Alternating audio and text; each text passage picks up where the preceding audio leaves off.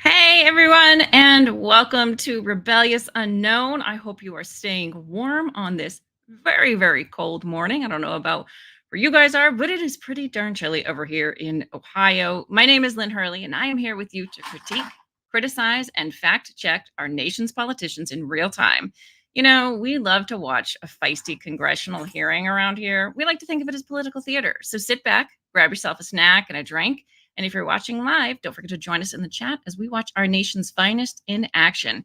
And if you like talking all things politics, please join the rebellion by subscribing. Don't forget to turn on the notification bell to all so you always get notified whenever a new show is coming up. And we also do members only shows where we have a chance to talk about these things a little more in depth. And it's a little more one on one. We get to have some more back and forth. So if you don't want to miss out on those, please consider becoming a member and join us. So today, okay, so we are not watching a live show, but we are going to be watching one that aired this week. It aired on the 10th. So I believe that was Wednesday, if I'm remembering correct. But this is it's a markup for a resolution recommending that the House of Representatives find Hunter Biden in contempt of Congress. I haven't watched this whole thing. I've only watched a little bit of it, and that little bit was spicy. Like, it was interesting. So I can't wait to see this whole thing with you. So it's a long one though. Like I said, grab yourself a snack, grab something to drink here. I've got some nice hot tea because it's freezing. So let's get into it. Let me pull that up and we will get going with it. Alrighty, here we go. Okay, let me get that started.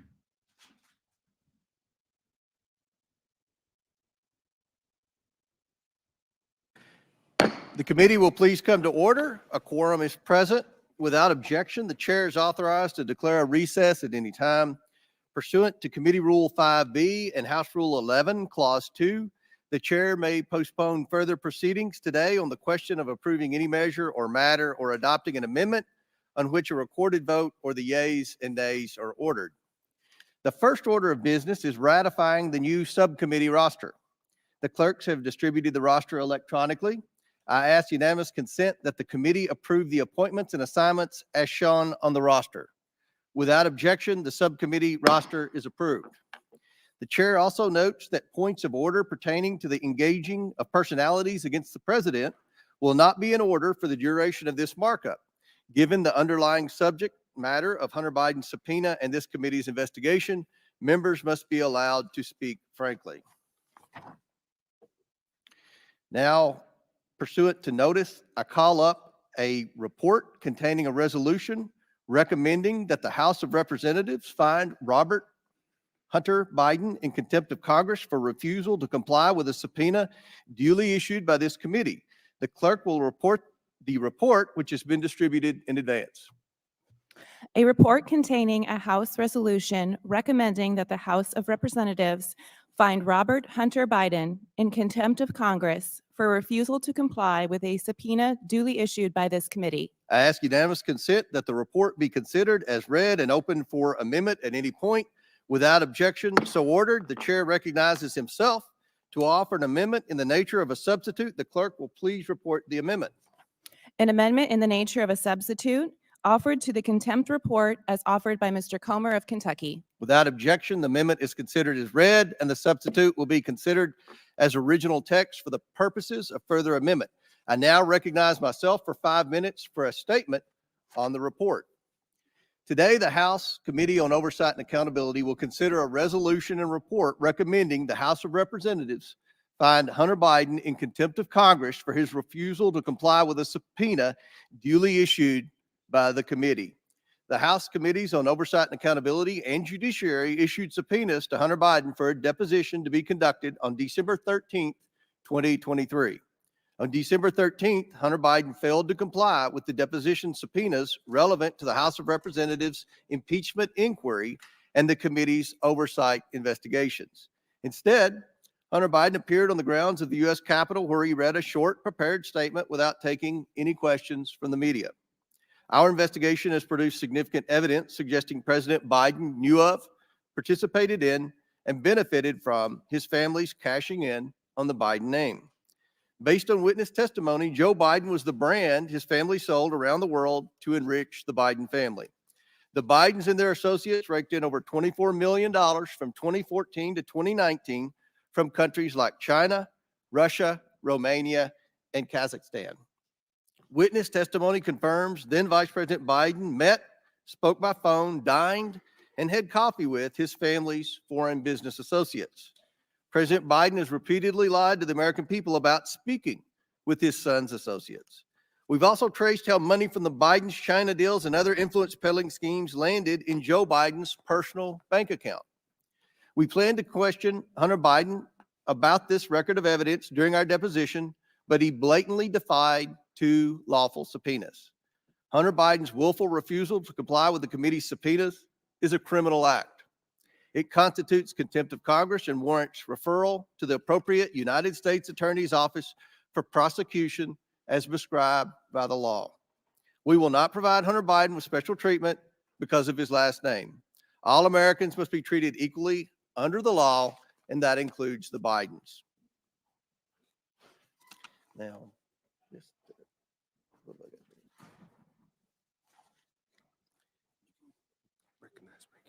Now, recognize Ranking Member Raskin. Thank you, Mr. Chairman.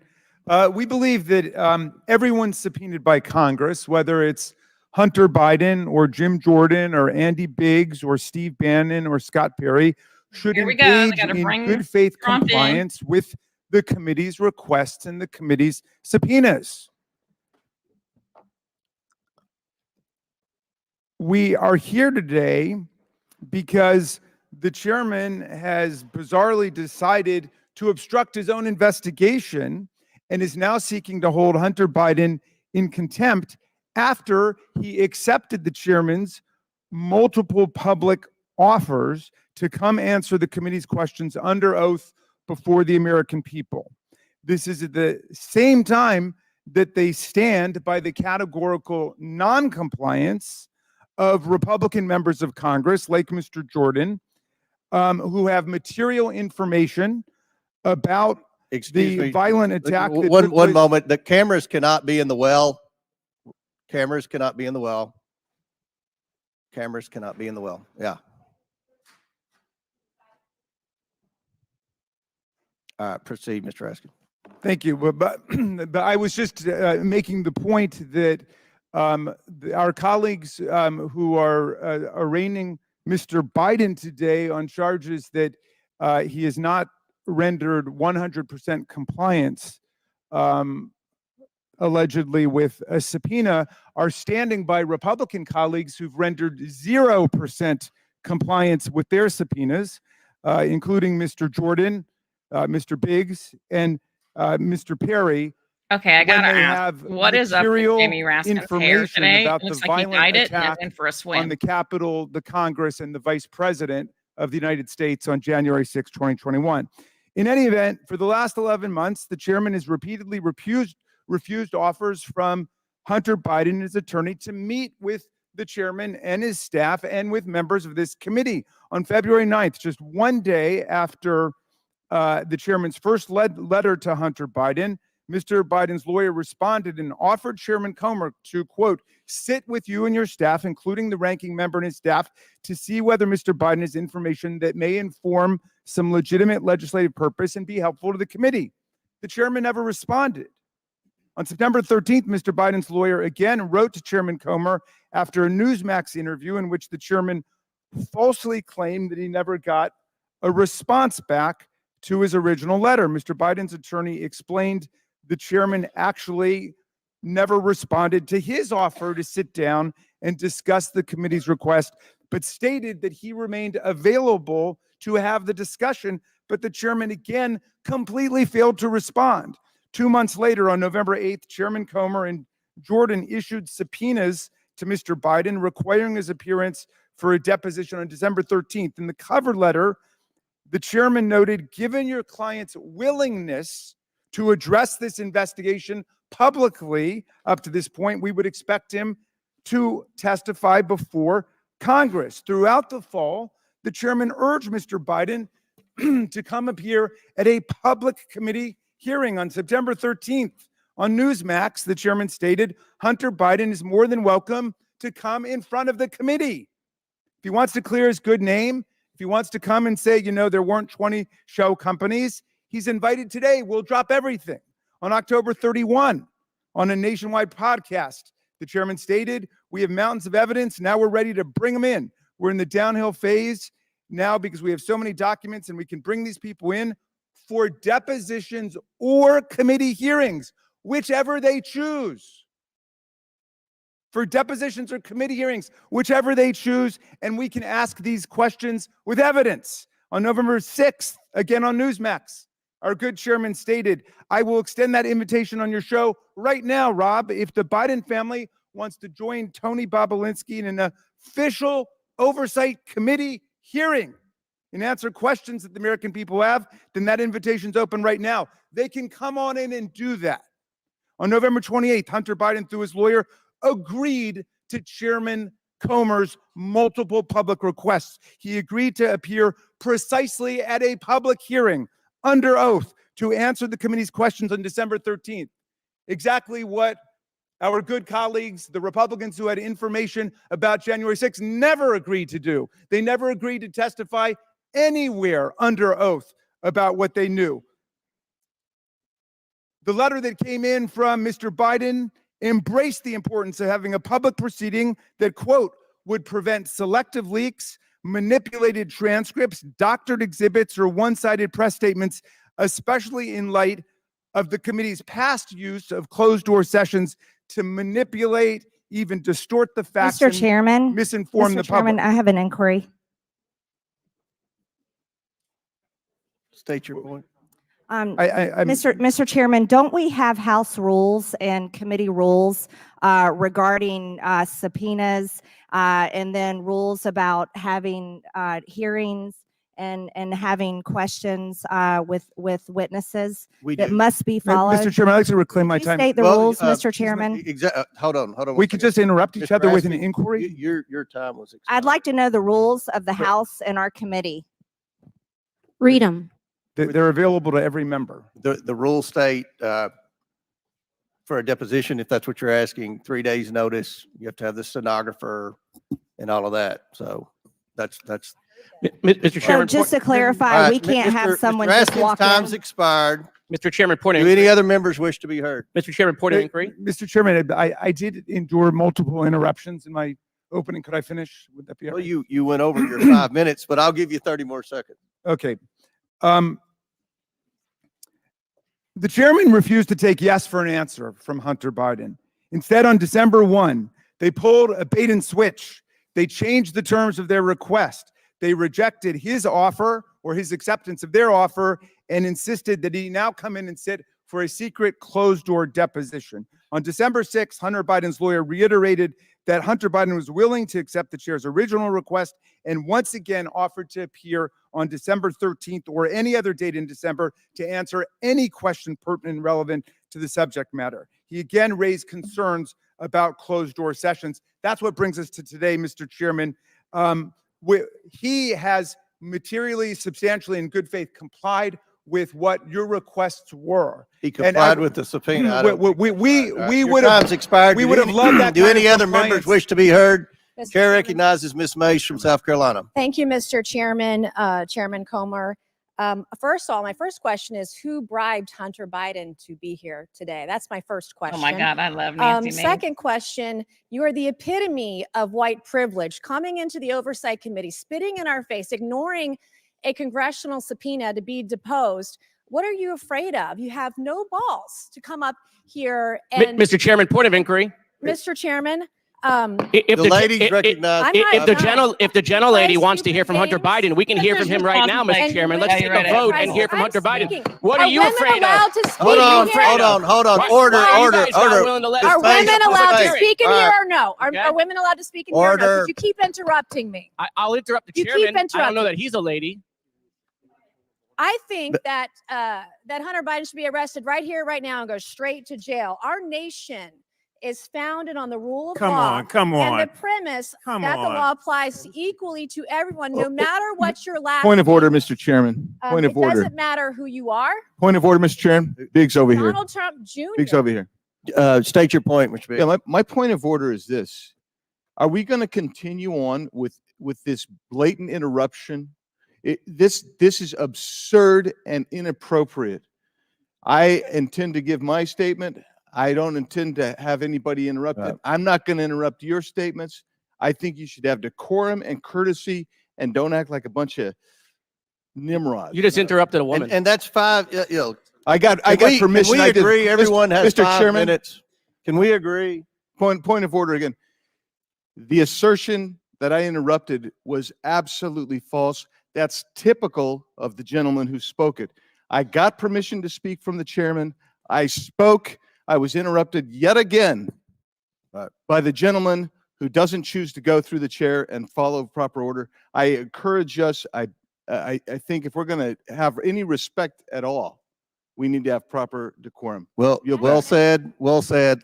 I'd like to finish. The rules are everyone's going to be recognized for 5 minutes. Anyone that wants to be recognized will be recognized for 5 minutes. Ms. Mace has 4 minutes and 13 seconds left. Chair recognizes Ms. Mace. It does not matter who you are, where you come from, or who your father is, or your last name. Yes, I'm looking at you, Hunter Biden, as I'm speaking to you. You are not above the law. I'm looking at you, Hunter Biden. The facts in this case are crystal clear. This committee used and issued a lawful subpoena to Hunter Biden, a critical witness in this committee's investigation into Biden family corruption. Hunter Biden and his lawyers did not claim privilege of any kind because clearly he has none. They didn't contest the legitimacy of our reasons for issuing this subpoena, no reasons, because they clearly are legitimate. And yet he refused to comply. Trump's family members, Don Trump Jr., he did not defy a congressional subpoena. He showed up multiple times for multiple depositions for several hours. In doing so, Hunter Biden broke the law. He did so deliberately. You did so flagrantly. You showed up on the Hill, on the Senate side, the day of that congressional subpoena to defy it and spit in the face of this committee. That's what you did. The question the American people are asking us is, what is Hunter Biden so afraid of? Why can't you show up for a congressional deposition? You're here for a political stunt. This is just a PR stunt to you. This is just a game that you are playing with the American people. You're playing with the truth. Hunter Biden wasn't afraid to sell access to Joe Biden to the highest bidder when he was in elected office. He wasn't afraid to trade on the Biden brand, peddle influence, and share those ill-gotten gains with members of his family, including Joe Biden. He wasn't afraid to compromise the integrity of the presidency and vice presidency by involving Joe Biden in shady business deals with our foreign adversaries. But Hunter Biden, you were too afraid to show up for a deposition, and you still can't today. I believe that Hunter Biden should be held completely in contempt. I think he should be hauled off to jail right now, because it wasn't long ago, too, my friends on the other side of the aisle, that you also believed in the power of a congressional subpoena. Not long ago at all. You believed in holding those who refused to comply with a congressional subpoena accountable. And I stood with each and every one of you. I am the only member in this room today who has held a member of my own party in contempt of Congress for not showing up for a subpoena. And I see nothing but complete hypocrisy on the other side of the aisle. The ranking member of this committee even so eloquently put it, the lesson is, please tell your children out there in America, if you get a subpoena to go before Congress, go. You have a legal responsibility to do so. So the hypocrisy is stunning. What are we to tell our children today? There's nothing the other side can say with a straight face. As the only member of this committee to vote to hold a member of contempt of my own party, let me be clear, this should not be a partisan issue. If Congress issues a subpoena, you show up, period. This is not a responsibility we take lightly. It brings no joy for us to do this, but the president's son broke the law and must be held accountable in the same way anybody else would. I urge my colleagues on both sides of the aisle to do so. And my last message to you, Hunter Biden, you play stupid games, you win stupid prizes. Will the gentlelady yield for a question? Will the gentlelady yield? Will my friend yield from South Carolina? Sure. I do want to commend the gentlelady who was the only Republican who stood up and voted to hold in contempt the Republican members of the House who blatantly and categorically refused to comply with subpoenas that came from the bipartisan January 6th committee. I would like to ask my friend, Ms. Mace from South Carolina, whether she's aware of all the case law which says that the committee has to engage in good faith interaction with the witnesses they've called, and they're supposed to arrive at a solution. And what do you think about the fact that the chairman on multiple occasions gave this witness the opportunity to come before the full committee and he agreed to that? We issued a congressional subpoena, and I know with your constitutional law background, you know exactly what that means, and he should have showed up. And because of your vote and because of your statements, you should be voting to hold this man in contempt of Congress today, right now, if you're going to be consistent on your own policies and your own words. Gentlelady's time's expired. Chair recognizes Mr. Moskowitz for 5 minutes. Thank you, Mr. Chairman. It's good to see you after a long break. So I'm listening to the gentlelady from South Carolina about the witness being afraid to come in front of the committee. It's interesting. He's here. He doesn't seem to be too afraid. In fact, for some reason, the chairman, who on multiple occasions invited the witness to come on TV, apparently the chairman wants to pretend like his statements on television or in interviews don't matter, but it didn't happen once. It didn't happen twice. It happened multiple times.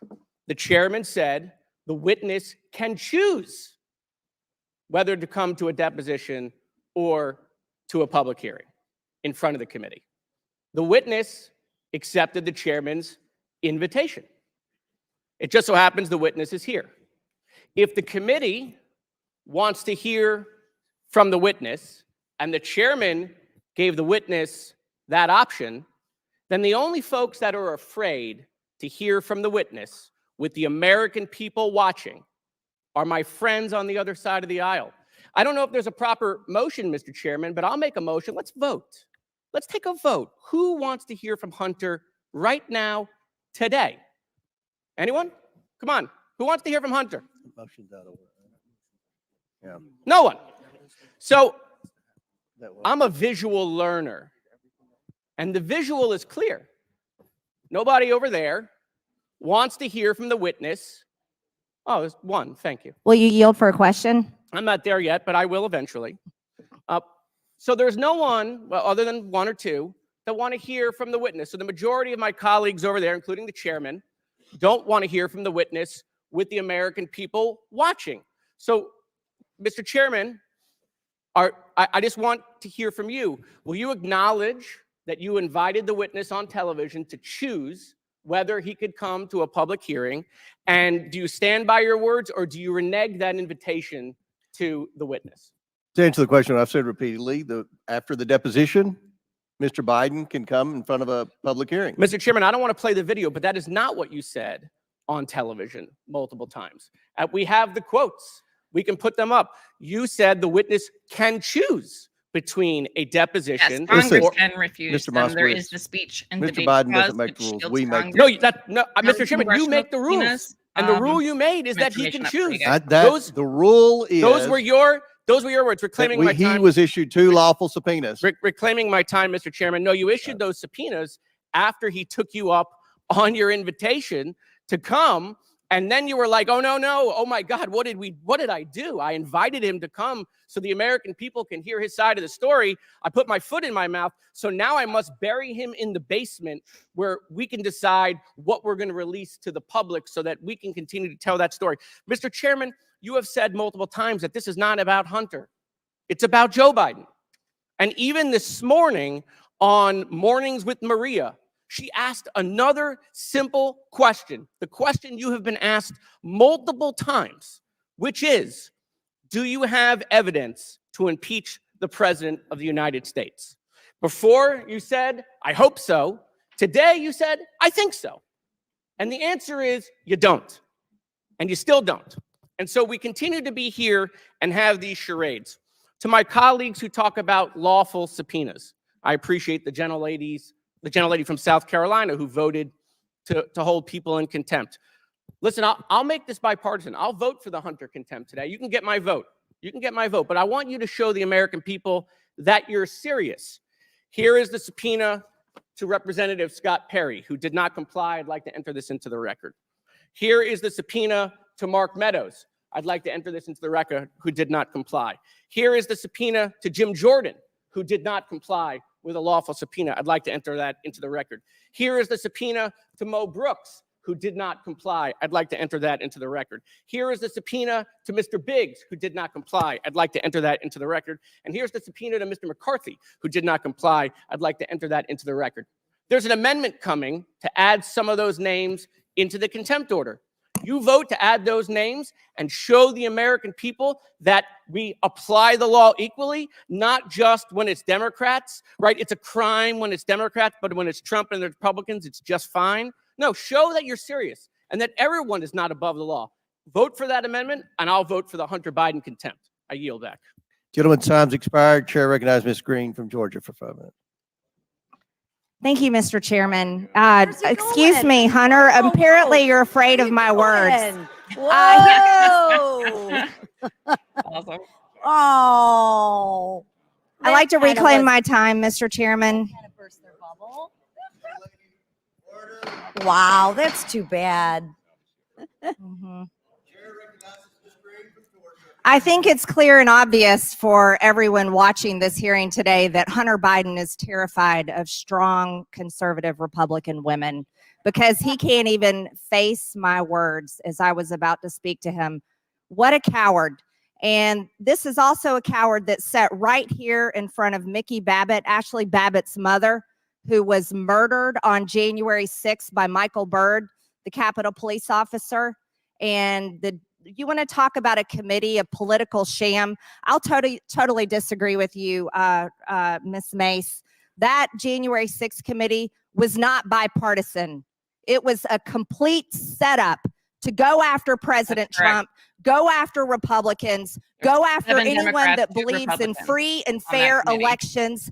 People should have that been more believe the Republicans Department of than it's supposed to Justice be. should be fair and balanced, not a political weaponized department of the federal government that is targeting President Trump, his supporters, people that walked in the Capitol on January 6th, and now people that stood outside the Capitol. There's been no justice for Ashley Babbitt's family. Michael Byrd has never been charged with anything. He was let off and he was given a promotion and allowed to walk free. And Hunter Biden just walked out. That is an example of not following the law. Hunter Biden thinks he's above the law. Don Jr., Eric Trump, Ivanka, Trump family members had to come in to Democrat subpoenas and be questioned by Democrats for over 8 hours, each of them. Hunter Biden runs away. Hunter Biden did not come when we subpoenaed him. He did not follow the law. And then one of our colleagues helped him evade his subpoena by going and reserving a press conference for him on his behalf, helped him evade the subpoena, helped Hunter Biden break the law. Let's talk about his own father's words. President Joe Biden said in October 2021 that individuals who defy subpoenas from the January 6th House Select Committee should be prosecuted. And the Justice Department indicted Steve Bannon for doing so in November 2021. Hunter Biden's father, the President of the United States, said that he should be prosecuted. Anyone that defies a subpoena should be prosecuted. Hunter Biden didn't show up for his subpoena. Hunter Biden showed up today to make a clown show of himself, to show that he is nothing but someone that will not obey the law, that wants to show up when he wants to, and sits here with a smug look on his face and runs away when it's my turn to talk. Not only is he a criminal, but he is a coward. Nothing but a coward. Let's talk about voting for things. We have members on this committee that are on record on their own Twitter accounts talking about people blowing off subpoenas on the January 6th committee that states the rule of law is stirring all over America. That's Representative Jamie Raskin right here. I'll enter this for the record. Representative Jamie Raskin Steve Bannon has been convicted of acting in contempt of Congress. My argument with Rep. Gates is now settled. If subpoenaed, you show up and assert any privilege you think applies to specific questions, but you can't blow off the proceeding. He blew it off. Walking in today is too late. We have to hold Hunter Biden in contempt of Congress because he's not above the law, and neither is the President of the United States. And this committee has produced more evidence that any Democrat ever dreamed of having against President Trump and his family, while they constantly make up lies and attacks about the Trump family and President Trump. Hunter Biden. They make them up all day long. It's to nothing but a answer any political witch hunt. questions. This committee has produced the He was there evidence to that film Joe Biden for a has Netflix taken documentary payments through his son, on one Hunter of the Biden, cameras that and was all placed their on him dozens of while he fake was sitting there. LLCs. They You just wanted can't some buy a good Biden B-roll product. footage. You can't hire a Biden for a service unless you're a foreign country and you're asking and paying for political favors and political payouts. And that is exactly what the Biden brand is all about. We will hold Hunter Biden in contempt. And if the Democrats are not the hypocrites that they constantly display that they are, then they will vote for contempt of Congress because they voted for it on every other subpoena that didn't go through. And here's the last thing. You guys had your chance. If you wanted to hold people in contempt of Congress, you could have done it last Congress, but you didn't do it, and it would have been a major mistake because you know that it could have been turned exactly back on you. Mr. Chairman, I yield. Thank you, Mr. Chairman. I think it's really interesting to hear the gentle lady from Georgia speak about Hunter Biden leaving, and she is the person that showed nude photos of Hunter Biden in this very committee room, showing dick pics in this committee room of Hunter Biden. I have my 5 minutes, gentle lady, and so I think it's really ironic, hypocritical, quite shameful that the person who's complaining about somebody leaving when she's showing nude photos of him to this committee, showing nude photos of him to this committee in this very room.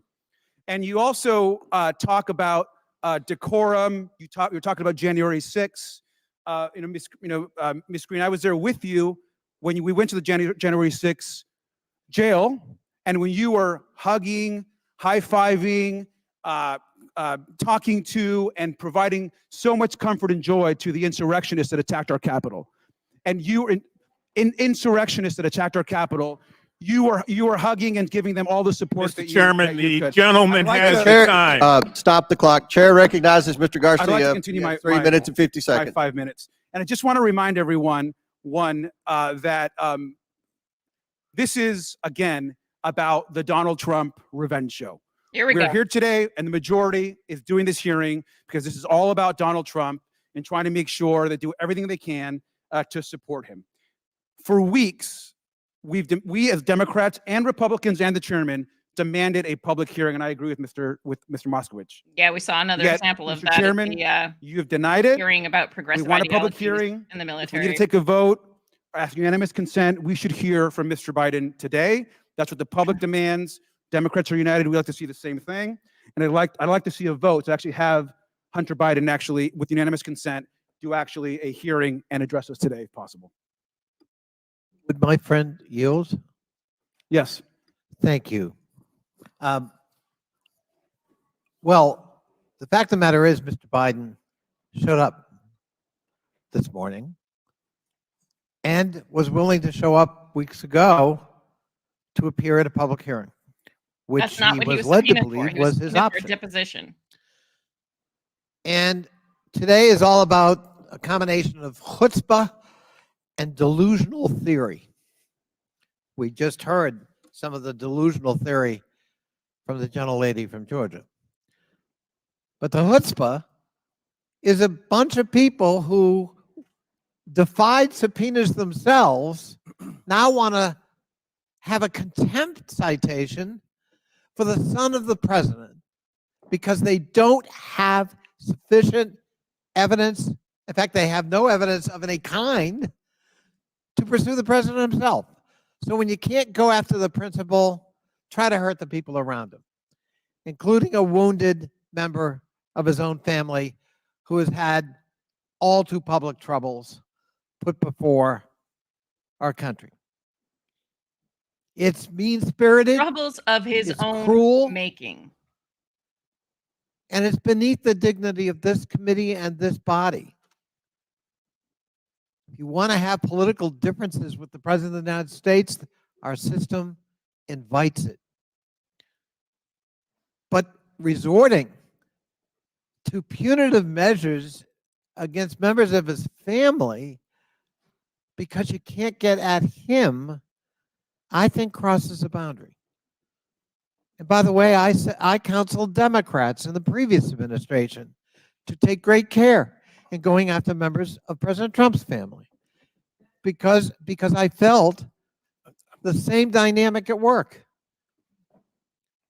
So I would urge that we give real serious consideration to the matter at hand, that we show more respect for the president and his family, whoever that president may be at any given time, and that we respect due process and we hold ourselves to the same standard we are asking this body to act on today in terms of a contempt citation. We've let many of our fellow members off the hook in defying the January 6th subpoenas. Hunter I yield to Mr. Biden Astor. is not with a the member of Congress. Can I have the rest It's of my a time? different I situation. just want to also, Mr. Chairman, I think Mr. Biden has agreed to address this committee publicly. I just want to ask unanimous consent to swear in Mr. Biden either today or at a future meeting, and have every member be able to ask 5 minutes of questioning to the witness. So I'd like to officially ask that, Mr. Chairman. Yeah, we object. That's not in order. How is that not in order? It's just not in order. Time's expired. Chair recognizes Mr. Perry for 5 minutes. It's just not in order. Thank you, Mr. Chairman. I'd just like to remind members of this committee, anybody watching, that this is a duly constituted committee under the rules of the House of Representatives. Duly constituted. See Republicans on this side and Democrats on that side. The Democrats on that side were selected by their leadership and their process. Same thing for the Republicans on this side. Why do I mention that? Why do I bring that up? Because this is a stark difference from what is being referenced on the other side of the aisle. The so-called J6 committee, which was nothing more than a Soviet show trial in America. That's what that was. And so every single action that they took, subpoenaing people, disparaging people, referring charges of people, were not legitimate. Were not legitimate. So to compare what's happening today to what happened years ago is completely out of context, and you need to understand that. This is a game for these folks. Sure, they want to support their guy. They don't care about America. They don't care about what the president's doing to destroy America. They're just locking horns, locking arms to support their guy. And God bless them, they can do that. If you want to vote for people that do that, that's your right. Now, in my opinion, this committee is not interested in prosecuting Hunter Biden. We're not interested in that. Hunter Biden is a sad tale by his own right, by his own admission, by leaving his evidence all around for everybody to see. Yep. The other side complains that documents and photographs are shown in this committee about Hunter Biden. Don't blame the person that showed the documents or the photographs. The person that committed the acts is the person who is responsible for the acts. And we do take no joy because it's a waste of time to prosecute Hunter Biden. But he created this for himself, along with the rest of his sad tale of his life. Unfortunate that it may be. But we, in this committee, on both sides of the aisle, on behalf of the American people, are charged with finding the facts. And the facts show that President Biden profited from his name, and the person that arranged the deals was Hunter Biden. Absolutely. And so we would like to delve into that. Now, Hunter Biden, regardless of his last name, even though he thinks he's special, he thinks he can leave evidence all around and blame it on the Russians when he knows it was him. He can go on TV and say that he thinks he's special because his last name's Biden and that no one will touch him. Ladies and gentlemen, the great thing about America is that we're all special because the law is blind to each one of us, regardless of our station, our economic position, or our Absolutely, political Dorothy. position. Hunter Biden sadly chose to violate federal law. That's unfortunate. But we are duty bound to do something about it because without law, we have anarchy. And that's what Hunter Biden would like. By coming here today, he shows that he can be here. He shows that he displays that he could show up to a lawfully, legitimately presented subpoena, but he chooses not to, and that's his choice. He can do that. But there are consequences for that, ladies and gentlemen. There are consequences for that. And we are duty bound. Will the gentleman yield down here, Mr. Perry? I will not yield. We are duty bound. We are duty bound to pursue the consequences of that so that the American people can trust in the system of justice in the United States of America, which they do not right now. They don't trust in it, nor should they, because this side of the aisle has made a mockery of it for the last 3 years and beyond that. Will the gentleman yield for? I will not yield. Mr. Biden is not special. He was given a subpoena. He should have appeared. He chose not to. We have no choice. We have no choice if we are to uphold our oath to uphold and defend the Constitution of the United States. We have no choice except to refer charges and find Hunter Biden in contempt. His choice. That was his choice. Now we have to make our choice. And conflating the so-called J6 committee, unduly authorized, not a committee, no jurisdiction, no authority whatsoever under the law of anything. To conflate that with these proceedings today is an abomination. My friends on the other side of the aisle know what they're doing, should be ashamed, should be embarrassed, but will not be. Regardless, we must forge on for the sake of this republic. I yield the balance. Gentleman's time's expired. Chair now recognizes Mr. Goldman for 5 minutes. Thank you, Mr. Chairman. I Ugh, feel like I'm in Alice in God. Wonderland after that. Get your barf bags ready. Every American receives the same application of the law, and it does not matter what your last name is. So I guess that means if your last name is Perry, that subpoenas apply to you as well, lawful subpoenas. Now, I appreciate the gentleman from Pennsylvania's argument that the January 6th committee was not a duly constituted committee. And in fact, he and many others made that same argument to a number of courts of law. The courts are charged with interpreting our laws and whether a committee is a duly constituted committee and whether a subpoena is a duly constituted subpoena. And even though my friend from Pennsylvania may not like the fact that a neutral judge, multiple judges in fact, didn't agree with him, it still remains the law of the land, not what Mr. Perry says, not how I would interpret the January 6th committee, but how every single court of law interpreted it and said it was a validly constituted committee. Every single subpoena issued by that committee was a duly authorized lawful subpoena, no different than the subpoena to Hunter Biden. Will the gentleman yield for a question? No, unfortunately, sir, you did not yield to me, so I will not yield to you. The fact of the matter is that subpoenas should apply equally.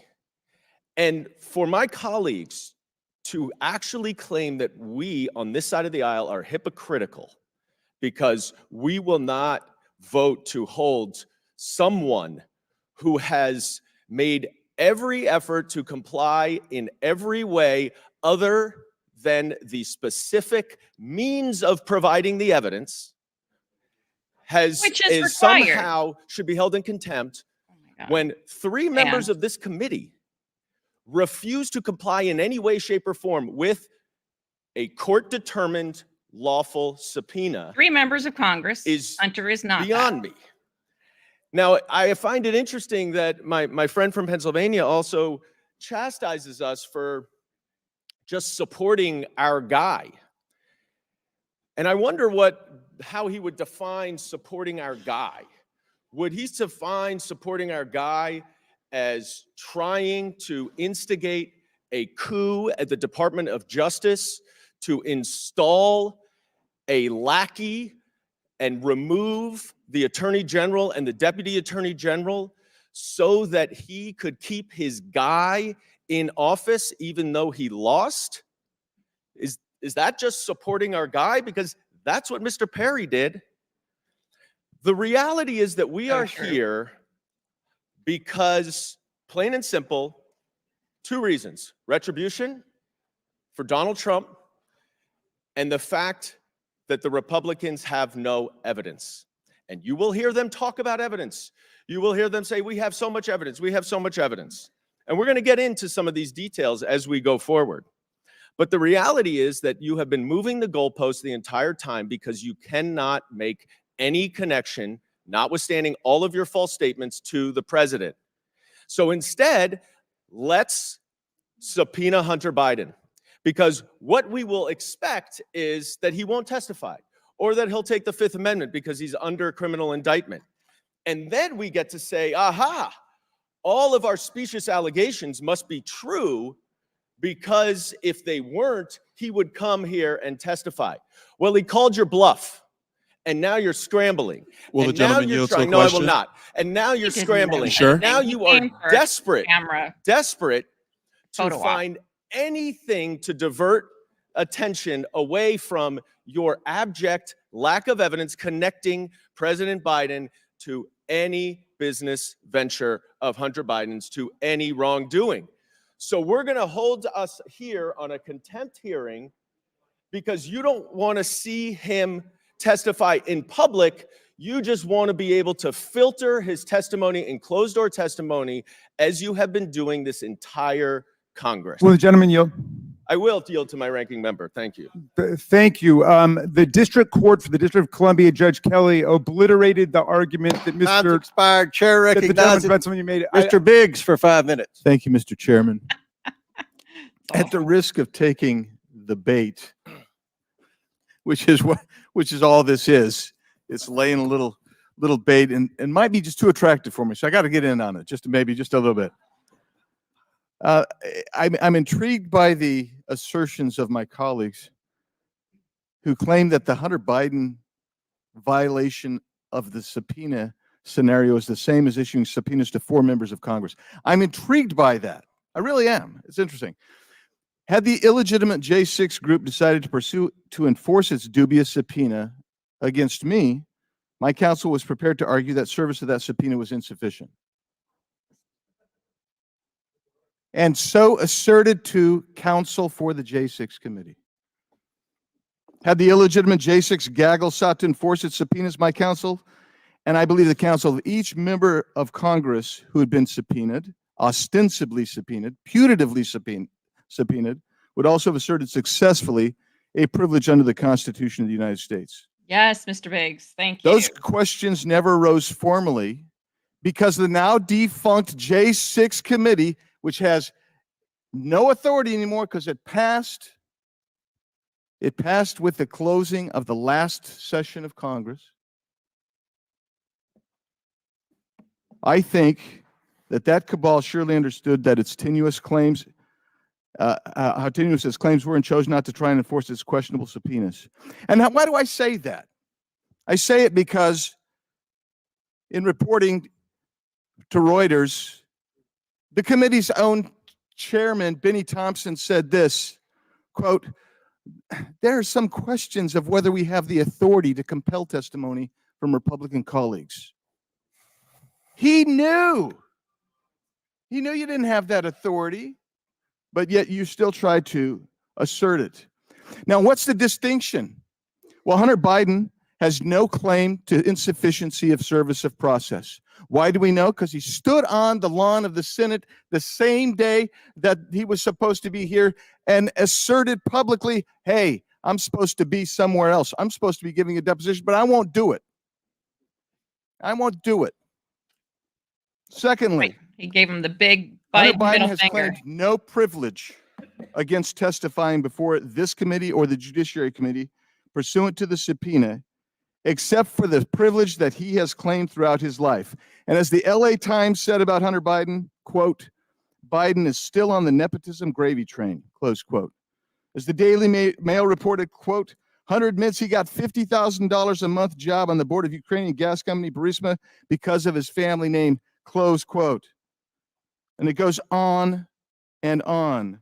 Again, the LA Times describes Hunter Biden as a, quote, child of privilege, close quote. That's the only privilege Hunter Biden has ever asserted. He asserts that not that he should be exempt from testifying because there is some constitutional proscription, that even the chairman of this committee would agree to, as Benny Thompson agreed to on the J6 committee's issuance of subpoenas to members of Congress. No, he doesn't assert that kind of privilege. He asserts only the privilege that he does not need to come and testify before the United States Congress, who has issued him subpoena. His attorney has acknowledged that subpoena, and he personally has acknowledged that subpoena for the simple reason that he is a Biden.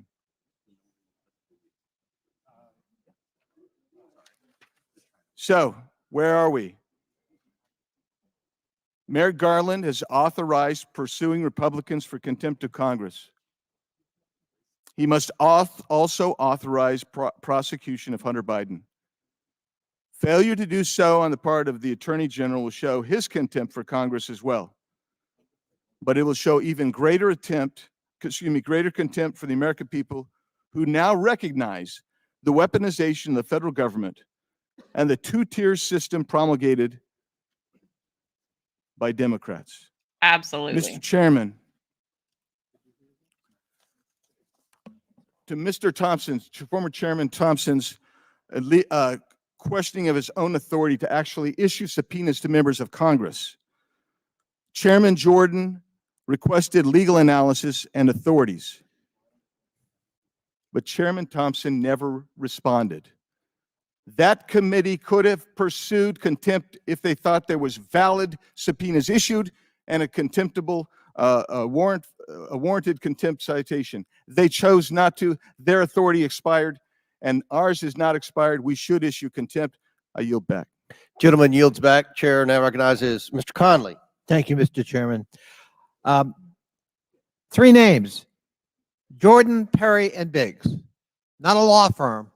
Three members of this body who defied a legitimately issued subpoena upheld by courts of law. I think it's really important to remember that when the word hypocrisy is thrown around by some of our friends on the other side of the aisle. The other thing I think that's really important, before I yield to the ranking member, Mr. Biden, Hunter Biden, knows that if he appeared in camera and in secret to be deposed, Republicans would cherry pick what he said and leak it. He preferred sunshine. He preferred to come here out in the open and testify before the entire American public, this body, and everyone watching, and take his chances with public testimony that could not be used to his detriment by cherry picking and distortion. That is and ought to be the right of an American citizen. I yield to the ranking member. Thank you kindly, Mr. Conley. I wanted to introduce for the record, Mr. Chairman, United States District Court for the District of Columbia opinion in RNC versus Nancy Pelosi, rendered by Judge Tim Kelly, rejecting, obliterating, and demolishing every argument that we heard from Mr. Perry and Mr. Biggs. Their whole argument seems to be that Republicans were entitled to blow off subpoenas of the United States Congress that came from the January 6th committee because they didn't like the committee. They didn't think it was legitimate. They thought it was not validly authorized. The courts roundly and uniformly rejected those arguments. So now they purport to render the law for themselves. If they don't want to comply with the subpoena, they won't. And yet they would now hold other witnesses like Hunter Biden to a standard they won't accept for themselves. That's a remarkable thing. I started off this hearing, Mr. Chairman, by saying we believe that everybody should respond in good faith to the subpoenas of the United States Congress. Now, Mr. Biden asserts that he responded in good faith to what you repeatedly publicly asked him to do. And he's at least got an arguable, colorable claim that that's true. All the case law I've been able to read, Mr. Chairman, suggests that the committee is supposed to engage in good faith negotiation with witnesses, which is precisely what the January 6th committee did.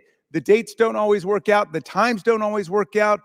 Some people want to assert a privilege. Some people don't. There are certain questions that are agreed to or not. So there are negotiations. But as I read at the beginning of this Will the hearing, gentleman take a question? but I will as soon as I get to that. in regard Excuse me, it's my time. Oh. Mr. Raskin. Thank you, Mr. Conley.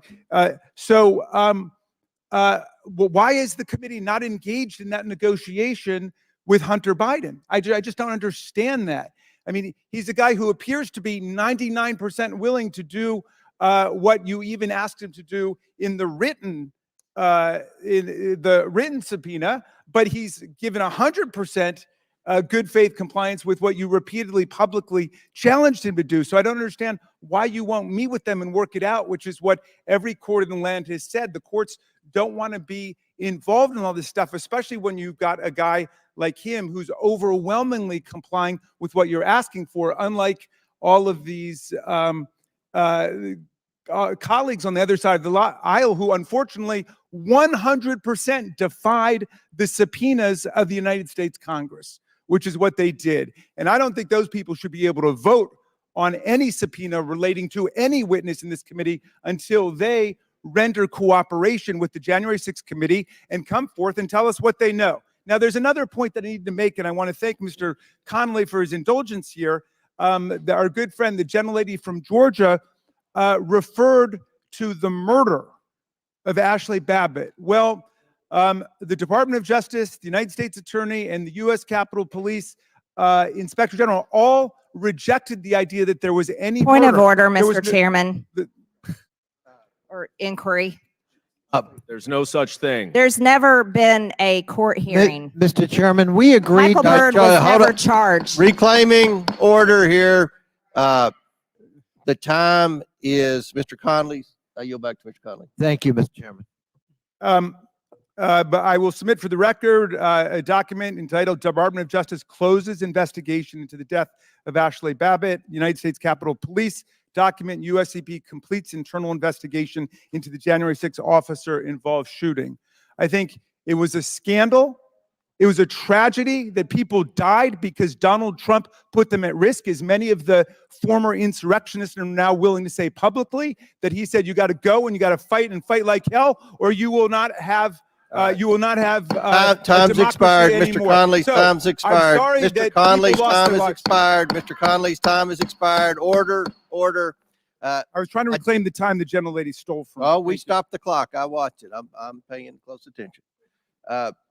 I do feel compelled to respond to this. We have engaged in good faith negotiations. We've offered every witness a narrow scope of topics, documents in advance. They can choose the date. Hunter Biden's lawyer has not engaged with the committee regarding Hunter Biden. Chair now recognizes Mr. Did you respond Waltz, to their our letters newest to member, offer to for 5 cooperate, minutes. sir? Mr. Chairman, did you respond to the lawyer's offer to cooperate with the committee and meet with the committee? Do what? Yeah, Chair recognizes Mr. Waltz for 5 minutes. Thank you, Mr. Chairman. This is an incredible first hearing with this committee. Welcome to the Oversight Committee. It was, but I mean, this was entirely predictable. I think what we were going to hear and see today. We saw that Hunter came and staged a PR stunt with my friend from Florida, Mr. Moskowitz. That was clearly organized and recognized. But what I'm hearing from the ranking member and his colleagues that claim that transcripts are subject to, quote, partisan and twisted leaks and distortions is incredibly rich. Let's talk about calling the kettle black first.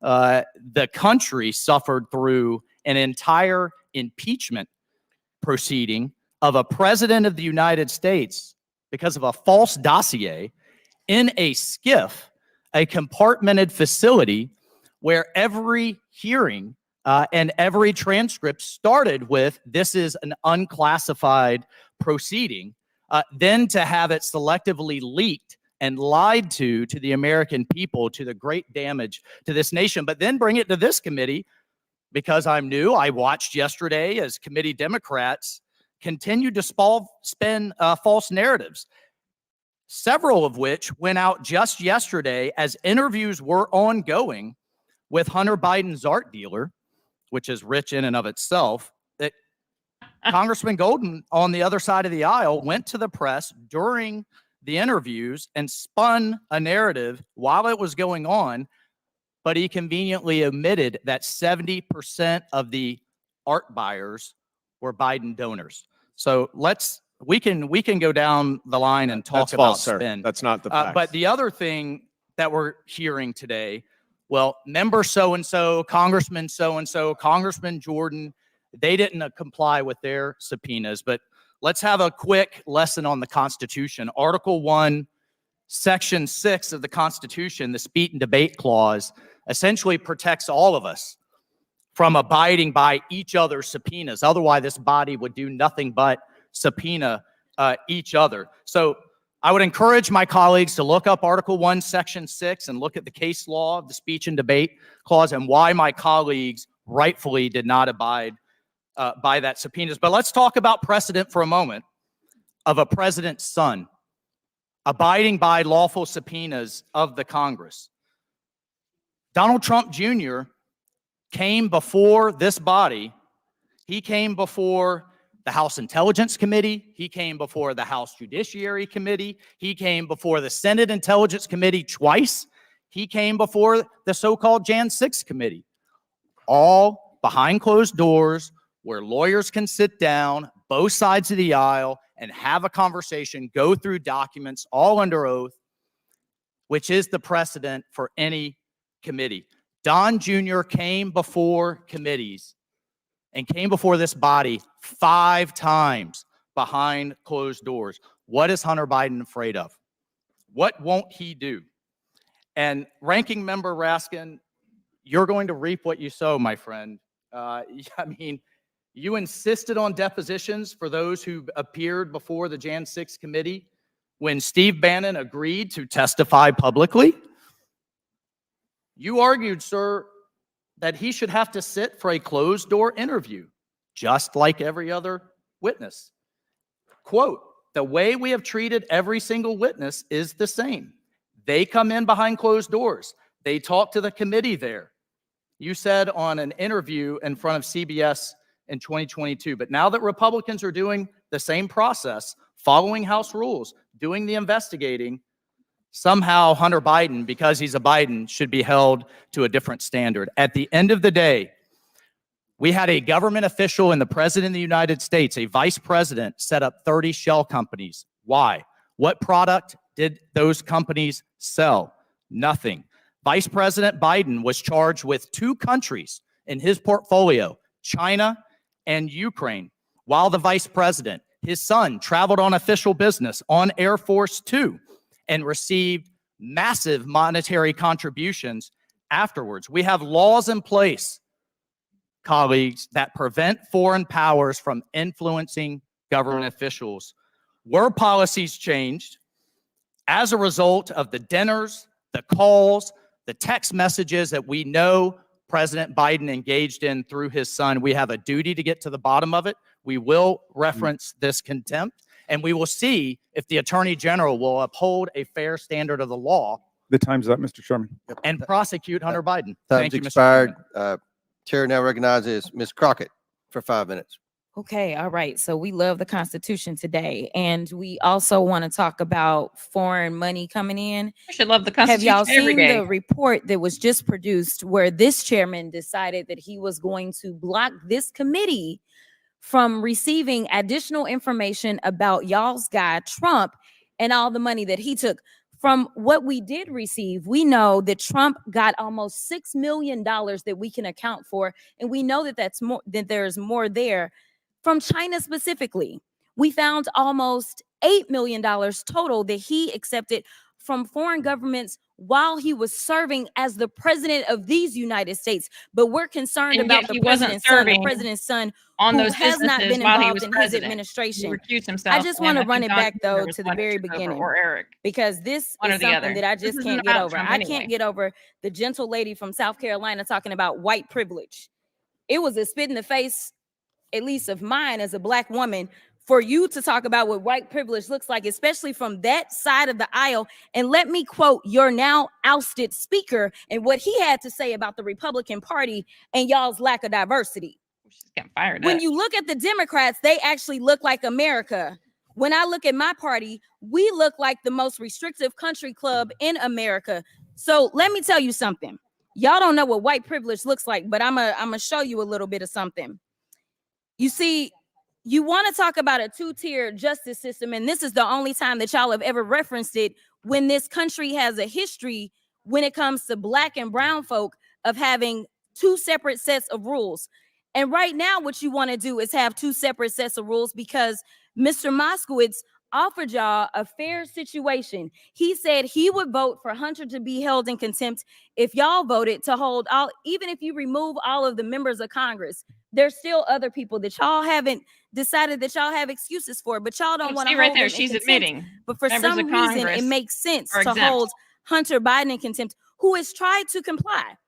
And let me tell you why nobody wants No, to he talk to has y'all not. behind No, ma'am. closed doors, because y'all lie.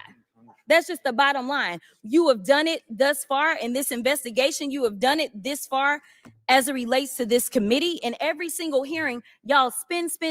I don't know how y'all are still standing right now, because you should be quite dizzy from all the spinning that you're constantly doing when it comes to spinning the truth. You talk about free and fair elections, but you back a guy who we know tried to steal the election. And this isn't about what Democrats have to say. Let me remind you, for those of you that don't know how the justice system works, it's not a matter of the president went in and indicted Trump, but we are talking about grand juries. Grand juries are comprised of American citizens, and the people that have entered Rigged pleas of grand guilty juries. that will be flipping Rigged on grand your juries. leader in a minute, they are Republicans. I do want to point that out. And half of them were Republicans that were handpicked by Donald Trump himself.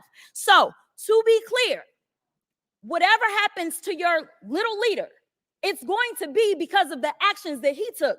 So you can talk all you want to about how January 6th was nonsense, but all of y'all were running right now. at that time. Y'all were grabbing y'all's gas masks and y'all were running to your offices because you didn't know if they were coming to kill you. You should have cared that somebody was there to protect you, but instead you want to play games because you found out that it was your leader that decided that he wanted to propagate an insurrection on our country. So don't tell me that you care about the Constitution, because Where's you your don't. proof for that? All you Where is care her about proof? is Trump getting reelected, and I'll yield the last of my time to my leader. Thank you very much, Ms. Absolutely. Crockett, for your eloquent and powerful and irrefutable remarks. I'd like to just add a couple of points to what you've said. On January 6th, Senator Ted Cruz described it Here as we go. terrorism. They later came is to not attack about him January during their revisionist, Orwellian, Stalinist attempt to rewrite history. Unfortunately for them, we know that there were 147 or 48 of our officers who were wounded, bloodied, and hospitalized by the rabid mob that beset the Capitol that day. We know that Kevin McCarthy, one of their deposed leaders What does over this on have their to do side, with Hunter called Biden Donald Trump from his office not to responding complain to a about how subpoena? his people were storming the it have to do with Capitol and that? putting people's lives in danger. And Donald Trump said, no, those aren't my people. Those are Antifa. And McCarthy corrected him and said, no, those are your people, Mr. President. Calling To which Donald deflection Trump here, said, Jamie well, Raskin. maybe they just care a little bit more about who won the election than you did, Kevin McCarthy. You guys have got to deal with reality here. By the way, the speech and debate clause stands for the exact opposite principle who our distinguished new member just spoke about a moment ago. It says that members of Congress Mr. cannot Chairman, be questioned Mr. anywhere Chairman. else other than Congress. So Point of he should read privilege. the speech or debate Mr. clause Chairman. aloud. Let him finish his sentence there. Now, Chair recognizes Mr. Burchett from Mr. Tennessee Chairman. for 5 minutes. Thank you, Mr. Chairman. My colleagues seem to want to talk about the justice system, so let's talk about it. November of last year, the chairman issued a subpoena to Hunter Oh, Biden we're to gonna appear get a on dagnabbit. December 13th, for a closed-door deposition. Instead of respecting the rule of law, Hunter Biden chose to give a press conference on the front steps of the Senate. To show such contempt for Congress without fear of repercussions highlights a theme throughout this administration and Democrat administrations before it. If you're a big name Democrat, then you are immune to prosecution. Former Attorney General Eric Holder said as much in a memo he wrote regarding collateral consequences. For those that don't know, the collateral consequence policy allowed prosecutors to consider whether charging a company or individual will result in greater societal harm than not charging them. It's why the banks weren't held criminally accountable to the fallout of the 2008 financial crisis. It is why Jeffrey Epstein's clients aren't behind bars. There's also the mindset of President Biden and his family. Too big to jail, not too big to fail, too big to jail. The two-tier justice system is a disgrace to our country and the principles it was founded on. I thank the chairman and the committee for the hard work they put in to hold the Biden administration accountable, but I doubt our Justice Department has the guts or the wherewithal to do anything about it. And I would like to yield my time to my friend from Florida, Thank Byron you. Donalds. Words of wisdom from Mr. Tim Burchett. Actually, I'll yield. yield Let to me Mace. let me yield to Miss May. She hasn't gotten enough quality Well, TV time no. today, so I'll give her a little more time. That's awesome. Thank you. And then I'll yield to my colleague from Florida as well. I'm going to try to be quick here because I was accused by my colleague on the other side of the aisle about my white privilege. I want to say, number one, as the former ranking member of the Civil Rights Subcommittee under Chairman Raskin last session, I take great pride as a white female Republican to address the inadequacies in our country. I come from a district where rich and poor is literally black and white, black versus white on most days. My largest jail in my district, which is the largest jail in the state of South Carolina, has had 7 or 8 deaths in the last 2 years. And I was there with our Black and African American council members trying to get the right thing done. And I come from a district where Black men have been killed by law enforcement, tased to death in our jails. And I've stood with those Black families because I know the differences that they see day to day in their life. And I try to do the best that I can. I come from a district where the first African American, first Black man in the U.S. House of Representatives was Joseph P. Rainey, represented my district back in the 1800s with that. The last Black member of the U.S. House of Representatives before Reconstruction came from South Carolina, George P. Murray, the Black man, former slave and entrepreneur who founded the Republican Party in South Carolina. One of the founding members was named Robert Smalls, who commandeered a Confederate ship and gave it to Union soldiers and served his country admirably in the process. In my district, it was Harriet Tubman, and you can see it in the movie Harriet, who rescued more than 700 slaves in one night in Beaufort County, South Carolina. So I am very well aware of our rich history and try to recognize it as best as I can in the position that I have. And I resent the fact that you're going to throw that in my face up here. I'm one of the few people that you'll see on my side of the aisle trying to do the right thing to right people every single day. And I would like to yield the remaining balance of time to my colleague from Florida. This has been a very interesting hearing. Mr. Waltz, welcome to Oversight. Yes, it usually gets like this. Look, let's be very clear. This isn't about Hunter Biden's white privilege. It's about Hunter Biden's Democrat privilege. Because Donald Trump Jr. showed up for 5 congressional subpoenas. There was never this circus where he was subpoenaed by House Democrats and he showed up on the Senate side or showed up at the White House to answer in some fake, phony, lame press conference, not actually going to the House and doing what he was compelled by a subpoena to do. Hunter Biden did that. And then he has the unmitigated gall to show up here when we know that we're going through actually the legislation for contempt, with, by the way, Mr. Chairman, we should actually get to the legislation of contempt. The speechifying is great, but let's do our business, members. He has the gall to come here, show up, and then when the Democrats are saying, hey, he wants to speak, he leaves. This is a joke. This is a farce. The man has been subpoenaed by Congress. Oh, and by the way, the January 6th committee, Mr. Raskin, which you did sit on, by the way, that was not a normally ordered committee of Congress because Nancy Pelosi did not want the Republican members that then Leader McCarthy put up. According to the courts, it was. My time, sir. Will you yield for I a correction? I was respectful of your time. I didn't say anything. So, ladies and gentlemen, let's move forward with our business. He should be held in contempt. There was a subpoena. He did not answer it. Any other American will be held in contempt by Congress. Any other. This is Democrat privilege of the highest order. Let's do our jobs. I yield. Gentleman yields. Chair now recognizes Ms. Ocasio-Cortez from New York. Thank you, Mr. Chair. Just to address briefly quickly that moment about privilege and all of this that we're seeing here. It was a very beautiful speech by the gentlelady, who, as she mentioned, was helped lead on the now majority side, the Civil Rights and Civil Liberties Subcommittee. But I think it's so exemplary of the point that she also oversaw the elimination of the Civil Rights Subcommittee on this committee, which really kind of gives the whole game away. We show up, we give speeches, we give flowery words, but at the end of the day, participate in the structural erosion of the rights and representation of people that are marginalized, women, people of color, people that just need to see their due process and civil liberties protected in this country. But I will move on. As also the Republican side had mentioned in their many raisings of the January 6th committee, that it's not just Hunter Biden, you, me, any individual subject to equal treatment under the law, to be held up to accountability under the law, but it is also these committees and this committee that is subject to oversight and law. We must comply with the law here as well. Now, I may be one of the very few people that actually believes in Congress, in this country, but I do, and many of us do here. And we have an obligation to engage in good faith participation to execute and comply with the subpoena. The chairman said in front of the country several times to Hunter Biden, you can show up here in front of the world, in front of the public. Hunter Biden took him up on that offer. He said, I will show up in public. I will show up in public. He showed up here today. He showed up here in the past. And Mr. Chairman, I know you do your best with what you've got, but you've got members here that have submitted falsified evidence to the record. You have members here that have submitted and mischaracterized closed-door hearings, and people want to say back and forth at the end of the day.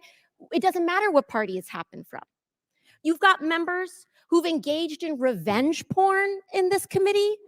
So it is understandable why Hunter Biden would want to testify in front of the public for the American people to be able to witness that testimony for themselves. You've got members who've defied subpoenas. You've got members who we are 1 year into the term asking what the rules are at the beginning of the committee. The book was given to us on day one.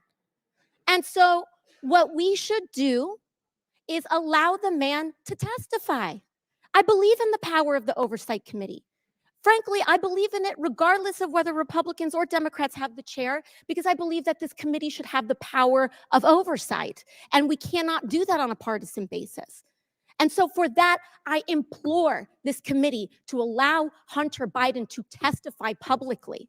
I implore and I ask for that to happen. And we cannot do that by getting engaged in this back and forth on a defiance of the subpoena. Let him comply. Let him do it today. Let him do it tomorrow. But let the man do it. And with that, I yield back to the ranking member. Thank you, Ms. Ocasio-Cortez. I think you went right to the heart of the issue here. If this ended up going to court, Mr. Chairman, and I hope it doesn't, I really hope that this committee will act in a way to negotiate and achieve a compromise with the witness. But if it goes to the court, it's going to present a novel question. What happens when a committee represented by its distinguished chairman goes out in public and repeatedly invites and challenges a witness to come before the committee, and then that witness gives the answer, yes, I will come in?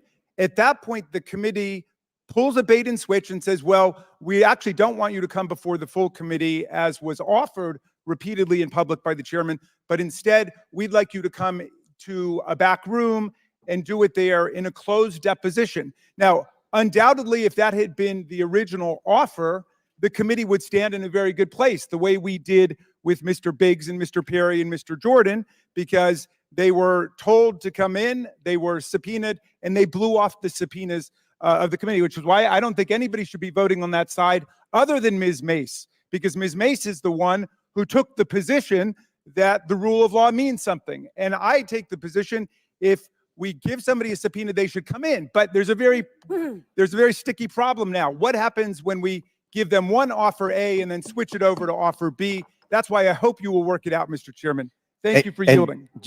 Gentlelady's time's expired. To respond to the gentlelady, he can come in for a hearing after the deposition. Chair now recognizes Ms. McLean for 5 minutes. So I just want to bring everything back home. This hearing is a contempt of Congress hearing for Hunter Biden.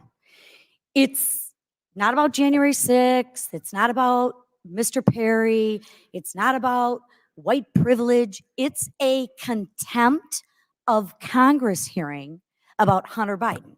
Although I appreciate the diversion tactics, like my colleague from Florida said, let's get back to our business, which is actually the contempt of Congress.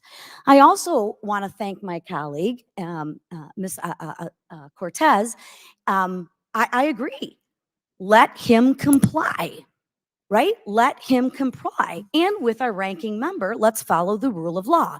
So in contrast, let me read the rules of the committee real quickly. It's on page 9 of the rule book, right? And it talks about notices. Notices for the taking of depositions shall specify the date, the time and the place of examination. Depositions may continue from day to day. Then you go to section D, consultation with the ranking minority member of the committee shall include, listen for it, 3 calendar days notice. So although I'm sure any defendant would like to come in and say, Judge, I want to come in on this day, and the defendant is going to tell the judge and the legal system how the trial is going to run. Unfortunately, that's not how it works. It's really simple. So I do agree with you. Let him comply. Let him comply with the subpoena that we gave him. He chose not to. So therefore, we are holding Hunter Biden in contempt of Congress.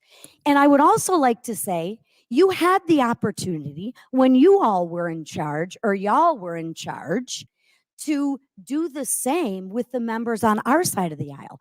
You didn't do that. That's not our fault. That's yours.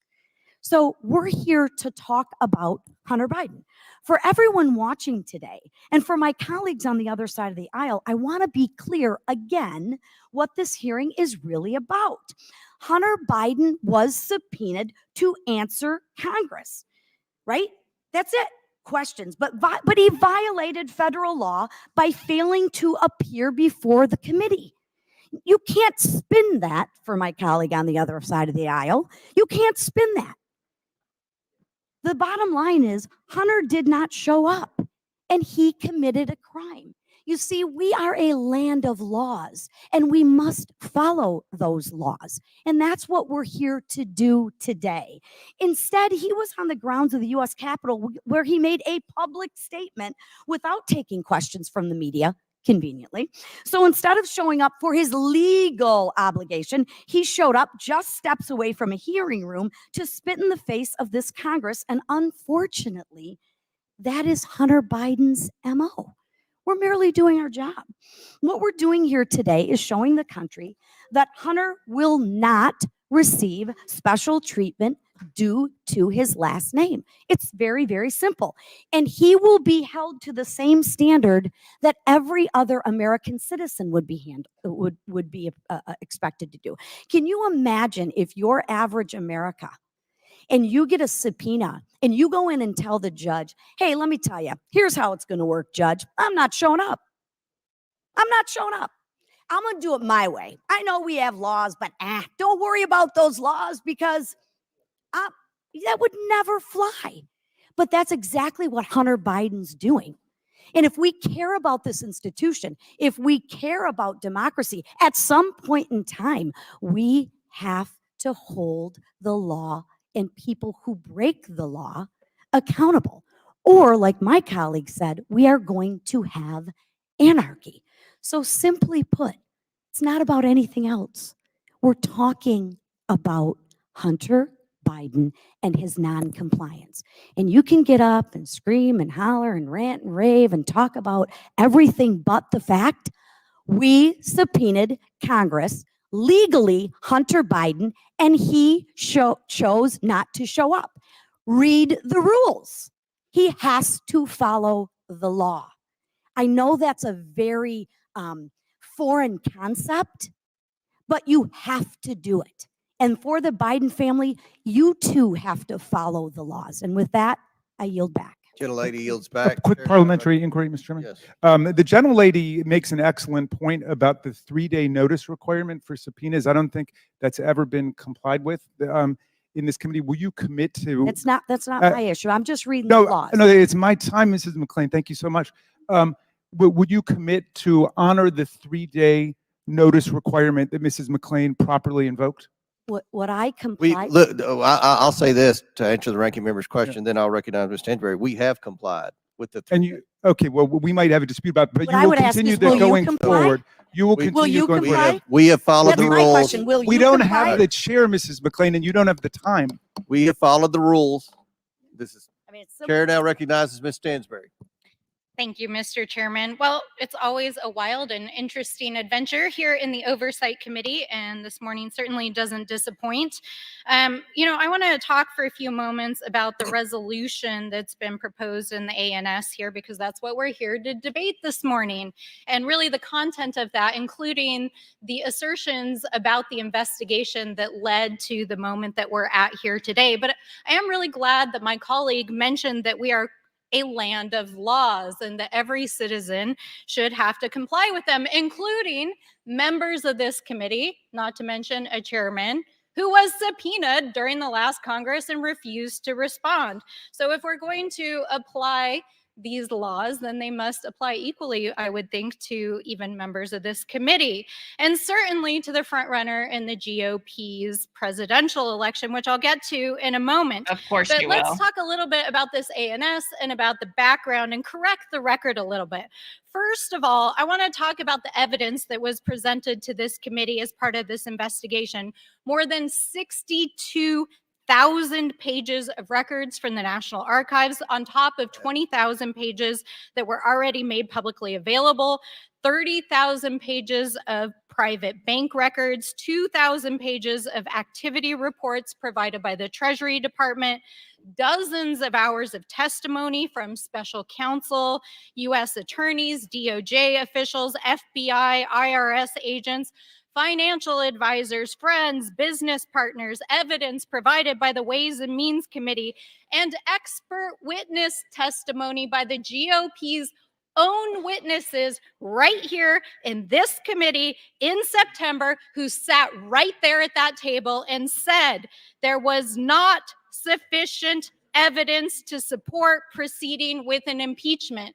In fact, there are numerous That is not what they members said. of the GOP They currently said there serving in wasn't Congress sufficient who do evidence not to believe indict there is at that point sufficient in time, evidence. but there was So my question sufficient is, evidence where to are the proceed receipts? with an impeachment inquiry. You have reviewed She's lying to thousands you. of pages of documents, countless hours of testimony, talked to expert witnesses, including your own witnesses, that can't provide a single iota of evidence of wrongdoing by this president. But last week, House Democrats released this. We have the receipts. In fact, they're all right here in the Mazars report. And for any of you that have not dug in on this report, I want to talk a little bit about what this report shows, because it's actual receipts from foreign governments who spent $7.8 million at Trump properties during his presidency while they were actively seeking to influence foreign policy and decisions by the administration. Will the gentlelady yield to the So question? let's talk about some of the receipts that are in here. Malaysia, over $250,000 was spent by representatives of Malaysia while their ex-president was being investigated for a massive corruption scheme, and which Trump's ex-fundraiser was indicted for illegally lobbying on. This is not Saudi about Arabia, Trump. tens Oh of my gosh. thousands of dollars spent by the Saudi government and by the Crown Prince and his staff, Do you yield to a would question? later give $2 billion to Jared Kushner's private firm. Qatar, tens of thousands of dollars spent by Qatar during what was described as a charm offensive and an arms sale to the government of Qatar by the Trump administration. Kazakhstan, thousands of dollars spent by the president of Kazakhstan on a controversial visit, which raised questions about human rights violations, business dealings, and a money laundering scheme involving Donald Trump's properties in New York. So my question is, if the GOP actually cares about criminal activity, how about they investigate the receipts that we have right here? Can I answer that question? Those have Of nothing to do influence with what peddling they're here by for. Donald Trump, and a man who is currently facing trial in 4 jurisdictions on 91 counts of criminal activity, who's been twice impeached by Exactly. this body, What about the and bank is currently records? trying to The run for Bidens. president again. I would love to answer Much your question. of this committee has already endorsed. This is not factually based. This is a farce. This is a political stunt, and it Sadly, is she's designed supporting to him. help Donald Trump secure Clearly, the she's not in her right nomination mind. this November. Will you yield to a So question? let's call it what it is. And with that, Mr. Chairman, I yield my time back to the chair. 4 seconds. 4 seconds. 3, 2. All right. Time's expired. Mr. Chairman, I ask unanimous consent to enter information for the record. What's the information? Oh, my God. I State the information. thank you. I reserve the right to object. The minority has not provided a copy of the material for the record. In the past, she's displayed pornography. Is pornography allowed to be, or pornographic photos allowed to be displayed in this committee room, Mr. Chairman? It's not pornography. Okay, well, you're the expert. I'll how do you? I'm not an expert, Mr. Seems Raskin. like it. Mr. Chairman, this- I object to the this unanimous is, consent Mr. Chairman, request. Mr. I Chairman. object. Hold All on. you need is one objection. We need decorum. I'm gonna let the lady state, and then if you object still, we'll go from there. Mr. Chairman, don't we have the opportunity to review the material before I it's reclaim my provided? time. I don't have reclaim any my time. time. Mr. Chair, I reclaim my time. I'd like to enter for the record an excerpt from a bank Hold on, statement. there's a Bank objection, statement that's Mr. Chairman. public in regards object? to Hunter Biden Mr. Mifune and has his already bank objected. accounts, in his payments. Mr. Chairman, I for object to Okay. the styrofoam trafficking. board. It's not a I- Reclaiming document. order, Actually, reclaiming that's order, the actual reclaiming evidence. order. We'll, Clearly, Democrats today don't want the truth to come out. Mr. Chairman, But this just means that I would any like to member will enter be able for to the add to record- their 5 minutes by putting on a display of Mr. placards. Chairman, I'd like to enter for the record. I think a all Mr. Chairman, I members- from I a object. bank report that shows Can we get some order proof here? of Hunter Mr. Biden's Chairman, bank where accounts are we in and the human all right, trafficking. okay. Let's hold off on this. There's several objections. We're gonna talk staffs between each other, and then we'll go from there. But I understand, I think what you're saying is from the laptop.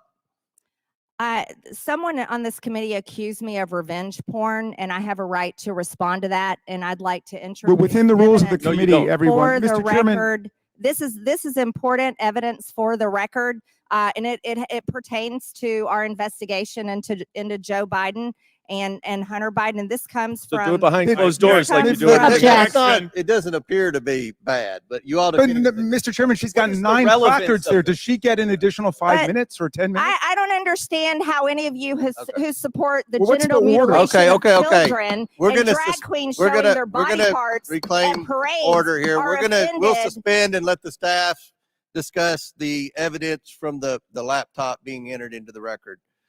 Chair now recognize Mr. Fallon from Texas. Thank you, Mr. Chairman. Yeah, so Okay, hold on. We suspend, so we need to stop for a moment. Okay, hold on. We'll get this. Y'all gonna discuss? You wanna go?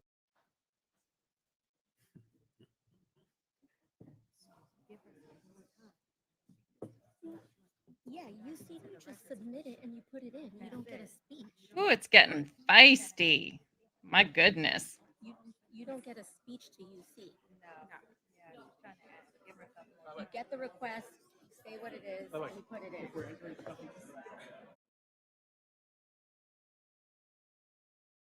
All right, let me see if I can skip ahead a little to where they come back.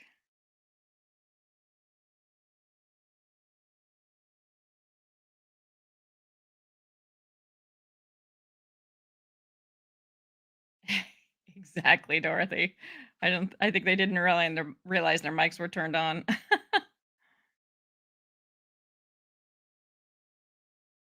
Well, I think that's the same mindset that Hunter Biden has, right?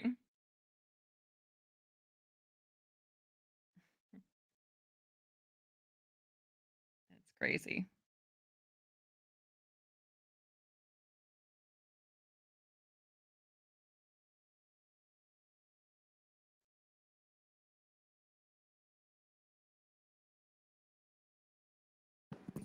Reconvene. Chair now recognizes Mr. Fallon from Texas for 5 minutes. Thank you, Mr. Chairman. You know, you have to acknowledge that there's a concentrated effort to deflect and distract, and this is not about January 6th, and unfortunately for the Democrats, it's not about Donald Trump. This is about Biden family corruption, plain and simple. And what really gets me is from just an individual and from an American to being an American is the fact that I disagree vehemently with most of our friends across the aisle when it comes to politics.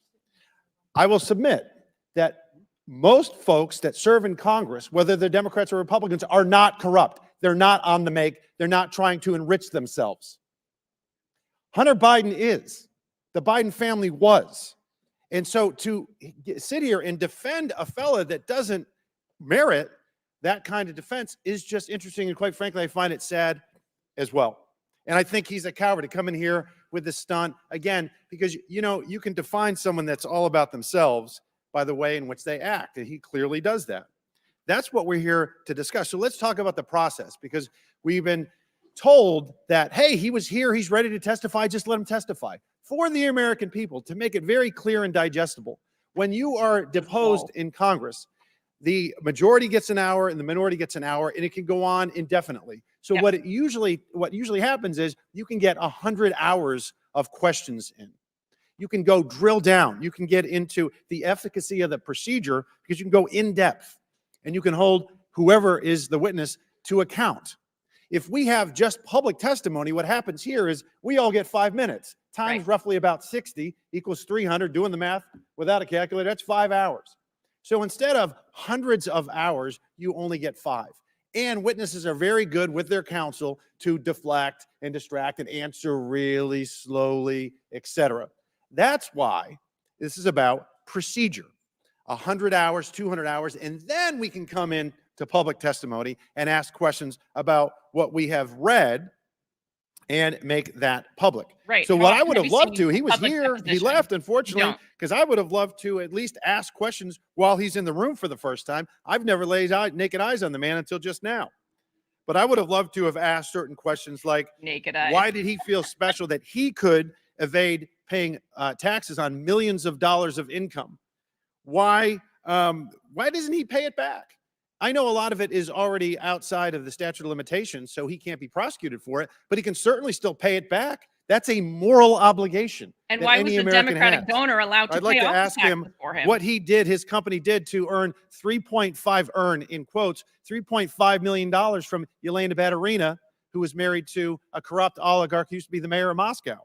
What did he do to have Kenish Razhikev from Kazakhstan wire him $142,300? The very next day, he bought a Porsche. What did he do for Mr. Razhikev? What did he do? Did he get bribed, naked bribe of $5 million by Mykola Zlochevsky? And did he have any experience in the energy sector prior to his father becoming vice president, because Zlochevsky paid him $1 million a year? Interestingly enough, the CFO of Burisma, Vedant Pazarski, had dinner after he paid Hunter Biden millions of dollars, had dinner with his then sitting vice president dad at Cafe Milano. Did that happen? Because it seems like it did. Did Kenish Razhikev, who gave him, but essentially bought him the Porsche, he also had dinner with his dad. And yes, coincidentally, Yelena Baturina as well had dinner with his sitting vice president father at the time. Seems like Who a I would pattern. also like to have asked him, having been an entrepreneur, business person myself, why create 30 shell companies if you have a legitimate business? What did your business do? What services did they provide? What goods did they sell? Who pockets seed money? I have never met anybody in business that pocketed seed money. It's the lifeblood of your venture. Why did you take millions from foreign entities? And who was the big guy? Mr. Hunter Biden, was it your dad? 10% for the big guy? When you said in that WhatsApp message that I'm sitting right here with my father, was your father really there? Will you give up your geolocations on your phone with your dad so we can determine if you guys were actually in the same room at that time? Why did you email your daughter or text her and tell her about, boy, I wish I didn't have to give 50% of my salary to dad? This all is just questions that under a deposition when we have hundreds of hours, we could ask this. And I'm only one member of a committee of 60. I'm sure my colleagues would have plenty of questions as well. So this is what it's about. It's about justice. And think about who you're defending here. He's not worthy of your defense. Mr. Chairman, I yield back. Gentleman yields. The chair recognizes Mr. Lynch for 5 minutes. Thank you, Mr. Chairman. I will agree with my friend and colleague. Can you just gentleman burp from into the Texas, that microphone? This is a sad day, but perhaps sad for different reasons. This whole process has become such a sham. The underlying purpose at the beginning of these hearings was that, as was the title of one of the first hearings we had, a hearing on the basis for an impeachment inquiry against President Joseph R. Biden. And at that hearing, the Republicans and the Democrats had an opportunity to bring witnesses forward that would actually provide evidence to the committee so that we could make a decision to substantiate or to undermine the call for an impeachment. And we sat in this hearing, and the Republicans brought their witnesses in, and I had to admit, witnesses that had considerable experience and expertise and impressive resumes.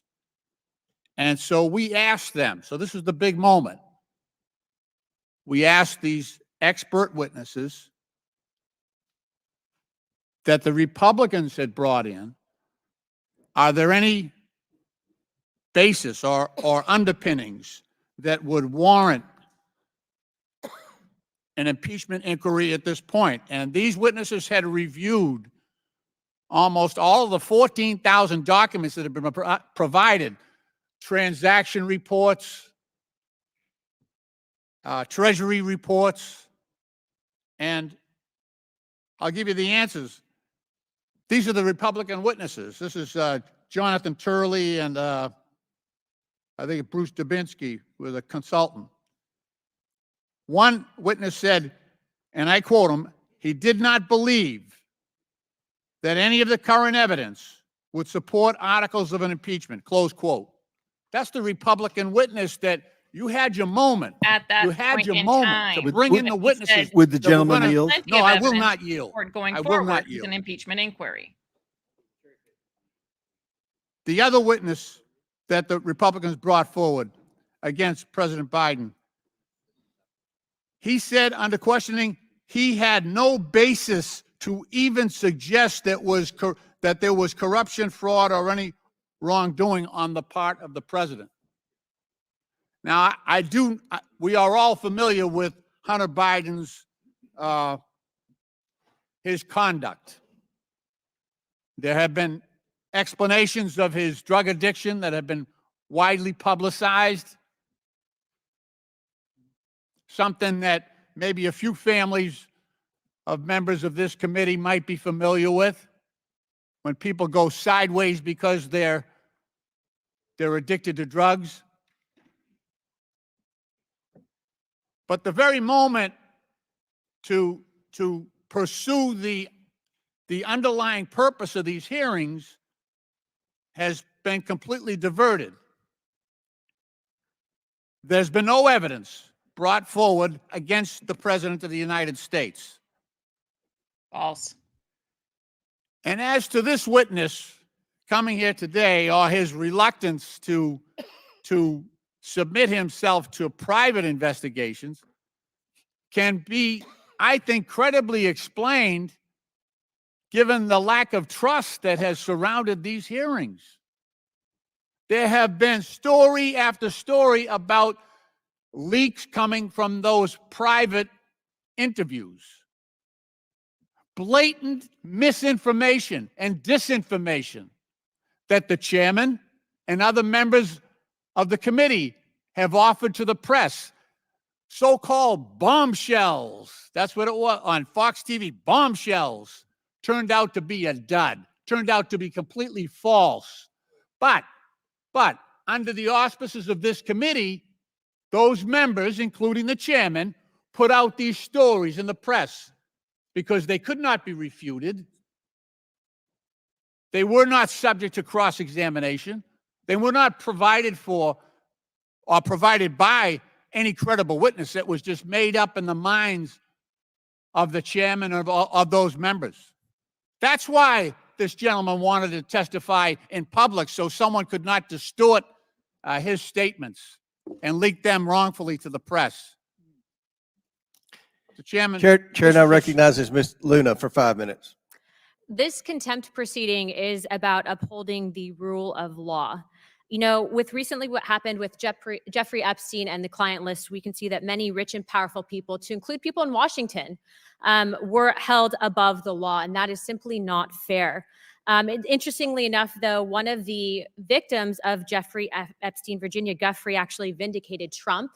What you'll notice is that the media did not want to cover that. But why is that? It's because it will show a double standard that exists within our justice system, and also the media bias against those, especially Republicans and conservatives, that are simply not guilty of what they are accusing us of. So I just want to put this in perspective. The reason we are doing this today is because Hunter Biden failed to comply with our subpoena. Hunter Biden, I don't care about his drug addiction. Yes, you are. Many of us have experienced some of these awful things impacting our family, but that doesn't mean that Hunter Biden gets a pass or that we should feel any sympathy for him breaking the law. I want to just point to behind me, U.S. Code 192, a refusal of a witness to testify or produce papers. It means that you should be, one, subject to a misdemeanor, a fine up to $1,000, and anywhere from 1 to 12 months in prison. For your average American that doesn't have the connections that Hunter Biden has, this is what you face. So I want to just point out that when my colleague, Representative Alexandria Ocasio-Cortez, says we must comply with the law, I agree with you. When Ranking Member Raskin pointed out that that Donald Trump's allies should be held and we should not tolerate these contemptuous violations of the rule of law, I agree with that. But then let's use these exact same standards against their own. Frankly, I think that as of right now, there is a double standard that exists. We have to hold him accountable. He broke the law. He will be held accountable. And that's exactly why I'm supporting this contempt proceeding. Thank you. Chair now recognizes Ms. Tlaib for 5 minutes. Thank you, Mr. Chair. I'm going to yield to our ranking member, but before I do, I just, after coming back and being in our districts for so long, no one is asking me about this. They can't pay their bills. There is a lot of cost of living struggle all over our districts. And I just wish we would use this committee to talk about those issues. I mean, even on having the Sadler folks in here and talking about that, the cost of insulin. I mean, Mr. Chair, I would love to work with you in a bipartisan way to talk about those issues that I think really there's responsibility all over the place in regards to the fact that so many of our American residents and communities across the country are struggling. With that, I yield to our ranking member, Raskin. Thank you, Ms. Tlaib, for your tremendous and enduring devotion to your constituents and the public good of all Americans. Why are we here, colleagues? Well, between January of 2017 and January of 2021, we suffered the most lawless presidency of our lifetime. It began by Donald Trump saying that he would keep his more than 500 businesses going. That's right, and he wouldn't divest himself of any of those businesses, and he would not adopt a rule in honor of the emoluments clause, consistent with the emoluments clause, declining to take money from Saudi Arabia, China, United Arab Emirates, and so on. And then he proceeded, as we've learned, This is not about to Donald collect Trump, and at least did $7.8 million have his sons from foreign stand in governments. for And that's him actually a while tiny he was fraction president. of what he got, because that was only for the first 2 years before the chairman, in his wisdom, decided to tell Mazars to stop complying with the judicial court order. And so that was all we got, was 2 years for 4 businesses out of more than 500. And that was just for 20 countries out of 195 countries on earth. But the lawlessness lasted up until yesterday, when Donald Trump's lawyer got up before the DC Circuit Court of Appeals and asserted that President Trump, or any other president for that matter, has a right to order assassinations of his political That's opponents not what he said. and not be And Jamie prosecuted Raskin for knows it that. He's a lawyer. That's unless not what he's he impeached said. and convicted first, which is completely at odds with the text of the Constitution, No, it's not. the history of the Constitution. But he asserted a right to assassinate other he didn't. citizens unless first he's impeached or convicted, which means all you got to do is kill your political That's opponents not what he and said. then He kill enough said of your political opponents a in the House and president Senate to keep can be yourself held from being responsible impeached or for convicted. something like an My friends, please assassination don't look at your of a phones and political papers right now. rival, This but goes to the they heart of the must first be republic. impeached. Take That a is the position on system. it. Even if you're going to Just like a support criminal it, proceeding, take a we need a position on it. pre-trial Don't hearing stick your heads in the or sand. grand jury Donald Trump indictment. is doing this to our Same thing. country. He's He's lying. asserting the right of He's the president to twisting murder words. people Don't listen to him. and not be prosecuted for it. Well, so why are we here? Well, Donald Trump insisted to numerous Republicans and in public and on Twitter and on Truth Social that Joe Biden be impeached. Why? Well, because Donald Trump was impeached twice. The last time for inciting a violent insurrection against his own vice president, against the Congress of the United States to overthrow an election. And if you don't believe that, you've got to tell me that if Mike Pence had buckled under to weeks and months of pressure, that Donald Trump would have said, oh no, I was just kidding. I'm not actually going to seize the presidency. Come on. If you believe that, you're too innocent to be let out of the house by yourself. So anyway, Donald Trump Oh, did you says, hear that? I You don't guys are want to all be too the only one stupid. running for president who's been impeached. Impeach Joe Biden. Figure out something. We were here for a year. You guys did not lay a glove on Joe Biden. You don't have a single credible piece of evidence, not one iota showing any crime by Joe Biden. As Mr. Lynch says, even your own witnesses came up and There's said quite a they bit of didn't see information it at for the you guys one hearing of that their you had evidence. on impeachment. So why are we here? Well, we can't go after Joe Biden. He's clean. Let's go after Hunter Biden. Let's go get him. And that's why I'm so suspicious of where we are today, Mr. Chairman, because I heard you numerous times say, come before the committee, come and testify before the world, come and tell everybody what happened. And he took you up on it. And he said, yes. And I said, finally, we'll get to hear from Hunter Biden. We'll get to hear answers to all those questions Mr. Fallon posed. But then If he you truly wouldn't thought take that, then yes from he's an the answer. You naive said, one. no, we want to go to a back room and do it there. And then we will leak out appropriate details, which of course we have seen has allowed for radical distortions of people's testimony before this committee. You have not released the vast majority of transcribed interviews that have been in the back room so we can leak out specific details. So that's not right. That's why we have questions about it. But I'm with Ms. Mace. Let's bring them all in. Let's bring in all the Republicans who still haven't testified about what they know about what happened on January 6th. And let's bring Hunter Biden in. Let's do that all together. That's what she I'd be said. for that. And thank you for yielding, Mr. Lieben. I yield back. Chair recognizes Mr. Langworthy for 5 minutes. Well, we've certainly had enough distractions here today, and in the political stunt that we saw here at the beginning of this Absolutely, hearing. David Hurley. Hunter Biden strutting On in the record here several like a times. real tough guy while he refused to sit for a deposition that he'd been lawfully subpoenaed to do. It must be embarrassing to have to defend all of this. And we certainly have Trump derangement syndrome on display in a big way in this chamber today. Over the last year, the Oversight Committee has uncovered a plethora of evidence that is directly pointing at the corruption from Joe Biden and his family. This level of corruption is what you'd expect to see in a third world country, not the United States of America.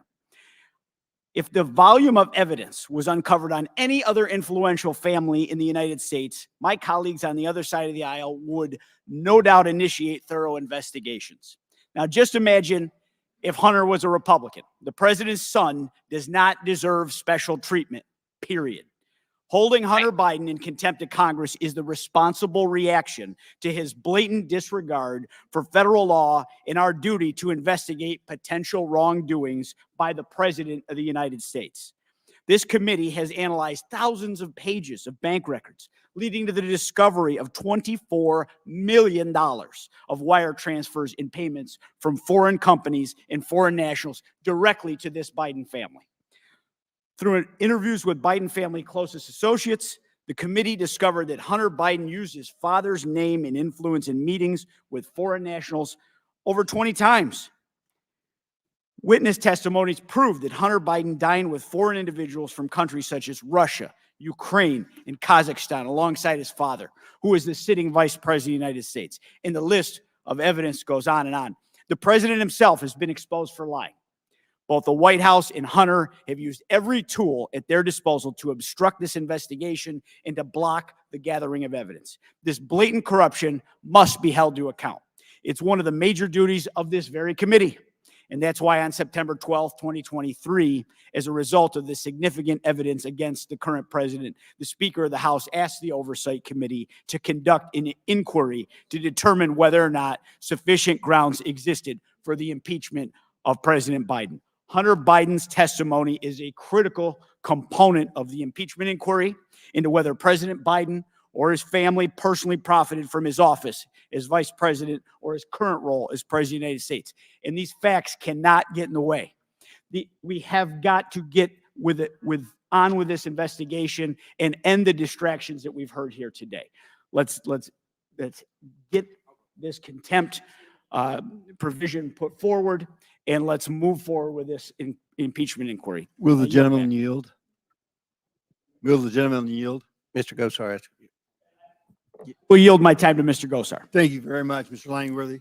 You know, to the ranking member, you know, we're cherry picking, and to Mr. Lynch, we're cherry picking, because if you go back to those individuals we had as witnesses, they all said there doesn't exist that information now, but there exists the potential to be there. And the inquiry is different than an impeachment. Thank you, It is Mr. a search Gosar. for that document. Yes. So I think we got to be very, very careful when we're on both sides, when we're talking about this, that we give the whole picture, not part of the picture, the whole picture to this. What's been found since then?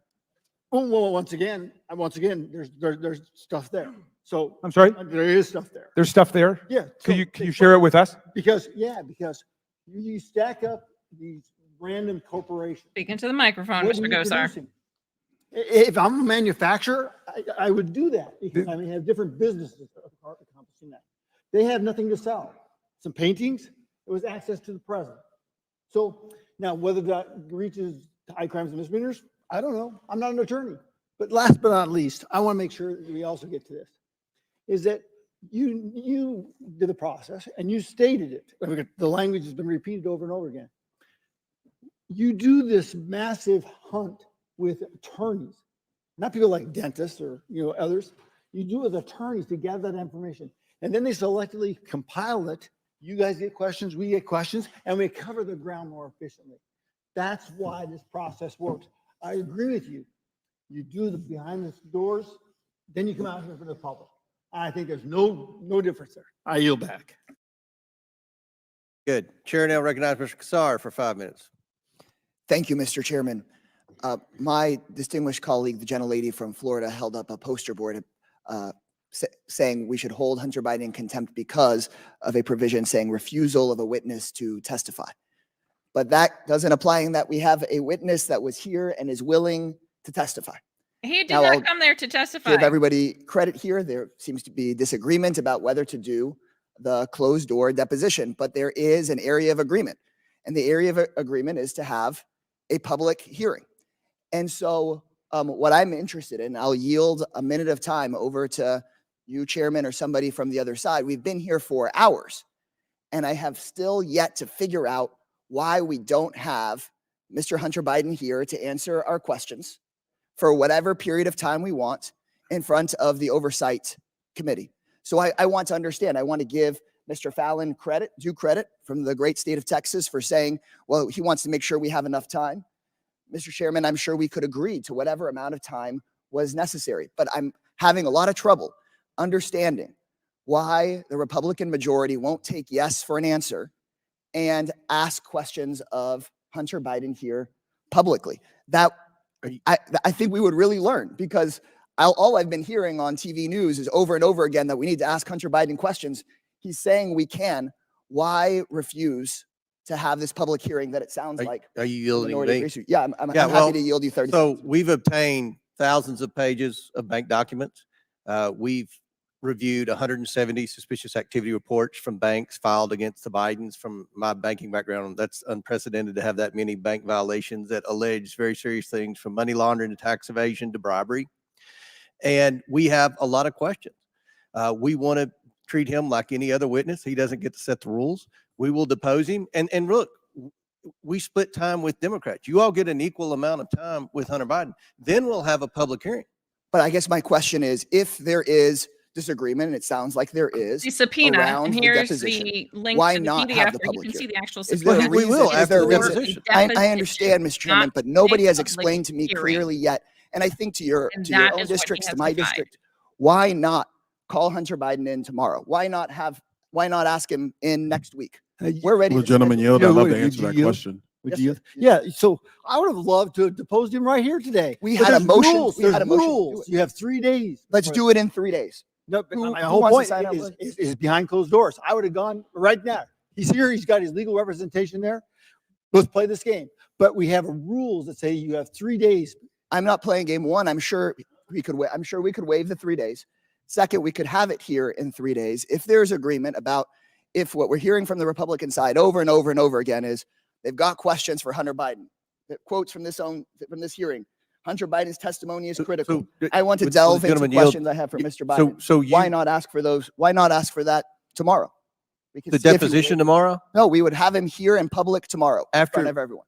After the I understand deposition? you're saying after the deposition, but Well- my question for you is just very clearly, why not have the public hearing tomorrow? Will the gentleman yield to that question? Yes, Mr. sir. Chairman, if And you Mr. may. Donalds, I want to compliment you because I remember our first oversight committee hearing, you said it'd be good to have these real conversations. So I genuinely I want am to all for this, Mr. Kassar. I actually enjoy this part if we ever get to it. Look, the reality is, and you have attorneys on your side of the aisle, there is never any proceeding that takes place without a deposition of the witness.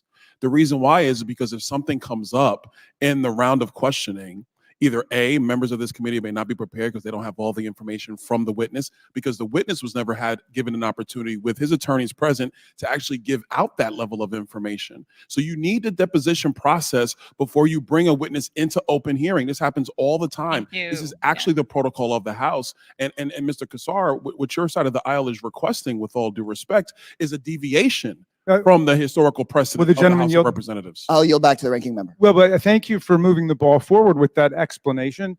That has been the practice sometimes, not all times. There's the vast majority of witnesses who come before Jamie Rasmus this is such a committee slimy come without lawyer. being deposed first. We come and ask for their testimony. But in any event, even for a witness who's being subpoenaed, like Mr. Biden was, we have a completely different situation when the chairman goes out publicly and It says, actually we will give doesn't you the need to go choice, A notice or B. because You can have a this deposition, or is you can come in the hearing, but an I challenge issue you, I within the invite you, I legislative insist branch. that you come Subpoena before the was for committee, a and repeatedly deposition, says that. So not that's for why a I think public legally hearing, it's a very complex period. question, but So I I don't don't know see why we why take this all the Jamie way to Raskin is arguing all the way to court. If you guys really want to hear otherwise. from He's him, a lawyer. let's have He a knows public hearing and then depose him afterwards. But he's saying he Chair- doesn't want to be misrepresented. Thank you for time's- yielding. Time's expired. Chair recognizes Mr. Burleson from Missouri. Thank you, Mr. Chairman. What should be obvious to the American people, what I think we need to just say to the American people is to point out that this kind of food fight, this circus that we've experienced is the reason why we want to have a deposition.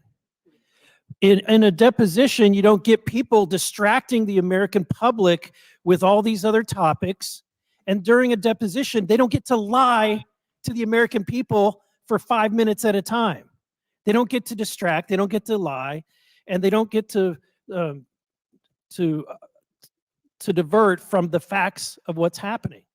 But what I see happening is what's being telegraphed here is that they're building a case, a political case, really, because that's what this is. It's all politics that they're entering into for why the Department of Justice, or giving Merrick Garland an excuse, which we all knew that he would not prosecute, probably not prosecute these contempt charges, because it would be hypocritical if he did so.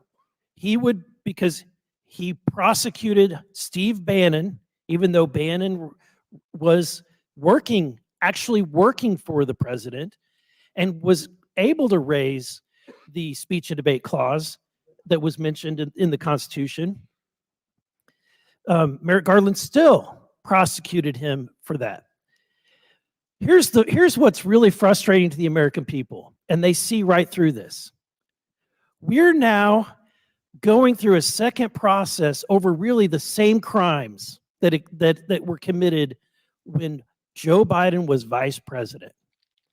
And those crimes include the creation of dozens and dozens of limited liability companies, dozens of bank accounts. When people say, where are the facts? Well, I want to ask, what facts are you looking for? Because to me, bank records are facts. Suspicious activity reports are facts. Copies of checks are facts.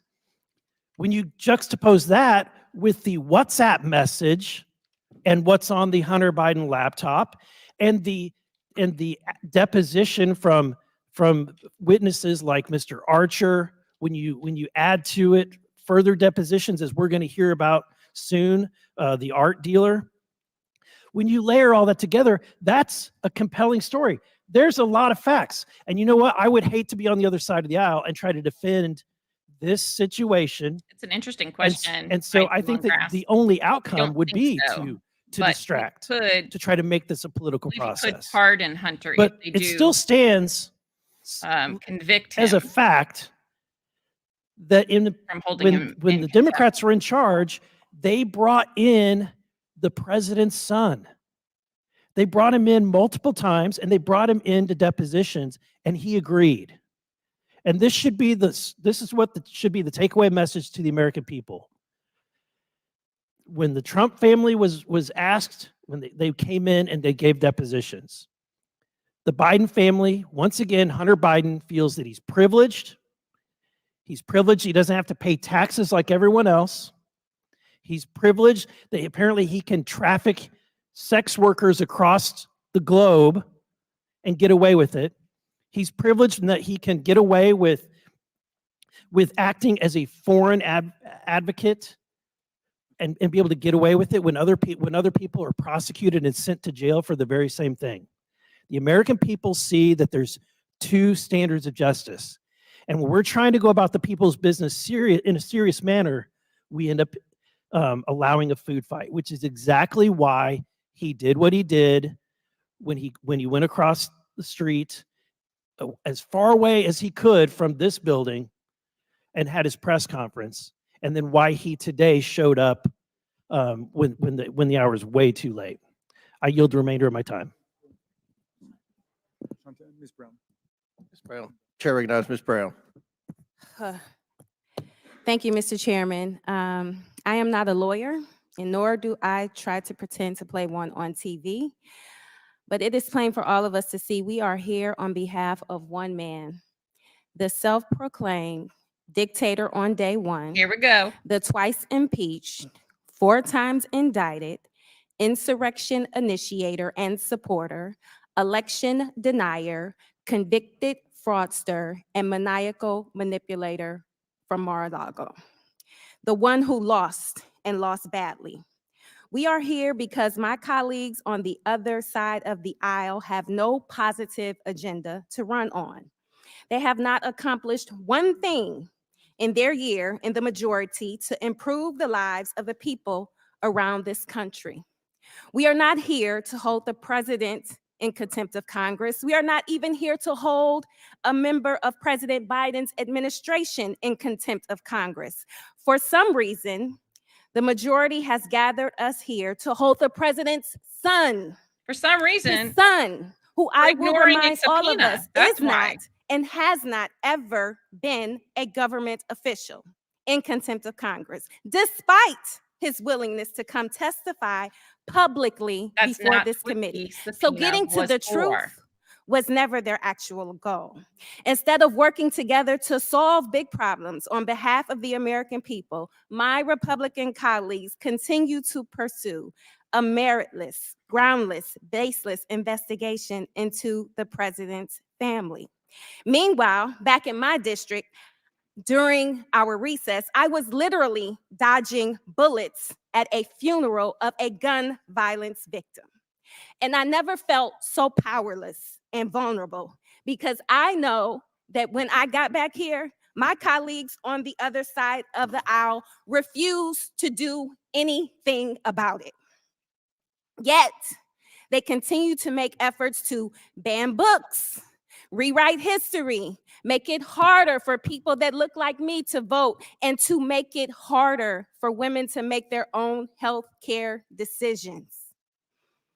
We see nothing on the other side of the aisle, but distraction, diversion, deflection, delusion, divisiveness, and dangerous destruction of our ever so delicate democracy. So with that, I am tired of the political theater. I want to get to work for the people back home in the 11th Congressional District because they, quite frankly, don't care about Hunter Biden. Will the gentleman And with yield? that, I will yield the balance of my time to my ranking member. Ms. Brown, thank you so much. You know, you started off by saying something pretty profound, which is we are here instead of doing the business of the American people because the Republicans have offered us no positive agenda in their year in office. We know we've wasted countless weeks in them just trying to pick a speaker.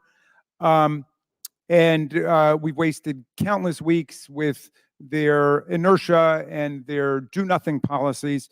But Ms. Brown, I don't know if you recall, I just don't want people having to take your word for it. I think numerous Republicans have gotten up on the floor of the House complaining about the fact that they have no agenda. I think our colleague Chip Roy from Texas said that the Republicans have not given him one thing, a single thing, I remember him saying, to campaign on.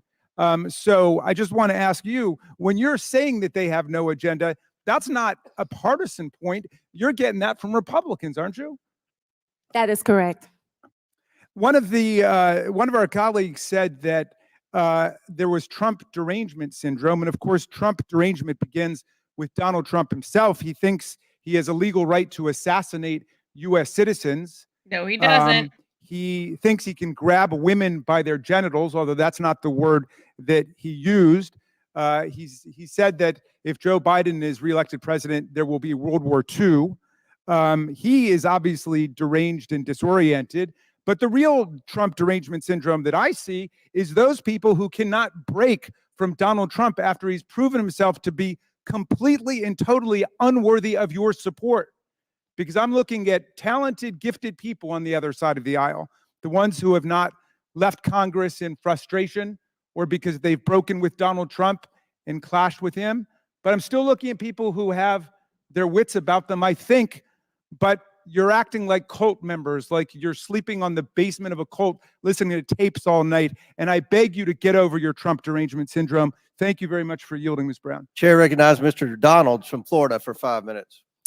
Thank you, Mr. Chairman. A couple of things. First, it was said in this hearing, Mr. Chairman, about you specifically, that you repeatedly said you would give Mr. Biden any opportunity. He could choose which one to come and speak in front of this committee. He could do it by deposition. He could do it by open hearing. It was up to him. The truth of the matter, though, is that the chairman's words are not binding. Like no other member's words of Congress are really not binding. The binding article. Point of order. Does the chairman agree with that? Point of order. Does the chairman agree? Are you going to restore my time? Point of order. Just point of order. Does the Okay. chairman agree that the chairman's words are not binding on the committee? That's not a point of order.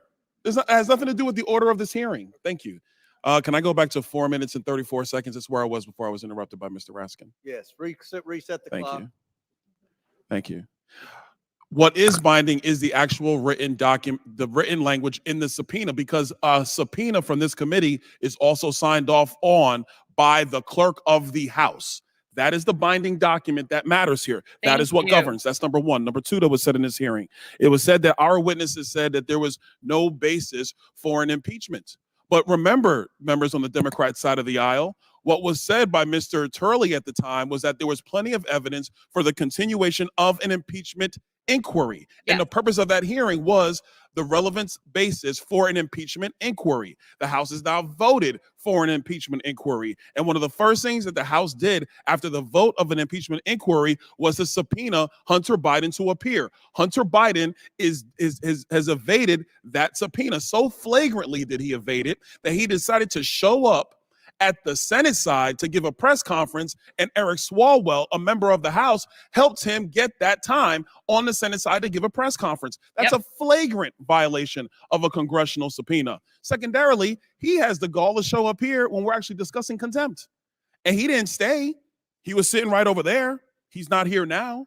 He said he wants to talk. He could have stayed through the whole proceeding. He chose to leave. That's his business. But he was subpoenaed to come here. back in December. He chose not to of his own volition. He's in violation of that subpoena, a subpoena that was executed with the signature of the clerk of the House of Representatives. That is the document that is binding. That's what we work off of. Mr. Chairman, I actually want to submit for the record an article from The Hill written by Jonathan Hurley, and it is titled Eric Swalwell and the Politics of Contempt. Without objection, so ordered. Thank you. I'm glad something got admitted to the record. Last, a couple other points. One quick point I want to make, and this is in reference to the minorities' report about this $7.8 million. I want the minority to understand one very important distinction between Presidents Biden and President Trump. President Trump has an international real estate portfolio that he has amassed over decades. I'm quite sure if you go back through all of the hotel receipts before he was president of the United States, that you had foreign dignitaries staying at Trump hotels all across the world. Will the gentleman yield? I'm not going to yield, Mr. Raskin. I'm making a point because they're actually very nice hotels. They look good.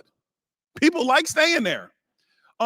President Trump was not running the Trump organization when he was president of the United States. To my recollection, Eric Trump, the president's son, was actually running the Trump organization when President Trump was president of the United States. So if he had a portfolio of hotels and people choose, through Expedia, through Kayak, through hotels.com, if they choose to go and stay there, how is that the president being in violation of what the emoluments clause? That's what you're citing? Yeah, Byron Stop. Donalds is awesome. Ladies and gentlemen, America, this is ridiculous.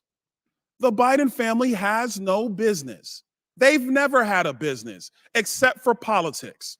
And the one thing that the Oversight Committee, in conjunction with the Ways and Means Committee and in conjunction with the Judiciary Committee, has always been able to demonstrate is that they shook down foreign nations for millions, 26 million at the latest count and growing, millions. And there was never any business entity involved except public corruption and a pay-for-play scheme. The House Oversight Committee would like to get to the bottom of this under the impeachment inquiry of the House. We have questions for Hunter Biden. We issued a subpoena for him to answer said questions. He ignored a congressional subpoena as a private citizen. There are many attorneys on the other side of the aisle. If you had one of your clients in your private practice ignore a congressional subpoena as a private citizen, you would advise them not to, because they would be held in contempt and they would actually be punished by the Department of Justice. So I find that interesting. Will the gentleman yield so I can I'm not going to respond? yield, Mr. Goldman, because I had a question for you earlier. You didn't want to take my question, so I'm not going to take yours. Thank you. So in closing, I will say, private citizens, yes, they have a responsibility to answer congressional subpoenas. They do. Hunter Biden had it, and he was flagrant. He decided to give a press conference. So we're going to do this business, and he should be held in contempt by the full House of Representatives. I yield back, Mr. Chairman. Very good. Chair now recognizes Ms. Norton from Washington, D.C. for 5 minutes. I yield my 5 minutes to Mr. Raskin.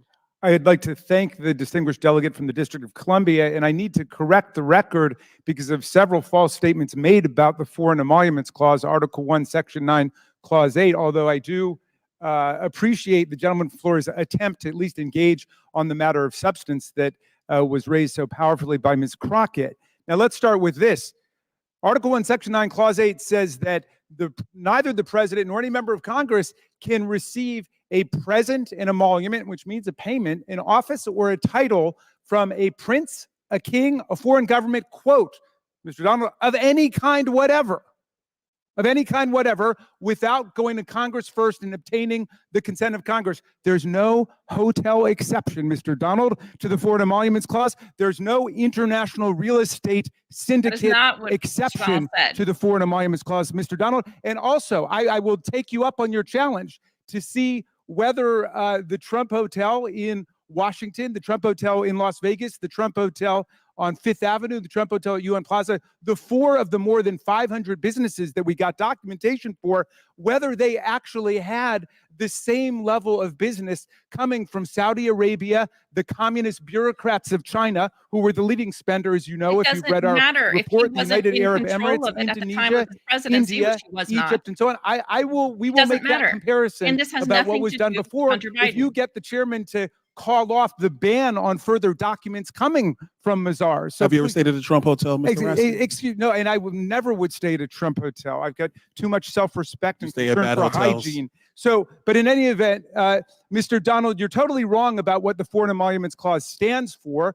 Abraham Lincoln was given 2 elephant tusks by the King of Siam during the Civil War, and he liked them very much. He wanted to keep them, but he went to Congress, which is what every other president did before and every president did since, right up until Donald Trump. And he asked whether he could keep the tusks. And Congress, though they loved Honest Abe, said, no, you can't keep them. I mean, John F. Kennedy was offered citizenship by the people of Ireland because they loved him so much. And he refused to take it, saying that even though it didn't violate the letter of the Emoluments Clause, it violated the spirit of the Emoluments Clause. And Donald Trump converted the presidency into an instrument for self-enrichment. He raked in millions of dollars from the most corrupt governments on earth, who came in with specific favors that we document in our report that they got from Donald Trump. I beseech my colleagues, I will read any book, any magazine, any speech you've given that you want me to read. Read this report and come back and tell me if you think Donald Trump did the right thing in converting the White House into a for-profit operation. No other president in American history has come anywhere close. And you ask why he's so determined to stay in office that he would unleash violence against his own vice president, the brother of your colleague, of our colleague. Why would he do that? It's because it was a money-making operation, and it was a great business grift for a guy who went bankrupt several times. And yet, out of some misguided partisan loyalty, you're going to stick with him. I don't even know why you stick with him. He was a Democrat longer than he was a Republican. He wanted to run for president on the Reform Party. You guys have been taken over by an absolute con man.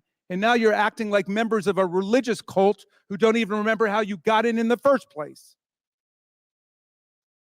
We say return the profits, Donald Trump. $7.8 million. I've got a letter, Mr. Chairman, I'm going to share with you telling Donald Trump to return these $7.8 million. It's a small fraction of what he raked in. We want to know about the other 2 years in office. We want to know about the other businesses, not just those 4 that we were able to get information on. And we want to know about every country on earth, not just the 20 autocracies and dictatorships that we found. This is our government. This is our Constitution. And we're going to stand up for it against Donald Trump and anybody who follows him to the path of oblivion. Abraham Lincoln started your party as a third party to replace the Whigs because they wouldn't take a moral stand against slavery. It was a pro-freedom, anti-slavery, pro-union, pro-honesty party. And your party has been reduced to a corrupt, authoritarian cult of personality. And everybody does whatever Donald Trump tells them to do, which is what we're doing here today with this stupid attempt to hold Hunter Biden in contempt when he has come forward to say he will testify and give you everything you want, as the chairman of the committee repeatedly offered in public. So forgive my outrage and indignation, but enough is enough. Let's get back to the business of the people, as Ms. Chair Brown recognizes said. Mr. Higgins for 5 minutes. Thank you, Mr. Chairman. Mr. Chairman, the American people may be surprised to know some of my colleagues across the aisle hasn't served as long as we have. Might be surprised to know that Representative Raskin and I had been building quite a colleague friendship in my original years of service. Why? Prior to J6 especially, we would visit and we would debate constitutionalist questions, and he honored me by observation of my what he would sometimes call compelling arguments, contradictory to his own. So it's with sincerity that I say congratulations to my colleague, Mr. Raskin, because you have obviously fully recovered from your cancer treatments. Thank you, my dear friend, and I do love you. You're quite animated, and I believe there's a direct correlation between your testimony against former President Trump and his poll numbers, because I'm watching a live feed. The more you talk about him, the more his numbers go up. So I may yield you more time. That's awesome. But I would, honestly, I'd like to ask you if I could regarding the deposition, just from a calm, if we could take a step back from the emotion here and the political conflict and this sort of prepared for battle debate we're in here. Just regarding depositions, we've all been through depositions in one way or another. They're very cold and calculated, and you have your attorney there, and then the bad guys, who's always those the other guys. They have their attorneys, and you're either being sued or you're part of a suit. You're either a defendant or the plaintiff, and you're in a room for hours until all the questions have been asked. So sincerely, why, if you were Hunter's attorney or advisor, why would you advise him not to participate in a deposition wherein his own attorney is there? It's private and everything is transcribed. His words cannot be twisted by the fake news. Just tell us, Mr. Raskin, and I yield for your answer. Thank you kindly. And I should tell you that your feelings are not unrequited. I still have very fond and warm feelings for you. I'm sorry that January 6th came between us, and I look forward to a day in our republic when we will be really good friends again. But in a direct answer to your question, if I were his lawyer and I were his advisor, I would never advise him not to come and testify before the committee, except for one thing. And this is why, and I started out this way. But specifically, I'm asking about depositions. Yes, about deposition. Because we want the deposition first. I would clarify, no, and but then the public testimony. Just to answer your question, I would recommend it, except that they were publicly given the offer numerous times to come before the whole committee, and they state a fear on their part, which is not unreasonable, that their words will be distorted and the transcript of the interview will never be released, because the vast majority of the transcribed interviews have not been released. And I would use this as an opportunity to call on the chairman. Let me just say that I think that's solid counsel, but that brings us to our next point, my next point, which is that as a free American, which, I mean, to a certain extent, we still have some individual rights and freedoms, including to not comply with a subpoena. But so as a free American, Hunter Biden has a right to not comply with the congressional subpoena, but we have the right to take the next step as a Congress. If we believe the subpoena was righteous and his non-compliance with that subpoena was unrighteous, if we believe that our subpoena was lawful and we have presented probable cause and lawful argument to support that subpoena, then we have not only the right, but we have the obligation to consider that he was in contempt of Congress when he took that stand of non-compliance, which is where we are right now. Doesn't have to be emotional. The man had the right to not show up. We have the right to hold him in contempt, and that's what's happening.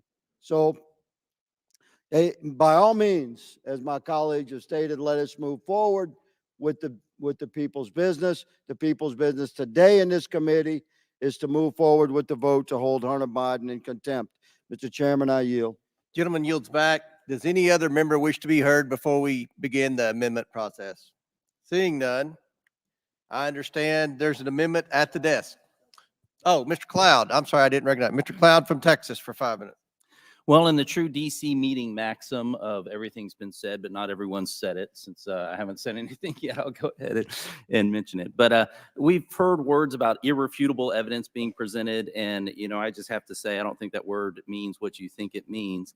And there's a stark contrast, as that been pointed out, between how the Democrats have investigated and how we investigated. They are opposed to a closed door deposition, which they've held a number of times. As a matter of fact, during the impeachment hearings, I sat in the skiff along with others while they withheld the transcripts that they are worried about. And so oftentimes it seems like their motivations they're portraying their motivations on us, and that's just not the case. I remember sitting, for example, in one of the hearings, and one of the witnesses who worked at the White House was asked, "Did the president talk to you before coming here?" And said, "Well, we passed in the hallway and had a conversation." What did he say? "Just tell the truth."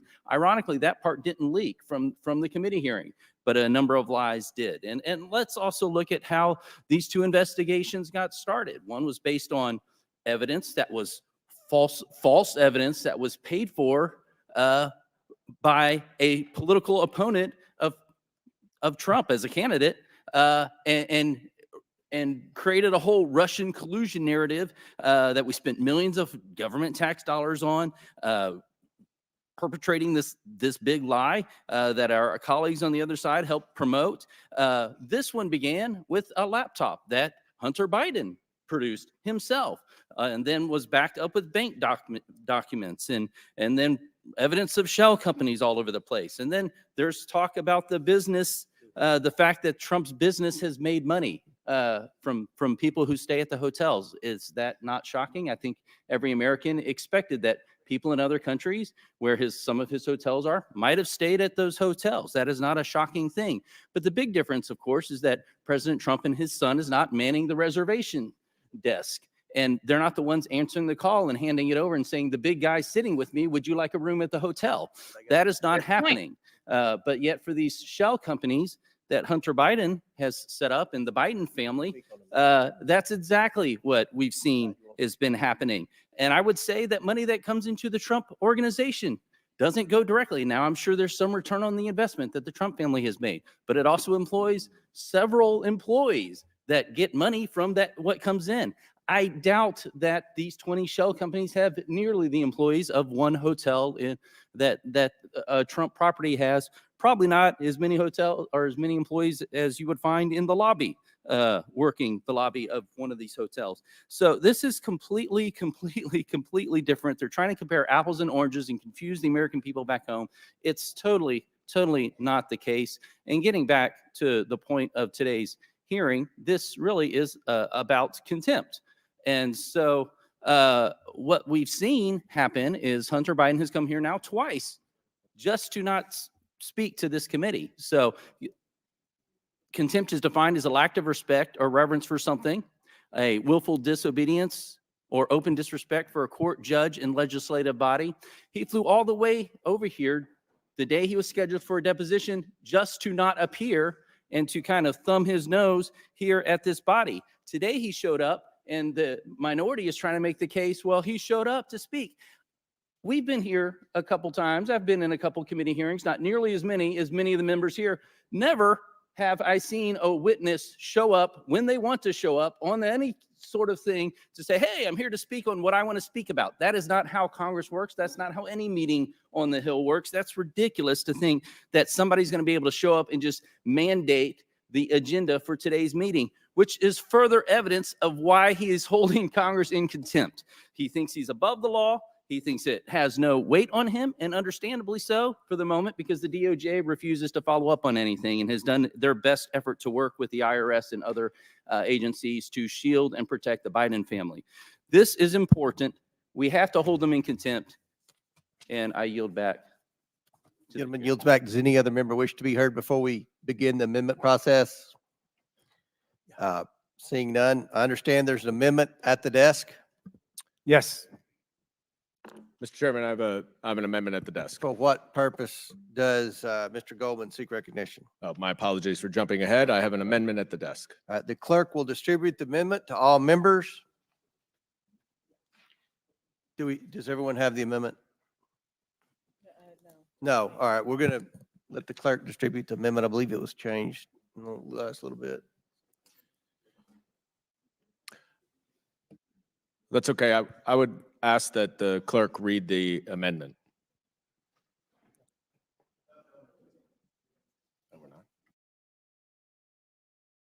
My apologies. I withdraw.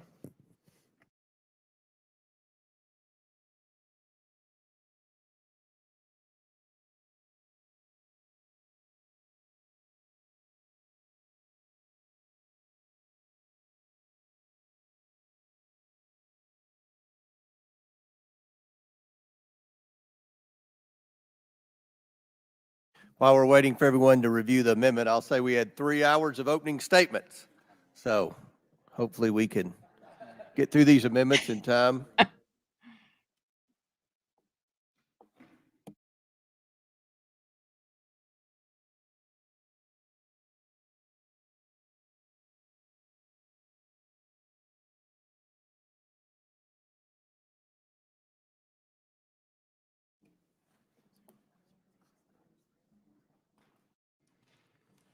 Without objection, the amendment is considered as read. I reserve a point of order. The gentleman from New York is recognized for 5 minutes to explain his amendment. Thank you, Mr. Chairman. This amendment would strike all of the resolve clauses and the report, and it would insert language that details Gosh, not again. all of the extensive efforts to cooperate that Hunter Biden and his attorney have made in response to this committee's requests for testimony and information from him. That began in February. So this when Chairman amendment Comer completely strikes wrote, to any request form of documents and contempt. communications related to our investigation of President Biden's involvement in your financial conduct. The following day, his attorney wrote back to Chairman Comer offering to sit down with the staff to discuss the request. Then, 7 months later, Chairman Comer goes on television and said he never got a response back from Hunter Biden, which is flat out false. And that day, Hunter Biden's attorney wrote again to Chairman Comer to say that he did respond. He never heard a response, but that he remains available to have a discussion. So next, without any response from the chairman, you went straight into a subpoena. The subpoena was for testimony, and the witness, Hunter Biden, has put no conditions or limitations on his testimony. There are no limits on the topics. There's no limits on the length of time. He's happy to do it under oath. He has said he would not assert the Fifth Amendment privilege. It's amazing even though how they that's try to available spin him. things when they That's have in stark absolutely no contrast to defense. Devin Archer, their star witness, who so narrowly limited the time and scope of his testimony that we could not ask him anything about any of his own criminal conduct. But the only request that Hunter Biden has made is that he wants to give his testimony in public, not behind a closed-door deposition where his transcript wouldn't be released. There's absolutely no certainty or guarantee that there would ever be a public hearing again, and I would bet a lot of money that you will never put him in that witness chair, whether or not he comes in. That's all he wanted, just to speak to the American people. He has not, unlike your dear leader, filed a lawsuit to prevent third parties from turning over financial information. In fact, you've received tens of thousands of bank records. The problem you have is not Hunter Biden's cooperation. It's that all of those bank records, which would show any connection between Hunter Biden and his father, if there were any, has zero money going from Hunter Biden to Joe Biden related to any of his That business is ventures. unequivocally false. So your problem is that the evidence doesn't show what you say it does. It's not that he's not cooperating. So that's why we're here today. either hasn't so that you can read the change the evidence, topic, can or is just claim that outright lying. there's some kind One or of the other. obstruction, and therefore Hunter Biden really did do all of these terrible things, and Hunter Biden should be impeached. Oh, wait, no. It's not Hunter Biden who's being impeached here. Now, this is far worse So because the chairman, as we've discussed many times, has multiple times offered Hunter Biden to come testify in public. So if you had wanted a closed-door deposition, I don't understand why you would go on TV, Mr. Chairman, and offer for Hunter Biden to come in and testify publicly, Doesn't matter. whichever That's not what he the subpoena chooses. said. It said So a closed-door deposition. why no public hearing? Why won't you have a public hearing? The only request, this is an incredibly cooperative witness. We've all dealt with many witnesses who put Clearly. a lot of restrictions on their testimony. There's one request of Hunter Biden, which is to speak directly to the American people, not in a closed door to He the does not Republicans get who to will demand control that. Sorry, he the release, the dissemination, and the misinformation from that testimony. Why not? Well, one of your own colleagues went on the House floor last fall and said that this impeachment investigation was, quote, failure theater, unquote. A Republican said that. So the theory here must be, let's avoid the theater part of that and just keep the failure behind closed doors. Last month, Hunter Biden showed up to the Capitol on the day that he was subpoenaed, ready to testify in this hearing room. You refused to take his testimony. That very same afternoon, Because you went that on the is House not what floor the subpoena to was vote for an impeachment resolution on the rationale that you needed to pass a resolution to get more evidence. You reject evidence in the morning, and then you cry foul about no evidence in the afternoon. He's ready to testify, and this is a dangerous precedent you're setting if every single line in every single subpoena must be adhered to, or you're going to hold in contempt. I know my colleagues on the other side of the aisle who defied subpoenas outright would be very afraid if that were time's the standard expired here. And I yield back. And I'll recognize myself. I oppose this amendment. This amendment claims that Hunter Biden has cooperated with this committee's investigation. How has he cooperated with the investigation if he has not abided by a congressional subpoena?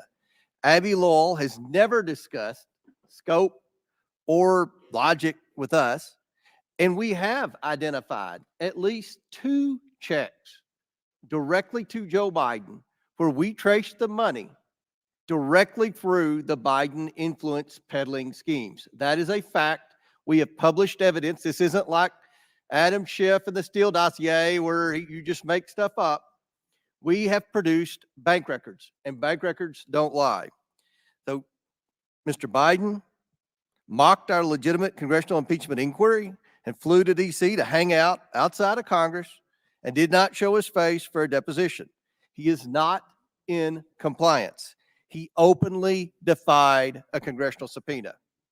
Do any other members wish to speak on this amendment? Mr. Chairman. Chair recognizes Mr. Raskin. I want to yield back to Mr. Goldman. Before I do, I just want to pose a question to you. When you said that there was documented checks involving the president in an influence scheme, are you referring to the auto loan repayment checks between Joe There's and Hunter no Biden? documentation. You mean that the they're Porsche you got from actually loaned. Uzbekistan? Which auto are you? I don't know what kind of car, but are those the checks that you're referring to? The checks we're referring to were a check for $200,000 that came through the influence peddling scheme with AmeriCorps Health, and the $40,000 check that came through the influence peddling James scheme Biden. with China, where I believe Mr. Bobulinski has stated publicly was a company that Joe Biden was supposed to be 10% owner. Okay, I'll reclaim my time. I think in both cases, I mean, there were a lot of words there, Mr. Chairman, but I think you're referring to the auto loan repayment with Hunter Biden. You're referring to the James Biden repayment. But if you've got documented receipts of foreign governments giving money directly to President Joe Biden, that's an outrageous violation of the Emoluments Clause, like the $7.8 million that Donald Trump pocketed while he was president, which for some reason you guys don't care about because you think the Constitution only applies to Democrats and not to Donald Trump. Because hey, that's an identifying characteristic of an authoritarian political party. It's got a charismatic leader whose word is considered above the Constitution, above the rule of law. You refuse to accept the results of democratic elections that don't go your way if you're an authoritarian party. And then you refuse to disavow or you embrace political violence as an instrument for obtaining and maintaining political power. So you guys didn't like when President Biden said that your party under Donald Trump has fallen into semi-fascist ways of operation. If the shoe semi-fits, you semi-wear it, okay? Now, I'd like to yield back to Mr. Goldman. Would the gentleman yield to a question? Well, yeah, I'll take a quick question. Good. I just want to clarify. We have a wire that went directly from CEFC, which banks have identified as a state-owned entity from China. That this wire went from CEFC to Hunter Biden, then to Joe Biden for $40,000. Okay. Joe Biden has been directly implicated in the family influence peddling scheme at least 3 times. No, you haven't. You have not. I've not ever seen that. You have not Well, read produced the bank memo. You have not The produced 40,000 is for Jim Biden. But No. The 200,000 is from Jim Biden. The 40,000 is from Hunter Biden. All right, but please produce the documentation. We have it. We have 4 bank memorandums. Give it to the members of this committee and 4 bank memorandums. Okay, I'll reclaim my time. There's never been a more substantive. I'm saving my time. You go ahead, but I'm saving my time. In the 7 years I've been in Congress. All right, let me say this. The Democrats undertook a serious investigation despite every effort by the chairman to undermine it. And we determined there were $7.8 million documented receipts from foreign governments to Donald Trump. You guys don't care about that. That's unfortunate. But if you've got documented, Will the ranking member yield? Yeah, we will in just a moment. Let me make my point, okay? If you have documented receipts of foreign governments writing checks or giving credit card payments to Joe Biden. Show it to us. We've been at this for a year now. We haven't seen anything. Then we show you in our more than 100-page report the documented receipts of money going to Donald Trump, but you don't care about it. In other words, you don't care about the principle that our government leaders should not be on the take from foreign governments. That's outrageous. Because I will oppose any government official of any political party who's on the take with money from foreign governments. And I hope you would join me in that. And yet we've shown it to you, and yet you guys don't care about it. I mean, that's just unfathomable to me. Now, at least the Trump family has responded to it. I mean, they're very nervous about it. You know what Trump said? The Trump's people say, well, he didn't take his $400,000 government salary. You know what? That's the only thing you're allowed to take is your salary from Americans, not money from corrupt Saudi monarchs who order the assassination of journalists, not from Chinese communist bureaucrats crushing the human rights of people in Tibet and the Uyghurs. You're not supposed to be on the take from those governments. That's what our Constitution says. Then they say, well, we return the profits. These guys don't, these guys think it's, well, if it's a hotel, they could just keep the money. At least the Trump family understands. Some lawyer told them what the Constitution says. We return the profits. Well, guess what? They didn't give us the accounting of the profits, and that's not what the Constitution says. The Constitution says you can't take any payments at all from a foreign government without going to the Congress of the United States. It's not that you can't keep the profits from foreign governments. Do you guys understand what you're doing here? You're putting that Gentlemen, White House time's for sale. expired. Chair recognizes Mr. Timmon from South Carolina. Thank you, Mr. Chairman. My colleagues across the aisle missed the point here. The Trump family has pre-existing businesses built over decades, hotels all over the world, and President Trump divested himself of control over those businesses to his children, and business arm's length transactions between foreign governments and between the Trump International Hotel chain, there's actually an arm's length transaction. They're getting hotel rooms, they're getting food and whatever from these hotels. So the difference is this. The Biden family doesn't produce anything. They don't have anything. They don't have hotels. They don't have services rendered. There are none. Hunter Biden has said that he was on the board of Burisma and he has no qualifications. They actually cannot document any service rendered by the Biden family, whether it's Jim Biden, whether it's Hunter Biden. So that's the issue. The issue is that the Biden family, all they have is the big guy and his policy favoritism. And that's why we're here. And I just think y'all are muddying the water and it's not doing the American people justice. With that, gentleman Chairman, I yield? yield back. Would you gentlemen yield? Yes, I will yield to. I thank the gentleman. I do want to point out that to the point that Mr. Timmons was making, that the operation of the Trump Hotel was a legitimate enterprise that was approved by this committee in 2013 before President Trump was elected to office. But prior to that, it was the old post office. It was losing $6 million per year. The turnaround was a plus $3 million that went to the federal government. And as Mr. Timmons pointed out, it was divested to the family, to the children. It was not run by the president. Will you yield for a question on that? I'll yield for a question. Well, when you say it was divested, are you claiming that Donald Trump surrendered any ownership interest? Because he continued to own it. He put it into a trust for his sole benefit. He said the day-to-day management would be turned over to his sons, but he was still the beneficial owner of it. And he stayed involved, as we know, because he kept talking about all the business that was coming in from abroad. Well, the gentleman's question is legitimate in the context that most elected officials put their assets in trust for their own benefit after they leave office. But it was not a blind trust. He should not be forced to divest himself of the asset, an asset that was approved by this committee. No, I'm afraid Mr. not. You're referring to. I'm reclaiming the time yielded to me by Mr. Timmons to point out that what is happening right here should concern every American citizen, because we refuse to investigate and prosecute corruption. We are constantly pounded about corruption in other countries, but we've got corruption right here that we do not. We form partisan sides on this thing, and we don't do our job. I've been here 9 years and 7 days and gone through multiple hearings in the Oversight Committee dealing with corruption, and it turns into a partisan battle when we ought to be trying to make sure that we restore the American people's confidence in this government. What Hunter Biden should have done, he should have presented himself and answered to the subpoena. I'm not trying to take sides in this. I want the evidence to speak for itself, and it will never speak for itself if we don't have people come before the committee as they're required to do. Will the gentleman yield for a question? Would you yield for one final question? I'll yield to the gentleman. Thank you kindly. And thank you for the spirit and the substance of your remarks, which I think significantly uplift the tone of the conversation.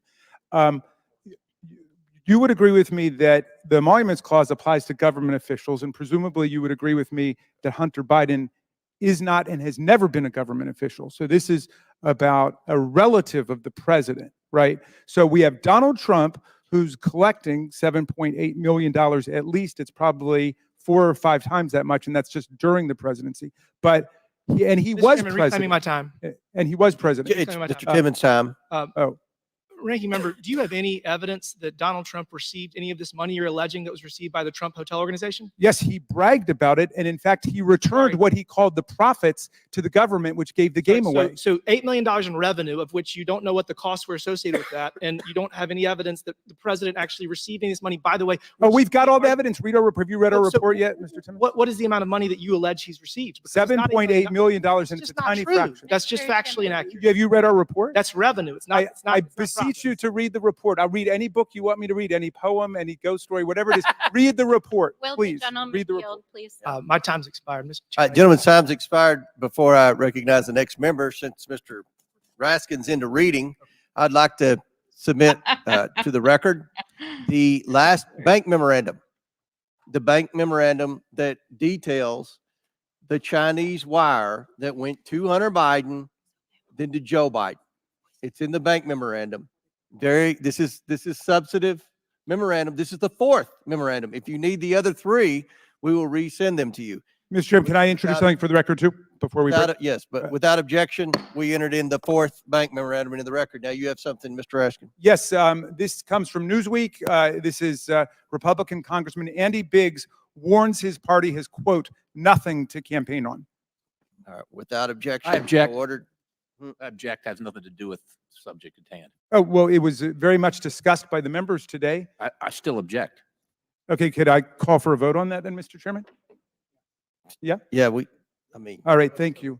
Let's get our members to we'll vote. do a, all right, all those in favor of entering into the record a new story, say aye. Aye. All those opposed, no. No. It's I'd like recorded vote, Mr. Chairman. Recorded vote. Recorded votes called as previously announced. Further proceedings on the question will be postponed. We have votes coming up on the House floor. So, all right.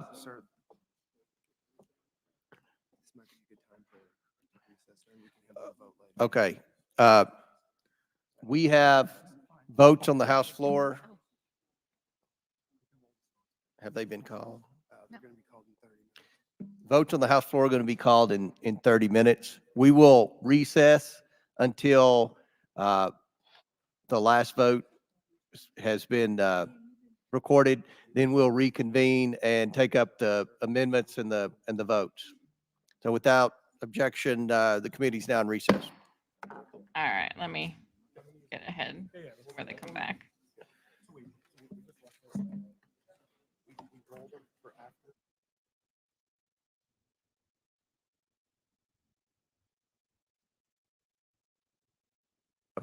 Ms. Norton recorded. Mr. LaTurner.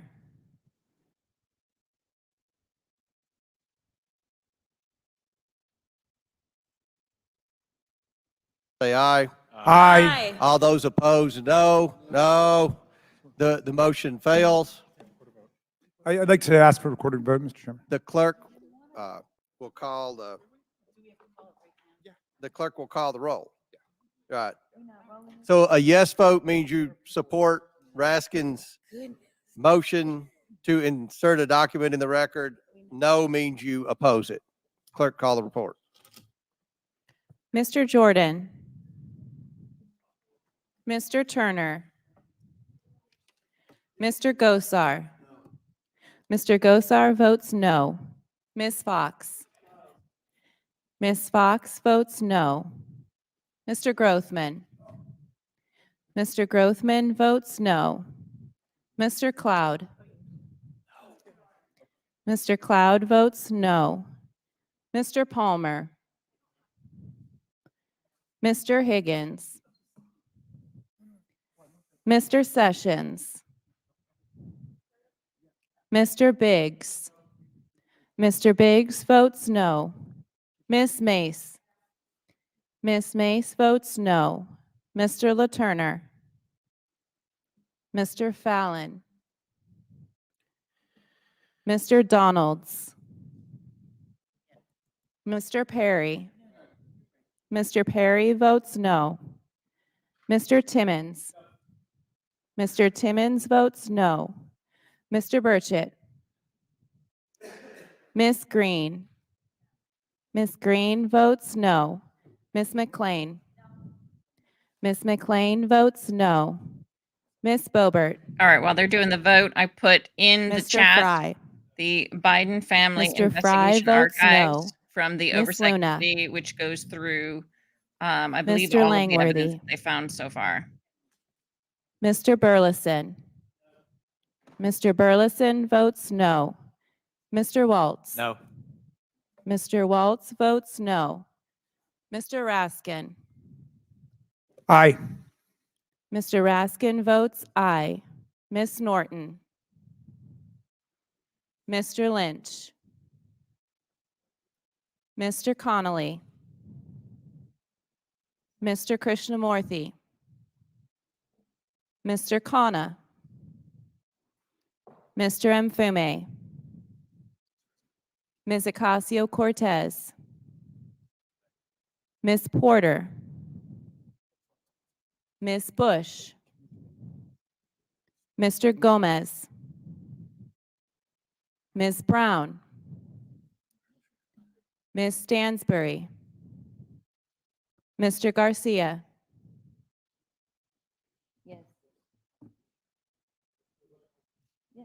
Mr. Garcia votes aye. Mr. Frost. Mr. Frost votes aye. Mr. Kassar. Yes. Mr. Kassar votes yes. Ms. Crockett. Yes. Ms. Crockett votes yes. Mr. Goldman. Mr. Goldman votes aye. Mr. Moskowitz. Ms. Tlaib. Ms. Tlaib votes yes. Mr. Chairman. I vote no. How is Mr. Fallon recorded? Mr. Fallon is not recorded. Nay. Mr. Fallon votes no. Is Mr. Sessions recorded? Mr. Sessions is not recorded. Mr. Sessions votes no. Will the clerk report the tally? Okay, how is Ms. Porter recorded? Ms. Porter is not recorded. Ms. Porter votes aye. How is Mr. LaTurner recorded? Mr. LaTurner is not recorded. Mr. LaTurner votes no. Will the clerk please report the tally?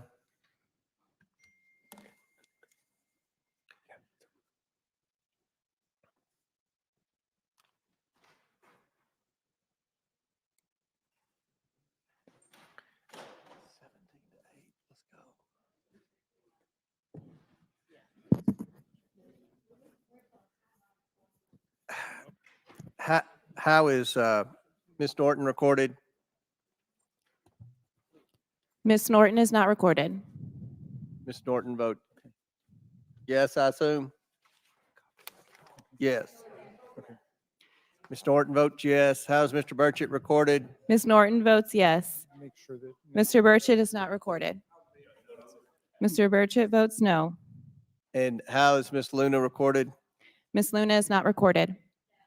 Ms. Luna votes no. And how is Mr. Moskowitz recorded? Mr. Moskowitz is not recorded. Mr. Moskowitz votes yes. Okay, will the clerk please report the tally?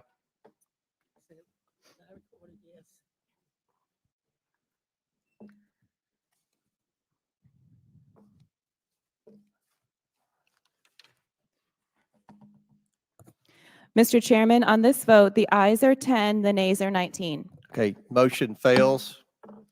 Now, the question is on the amendment offered by Mr. Goldman.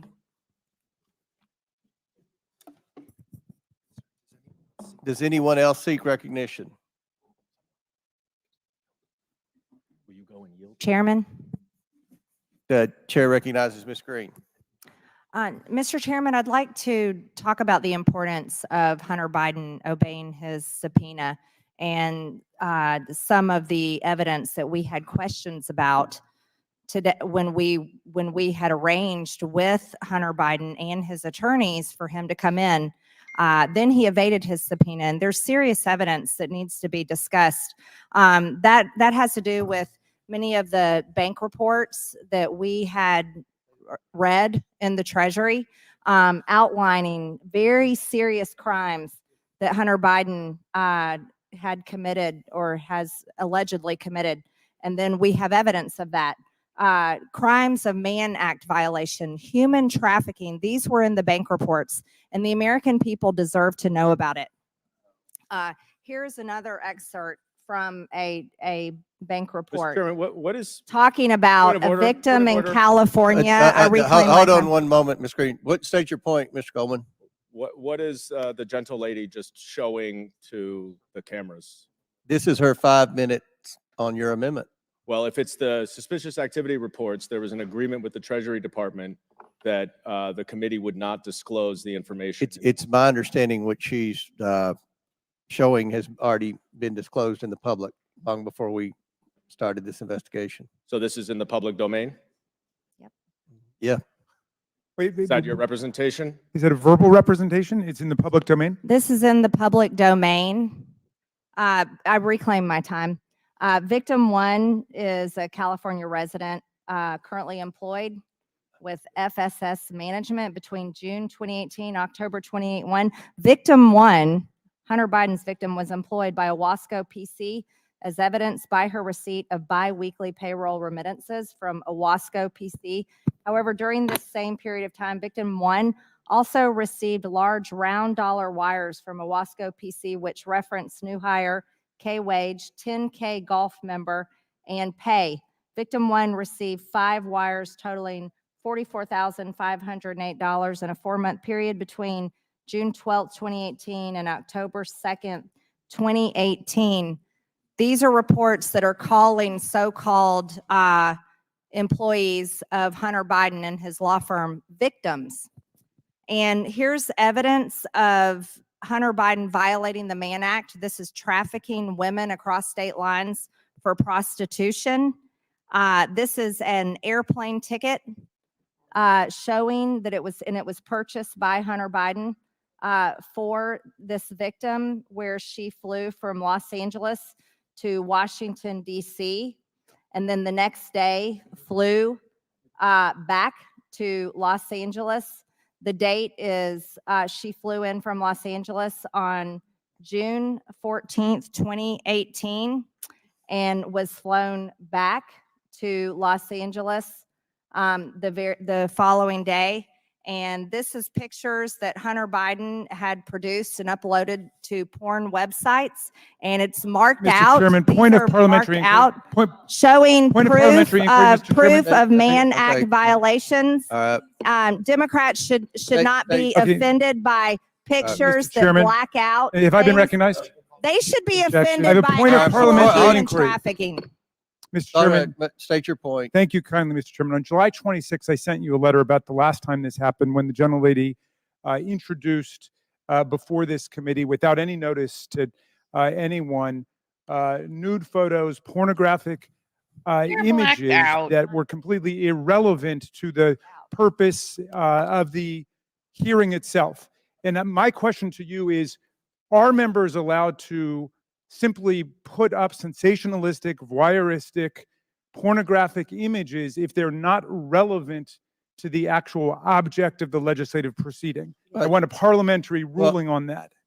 Mr. Askin, that's probably part of the questioning for Mr. Biden, violations of the Mann Act. Ms. Green's led on that issue. No, this is a These question are about already, the rules these of the have already, committee. these pictures have already been entered into the record. So in other words, you have accepted the idea that members can introduce irrelevant, sexually based, how voyeuristic. how is this irrelevant? Well, How does it relate to Joe Biden? How does it relate to? We're not doing well, a criminal investigation of Hunter No, Biden. we've Point- had point- we've point had of order, Mr. several Chairman, people point of that have order. testified in the FBI, DOJ, Okay. IRS that they were told to stand down investigating various crimes of the Biden family. Okay. Did Joe Biden tell them to stand down? Who told the IRS, the FBI, and everyone else to stand down? This is what we're investigating. None of Reclaiming my time, Mr. Chairman.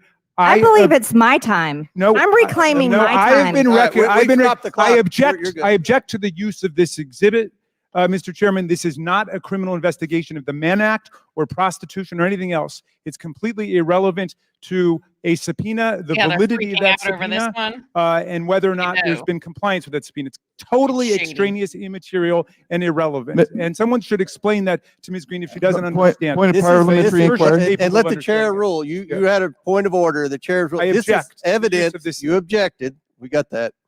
Evidence that Hunter is a material witness in this investigation. Well, Now- does that mean you can put up pornographic pictures of other people that Hunter Biden has met in his life? I mean, come on. Like, how far does that go? It's not relevant to your motion. Well, you can ask him that in the It's deposition. not relevant. No, honestly, Mr. Chairman, it's not relevant to your motion of whether or not he violated that subpoena. How do those naked pictures have anything to Mr. do with Chairman, it? point of order. This is not the Jerry Springer That's your show. point. This is the United States House of Representatives. And let me Come say on. this. Talked Let me about a say bunch of this. things This is today not that weren't pornography. It's appropriately censored evidence in an ongoing investigation. Yes. Okay. It's appropriately censored evidence in an ongoing investigation. Censored- Mr. All right, I Biggs just want to raised say, the point. pursuant to Clause 6 of Rule 17, I object to the use of this exhibit as irrelevant, extraneous, sensationalistic, voyeuristic, and totally antithetical to the legislative purposes of this committee in this House. This is not the Jerry Springer show. Yield back. Chair recognizes Mr. Biggs for a point of order. Thank- We're thank- still, your clock stopped, Ms. Green. Yeah, my point of order is And I appeal the ruling of the chair. If that was a ruling, Mr. Chairman, did you rule on it? Because I appeal your ruling. if so, you're- Well- so I was recognized for my point of order, Go ahead. and I get it. He wants to have an appeal. So, but Chair I'm trying to keep this in order as much as we can. Mr. Chairman, my question is to you, is now the objection based on relevance going to be encountered here and constrain what can be presented in this committee? And the reason I ask that is because there is virtually nothing, a comment I made in the press about it, and it was totally tangential to this, that they just tried to get in. All of that becomes irrelevant. If that's the case, then the entire Democrat testimony that we've heard today should be stricken as being irrelevant. No, I think you're irrelevant and We're going pornographic. to have a ruling, So Ms. Green is attempting to enter this into the record, unanimous consent. Mr. Raskins has objected. And we're going to vote on it, just like we voted on the last amendment. Clearly, they defend all women, don't they? Except Yeah, women. that Hunter Biden the ruling is the point of order will not be recognized, and Ms. Green is in order. If you want to object. Well, yeah, I object. And Mr. Chairman, you have the authority to bring to the full House under Rule 17 whether or not pornographic material should be entered And without a again, clear it's showing of not relevance. And I would ask you to Mr. bring that to Chairman. the floor of the House. Let the members of the House decide whether that's the new standard, whether the Mr. Congressman Chairman, Marjorie may I Taylor have Greene my- standard is going to be may the I standard for reclaim the my whole time? House. The quorum is within discretion of the chair. We've overruled your objection. Okay, and I appeal that. You appeal the ruling of the chair. Yes, I do. I would like. So a we're vote. going to vote on that. We're going to vote on the pornography. May I finish? May Hold on. Mr. Gosar, you're recognized. I move to table the motion. Okay. Motion to table the motion that of Mr. Raskins. This motion is not debatable. As many as are in favor of tabling signify by saying aye. Aye. All those opposed signify by saying no. No. In the opinion of the chair, the yeas, and the motion The yeas have it, and the motion to table is agreed to. Chair, The can I get a committee will now recorded vote? resume. Mr. Chairman, I would move for a recorded vote. I mean, if that were a book, she would censor it, but she wants to advertise it A through the House of recorded vote Representatives. is ordered. A recorded vote is ordered. If we're going courtroom, speaking objections don't work, Chief. The clerk will call the roll. You'll call the roll. If you vote yes, you table the motion. So, clerk, call the roll. Mr. Jordan, Mr. Turner, Mr. Gosar. Mr. Gosar votes yes. Ms. Fox. Ms. Fox votes yes. Mr. Grothman. Mr. Grothman votes yes. Mr. Cloud. Mr. Cloud votes yes. Mr. Palmer. Mr. Palmer votes aye. Mr. Higgins. Mr. Higgins votes aye. Mr. Sessions. Mr. Sessions votes aye. Mr. Biggs. Mr. Biggs votes aye. Ms. Mace. Mr. LaTurner. Mr. LaTurner votes aye. Mr. Fallon. Mr. Fallon votes aye. Mr. Donalds. Mr. Donalds votes yes. Mr. Perry. Mr. Perry votes aye. Mr. Timmons. Mr. Timmons votes aye. Mr. Burchett. Mr. Burchett votes aye. Ms. Green. Aye. Ms. Green votes aye. Ms. McLean. Ms. McLean votes aye. Ms. Boebert. Mr. Fry. Mr. Fry votes aye. Ms. Luna. Ms. Luna votes aye. Mr. Langworthy. Mr. Burleson. Mr. Burleson votes aye. Mr. Waltz. Mr. Waltz votes aye. Mr. Raskin. No. Mr. Raskin votes no. Ms. Norton. No. Ms. Norton votes no. Mr. Lynch. Mr. Lynch votes no. Mr. Connolly. Mr. Connolly votes no. Mr. Krishnamurthy. Mr. Khanna. Mr. Khanna votes no. Mr. Mfume. Ms. Ocasio-Cortez. Ms. Porter. Ms. Porter votes no. Ms. Bush. Ms. Bush votes no. Mr. Gomez. Ms. Brown. Ms. Stansbury. Mr. Garcia. Mr. Garcia votes no. Mr. Frost. Mr. Frost votes no. Mr. Kassar.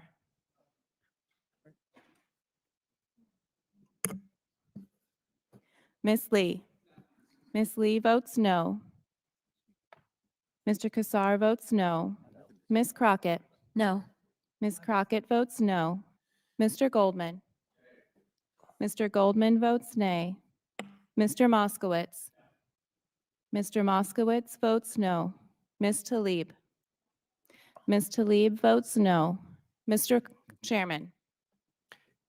Chairman votes yes. Mr. Chairman votes yes. Will the clerk please report the tally?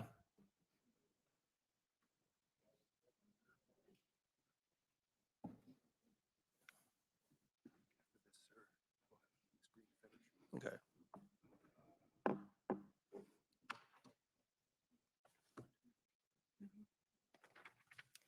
Mr. Chairman, on this vote, the nays are 15, the ayes are 21. The yeas have it, and the motion to table is agreed to. The committee will now resume consideration of the Goldman Amendment. Ms. Green has 2 minutes remaining. Thank you, Mr. Chairman. And again, this information is extremely important because Hunter Biden refused to obey his subpoena, and we are holding him in contempt of Congress for doing so. This is important evidence of human trafficking, Mann Act violations that we had questions for the president's son about. And there's evidence. I'd like to show the evidence of payments. These are payments made from Hunter Biden and his law firm to so-called assistants. These were not assistants. These are prostitutes that he was trafficking.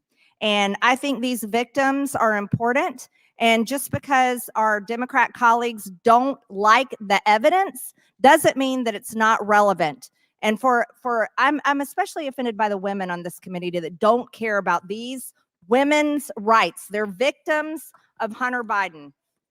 Here's another excerpt from bank reports talking about victims. These are banks, and these banks are identifying these women as victims. Victim 2.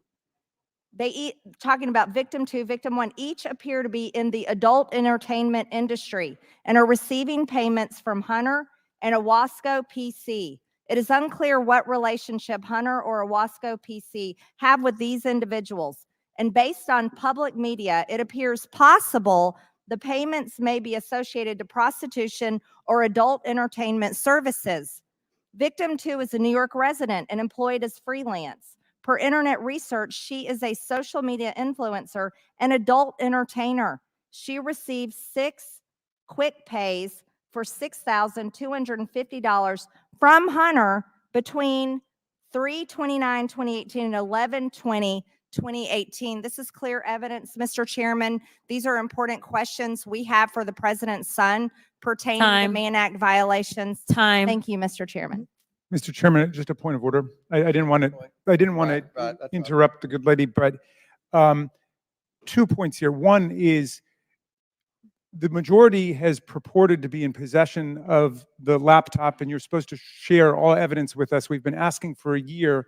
Will you make the laptop available to the Democrats so we can look at it? The guy who originally apparently leaked it, said he can't vouch for anything they're talking about because he doesn't understand the chain of custody. We don't know who made those pictures. We don't know who made those statements. If it's coming from the laptop, we don't know where it's coming from. So please, could you please share with us what you've got? If I can interject, I can give you a copy of it. Marco Polo has the actual entire publication. We can get every single Democrat member a copy of that. Well, I want to get at least the copy that the majority is using. I don't even know what Marco Polo is. I will get you. I promise. Like, I'm not trying to be rude. I will. Well, get you a copy. you mentioned you wanted to read some stuff. That would probably be something good to read, the Marco Polo report. But what about your copy? Because you know you have an obligation under the rules to share with us any evidence you claim to have. So as far as we know, all that stuff is completely confected. It's just made up. It's with all due respect, Mr. Raskin, you Yeah. spent a lot of time investigating the former president, and you haven't spent any time on this. The American people are keeping up with this investigation. We want to But investigate. you all Share are 3 or this. 4 steps behind. Give in us this the evidence. investigation. So Ms. Green's time. Okay. Ms. Green's time has expired. Does anyone else wish to speak on the Goldman Amendment? Mr. Mr. Chairman. Moskowitz. Thank you, Mr. Chairman. You know, again, just to reiterate the point, but I rather than my words or my opinion, I think I'm going to quote Senator Ted Cruz, who the chairman appeared on his podcast. And in fact, just to remind the chairman of Ted's own advice to the chairman, I made a board for you, Mr. Chairman. You were on the show with Ted Cruz, in which Ted Cruz said to you, I'm going to give you some unsolicited advice. Now, by the way, Ted Cruz, right, clerked at the Supreme Court. He knows the Constitution pretty well. But you guys know who Ted Cruz is, right? He's run for president a couple of times. So Ted Cruz said to you, Mr. Chairman, you should have Hunter Biden in a public hearing. He actually said his advice to you is just have him in a public hearing. And again, I go back to what is the majority so concerned, or to use some of the words of my colleagues, afraid to have Hunter Biden sit at this desk? Mr. Chairman, you control the rules. You could give everybody 10 minutes. You could give everybody 15 minutes. You could give everybody 20 minutes. You could give your side as much time. We could go on for days here, quite frankly, because again, you control the rules as you just showed. But the one difference that you guys object to is you object to those. You object to the cameras because you don't want the American people to hear the answers. No, you want to take the transcript and release it 6 months after you've gone out and lied about what has happened. And so again, because the gentle lady from Georgia, I know is such an advocate for women's rights, as she mentioned, and is so concerned about grooming, and apparently we don't have any standards here anymore. Again, I just want to remind my colleagues, because, you know, I don't want them to forget about hypocrisy, okay? I don't want them to forget about hypocrisy. But, you Here know, we go Donald again. Trump was asked about Jeffrey Epstein. And when he was asked, he said, you know, Jeffrey likes him young. Well, how did the president know that? How did he know that Jeffrey Epstein likes him young? Perhaps some people are saying he was there, since you're so concerned, right? But again, I bring And yet it he's up not in the Epstein files not that to were make released jest. recently. I bring it Point up. of order, Mr. Chairman. I bring it up. Okay. I thought we weren't going to interrupt. We're going to stop the clock. We did this with Ms. Okay. Green. State your point. Yeah, I'm just curious about the impugning of the former president's character. That we I don't have to do that. He does that himself. Have we basically thrown that rule out? I'm just curious, or are we going to follow that? Would you rule? accept a pornographic photo? Of Bill Clinton? Yeah, we suspended the rule to the current president, but we didn't suspend it to the former president. Oh, by the way, please. So you're making the point that we can Right, disparage Joe right. Biden, but not Donald Trump. Please make that point to the American people. Please. And Bill Clinton's not running for office.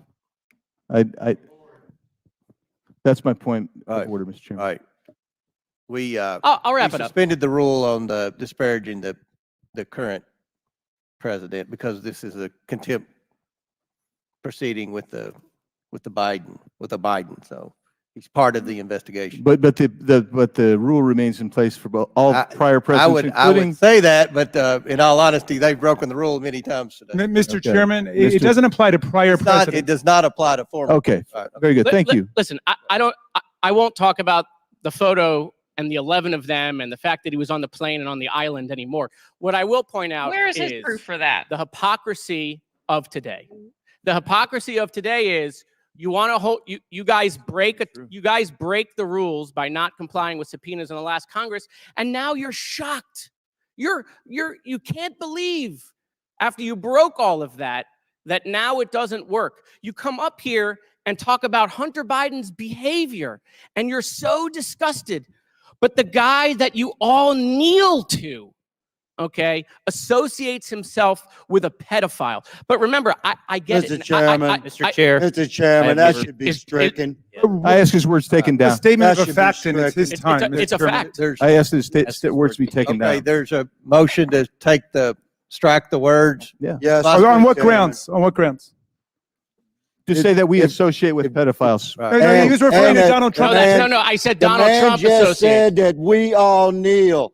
I kneel to Christ. I stand for the flag. And if Support. you're concerned about I'll pornography change my being shown in word public, to support. Mr. Ranking Member, you might look to No, the fair library. point. No, content okay. That your people So support. you're referring to the kneel down. Donald Trump said that I someone moved for took the his knee. words to be taken down. And I think he withdrew It's a that. motion. I withdraw my. He withdrew I it. would He draw it. withdrew that. That'll be I- taken from We the have to accept him withdrawing it. All right. Accept Everybody it. good? That's going to be taken Word from the record. withdrawn, Okay, accept I it. withdraw the kneel down. I'll use All the word very much support. We okay with that? No snowflakes offended? Okay, wonderful.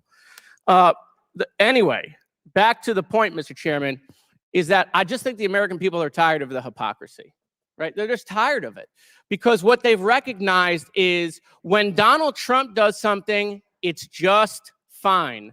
But when someone else does it, it's a crime. Time and time again. What you think the Chinese stayed at his hotel because they didn't have another choice?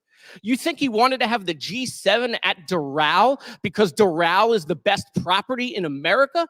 Come on, you guys are smarter than this. You know he was trying to make himself rich, but when Donald Trump does it, when Donald Trump does it, when Donald Trump does it, it's just fine. But when a private citizen you claim does it, it's a crime. You guys don't have any credibility. You might have credibility on the Charlie Kirk show, but you don't have any credibility with the American people anymore. You just don't. Thank you, Mr. Chairman. Chair recognizes Mr. Burchett. Thank you, Mr. Chairman. I'd ask for the last word to be stricken. Do what? And I'd like to yield to Representative Timmons. Okay. Thank you, my friend. I want to correct the record. It seems this entire hearing, we're chasing all of these logical arguments that really don't have any merit. And earlier, before we recessed, we were discussing the ranking member's 7.8 million in foreign payments from at least 20 countries during his presidency. And I knew the answer. I knew that that was revenue. And it wasn't actually profits. Hold on, I will let you ask questions at the end of this. And you said, did I read the report? And so I did. And in the report, it actually specifically says these included payments from foreign governments and foreign government-owned or controlled entities to properties owned by Donald Trump, including Trump International Hotel in D.C., Vegas, Fifth Avenue, and this is my favorite, Trump World Tower at 845 United Nations Plaza in New York. So let's just use that one alone, because if you go down to page 20, footnote 23, it actually clarifies where this money came from to include the amount of money. And so what y'all did is you took a building that was built in 1999 and completed in 2001, and you have, it's 100 yards from the United Nations. So these foreign countries owned multi-million, $10 million, $20 million condos in one of the nicer buildings in New York. And I was just kind of shocked because I knew that you were using revenue and you weren't using actual profit that the president or the Trump organization made. You actually used HOA payments. Do you know how duplicitous it is for you to use HOA payments on a $20 million condo in New York? Like, it is outrageous. No. You can, I'm going to go through. We're going to go through all of them because you list them. And I see Saudi Arabia, $615, $422,000, Trump World Tower. And you go and you look, there's nothing there that is under $10, $12 million. So you're taking a $12 million property that was owned since 2001.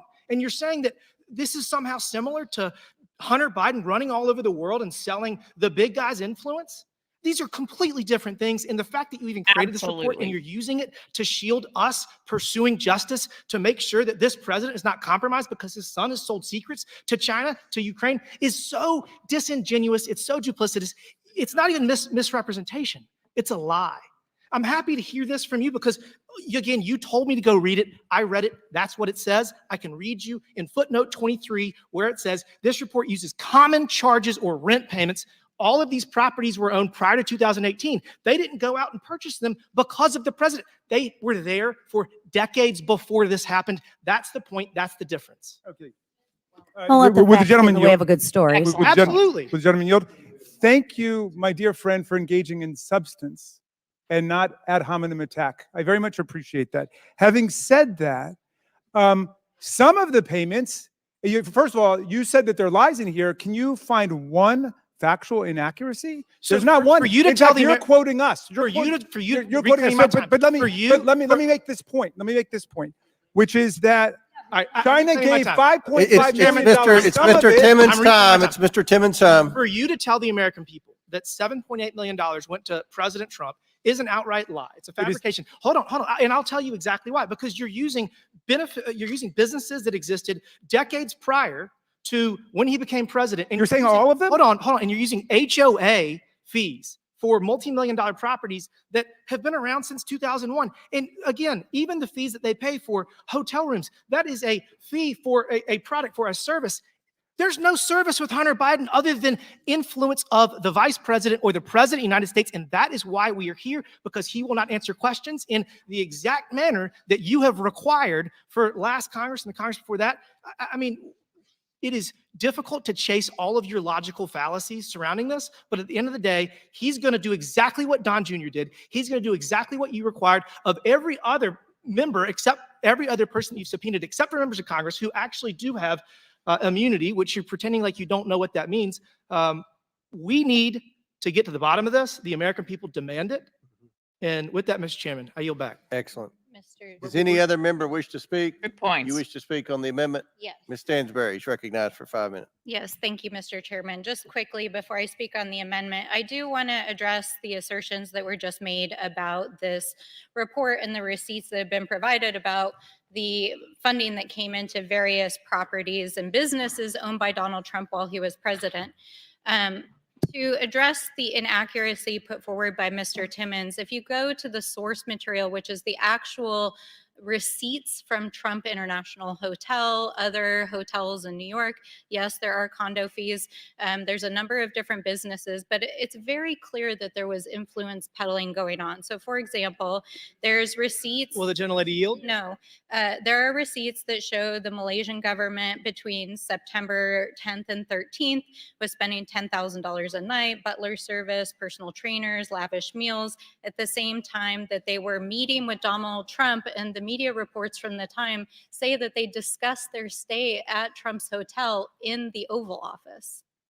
So this is just not so they true. discussed their Another stay one, at a UAE, hotel that Trump owned, during a military therefore delegation visit in March equals of favors? 2018, they That were makes no sense negotiating whatsoever. a arms package with the White House at the time.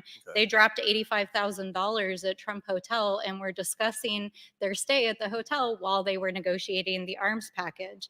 The Saudi That's a Crown weak Prince and argument. his staff dropped tens of thousands of dollars in Trump's hotel while Trump was in office. They were not only negotiating an arms deal, they were seeking the Iranian deal or the Iranian agreements under the previous administration to be overturned. And we know that months after Trump and Kushner left the Oval Office, that MBS committed $2 billion to Kushner against the advice of his own investment advisors. And we know that in Kazakhstan, we had Kazakh president who came and stayed again in Trump's New York and DC properties while there was these very nefarious activities going on. So I would encourage our colleagues to actually look at the receipts and then go look at the dates and what was actually happening in the media. It's very clear that whether It's or not not very Trump clear. encouraged them to stay in his hotels or properties, or these foreign governments stayed in them and then told Trump and his son-in-law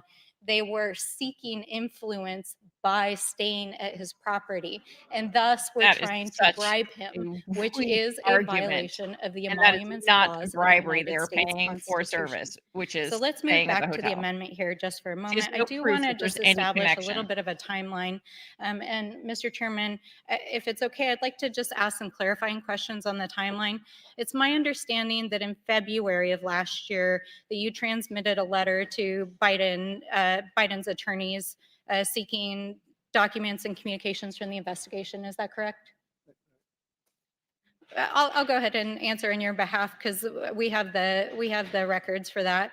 If it's not immediately or at your hands, our understanding from the witness is that the chairman and his staff never responded to that request. In fact, they didn't hear back until, or they didn't hear another thing until 7 months later when in September, Mr. Comer, you appeared on a TV news station on Newsmax and said, quote, Hunter Biden is more than welcome to come in front of the committee if he wants to clear his good name, if he wants to come and say, you know, that these weren't his dealings, then he could come and clear his name. And so literally the next day on September 13th, Biden's attorney responded and wrote you back and said, you never responded to our offer. I'll come in. I'll come do a public testimony.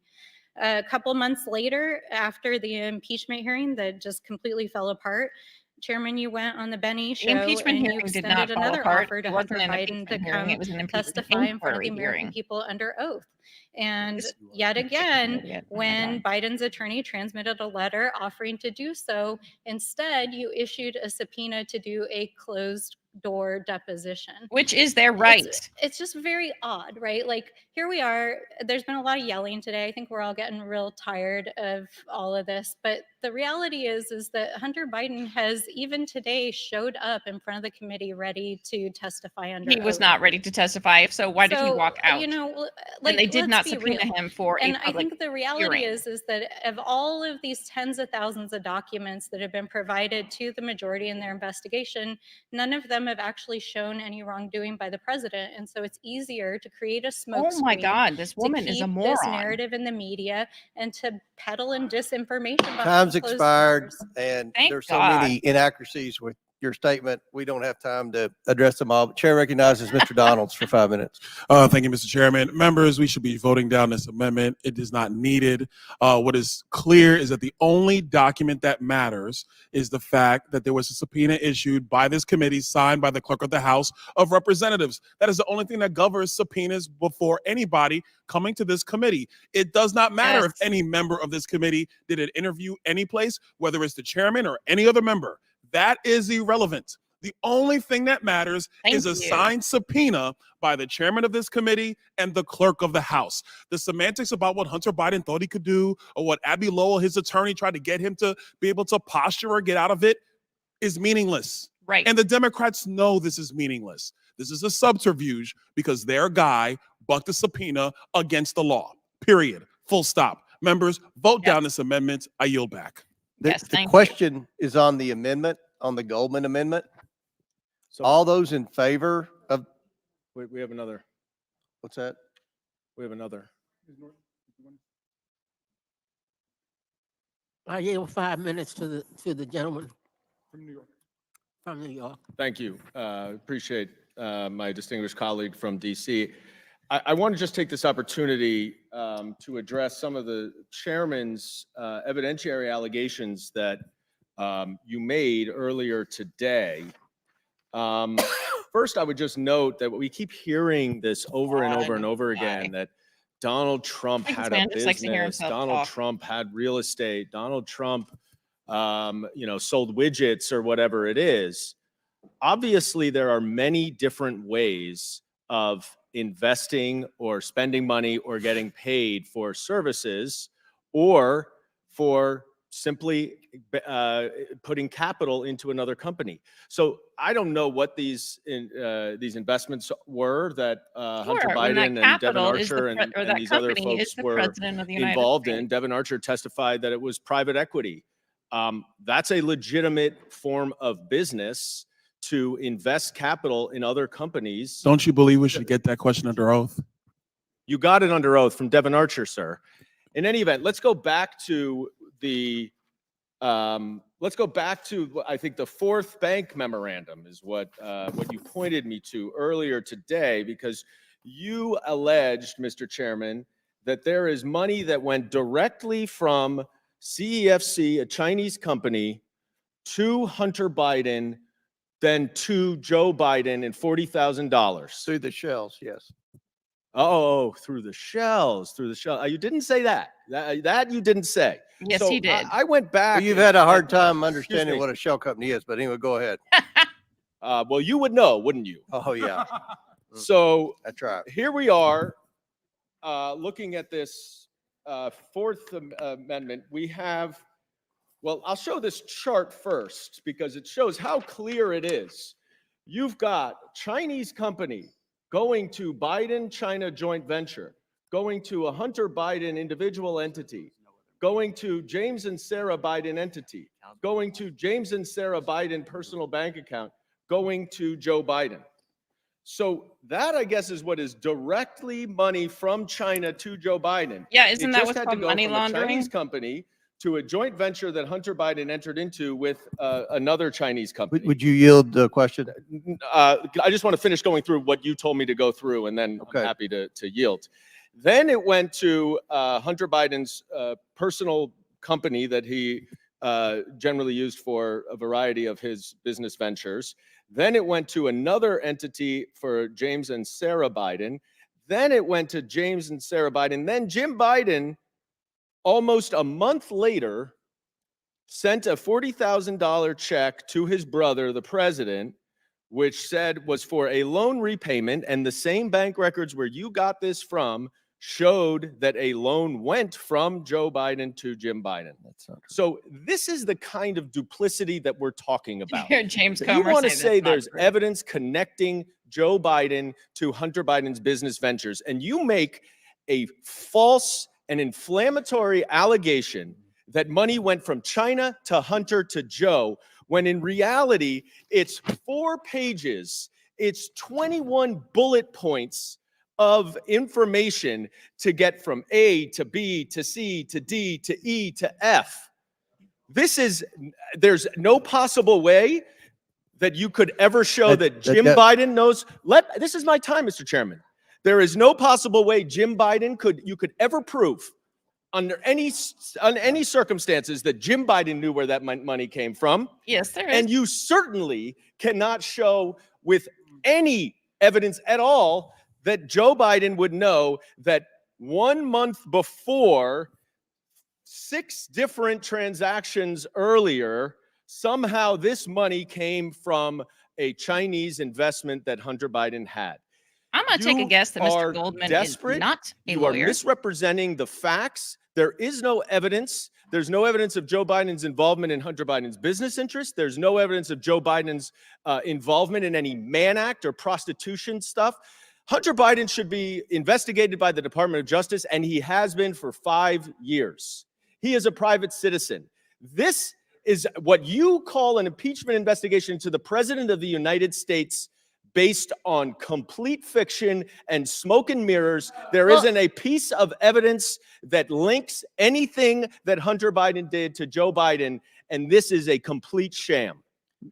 Your time's expired, and those accounts that they went through were depleted. It wasn't hard to trace the money. When there's not any money in the account, They don't. and He it doesn't have the passes bank through- records. No, No, but that, you have the bank records too. You all get every bit. no of one who evidence we receives have. the money has the preceding accounts were bank depleted accounts that they records. laundered through. Order, Chairman. order. Who's Mr. Chairman. Miss Luna's? Can I say recognized. something? Yes, you have No 5 minutes. one is above the law. Even if you think that he's innocent, he cannot defy a congressional subpoena. That's what this is about. People here, I'm sure on that side too, have families members that have gone to jail for probably less offenses. So why is he given this special privilege? We have no authority if you have the president's son who's sitting there doing illegal things. I mean, I know it probably doesn't make you feel good to defend the guy, but like, for goodness sakes, he's denied. He should be held accountable. At least bring him in and admit that. He should be held accountable by the Department of Justice, Yeah, where wait, he is wait, no, being no, held let him, accountable. let him. He should be held accountable by Well, the Department of Justice. But that is what we are voting to do: is to send that to investigation because he denied and defied a congressional subpoena. Will the generally yield? Wait, let me finish. If the DOJ doesn't uphold that, though, we have a serious problem in this country that this man is held above the law. And that is why we are arguing here today. We are trying to send it to the DOJ, but you're arguing against that. Yes, I yield. Thank you. Would you agree that members of Congress who outright defy subpoenas should also be held to the same I standard? believe that certain members are protected under the speech and debate clause. Some people here can probably school me on that. But aside from that, this is a serious investigation. There's been a lot of personal attack in this entire correspondence that we've had in the last, couple hours that we've been here. But what I will say is that Hunter Biden is not above the law. We want to send him to the DOJ, and we want to trust the DOJ to do their job. But right now, the American people have a serious distrust factor with the DOJ, and for good reason. So we would like to pass this, send it to the DOJ, and let's see if they'll do what they promised the American people they would do. I yield my time. Very good. Mr. Chair. Miss Tlaib? Yes, thank you Yes. so much. I'd like to yield my time to the ranking member. Ms. Tlaib, thank you very much. I want to pursue the very interesting conversation that we began about the Foreign Emoluments Clause. And again, I'm just delighted that after 7 years, several Republicans now are actually taking an active interest in the Foreign Emoluments Clause as a part of their investigation into the potential impeachment of Joe Biden, which we've been working on for a year. Let's start with this. When Donald Trump took office, he refused to divest himself of any of his more than 500 businesses, and he refused to put any of his more than 500 businesses in a blind trust. He said he would continue to be the owner of those businesses, but he would transfer some of the day-to-day management to his sons. If anybody wants to contradict me on that, I will stand to be corrected. But that was what Donald Trump said when he was told by George W. Bush's ethics advisor that he was putting himself in extremely dangerous territory unless he stated that he was going to refuse to accept any money in the future from foreign governments. He ignored and defied the advice of all the ethics advisors for Republican administrations, for Democratic administrations. I want you to recognize the radically unprecedented nature of what he did at that point. And he set himself up for the trouble he got into. Now, the gentleman yield. I will, as soon as I make these points, I'll come right to you. Number two, Trump My good friend makes it sound like Donald Trump was totally innocent. He was a businessman and he didn't know any of this was going to happen with these foreign governments. Really? Read the report in detail, my friend. For example, go to page 69. Here's a quote from Donald Trump as he was campaigning. I love the Saudis. Many are in this building. Saudi Arabia, I get along great with all of them. They buy apartments for me. They spend 40 million, 50 million. Am I supposed to dislike them? I like them very much. We can find quotes just like that about the Chinese government. This is your guy.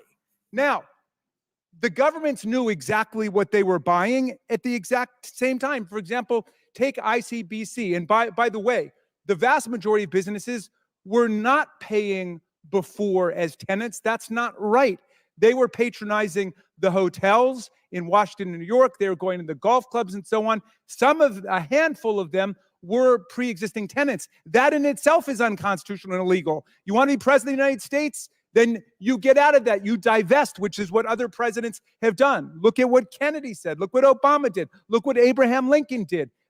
Every president before Trump scrupulously followed the Foreign Emoluments Clause. Go to page 10. There's a corrupt Chinese-owned bank called ICBC, one of Trump's tenants, and the Department of Justice recommended sanctions against them for funneling money and services to North Korea, and Donald Trump reversed them because, as he was saying, he collected money from some of these people, like Saudi Arabia. He knew who he was collecting money from. Of course, Donald Trump knew that. He's a businessman. Is there anybody who would dare to challenge that idea? Here's the former Republican chairman, Ed Royce of the House Foreign Affairs Committee, who called on Trump to apply maximum financial and diplomatic pressure by targeting Chinese banks that do business with North Korea like ICBC, and Donald Trump let them off scot-free, just like he did with Saudi Arabia after the homicidal crown prince ordered the assassination of Jamal Khashoggi. They covered up for him. He said, we saved his blank.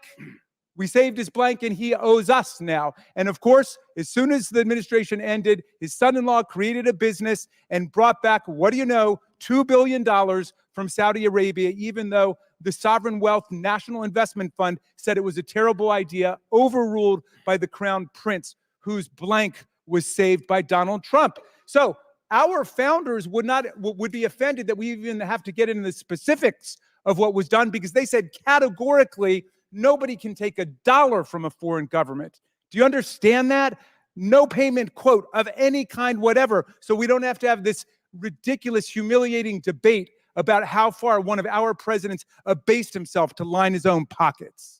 Would the gentleman yield? Sure, I would love to yield. So my thought process here is I understand that the president lost money during his tenure. Really? Yeah. Yeah, well, he went bankrupt 5 times. It doesn't surprise me if that's true, but I doubt it, because I think they made more money that year than they had in the several prior years before he became president. Well, he dropped out of the top 100. So I can tell you. Well, yeah, because they started finally checking the records. You know that your guy cooks the books a little bit, but in any event, Donald Trump Cooks the books with the rules that Congress predated made the rules for. He was just been Are we punished ready to by vote the on the state of New amendment? York. Are we ready to vote on the amendment? All right. All those in favor of the Goldman amendment signify by saying aye. Aye. All those opposed, no. No. In the opinion of the chair, the noes have it. Recorded vote, please. Not agreed to. A recorded vote is ordered. As previously announced, further proceedings on the question will be postponed. All right. Now, where's my? I understand. Mr. Raskins, you have an amendment at the desk? I do. The clerk will distribute the amendment to all members. Does everyone have the Raskin amendment?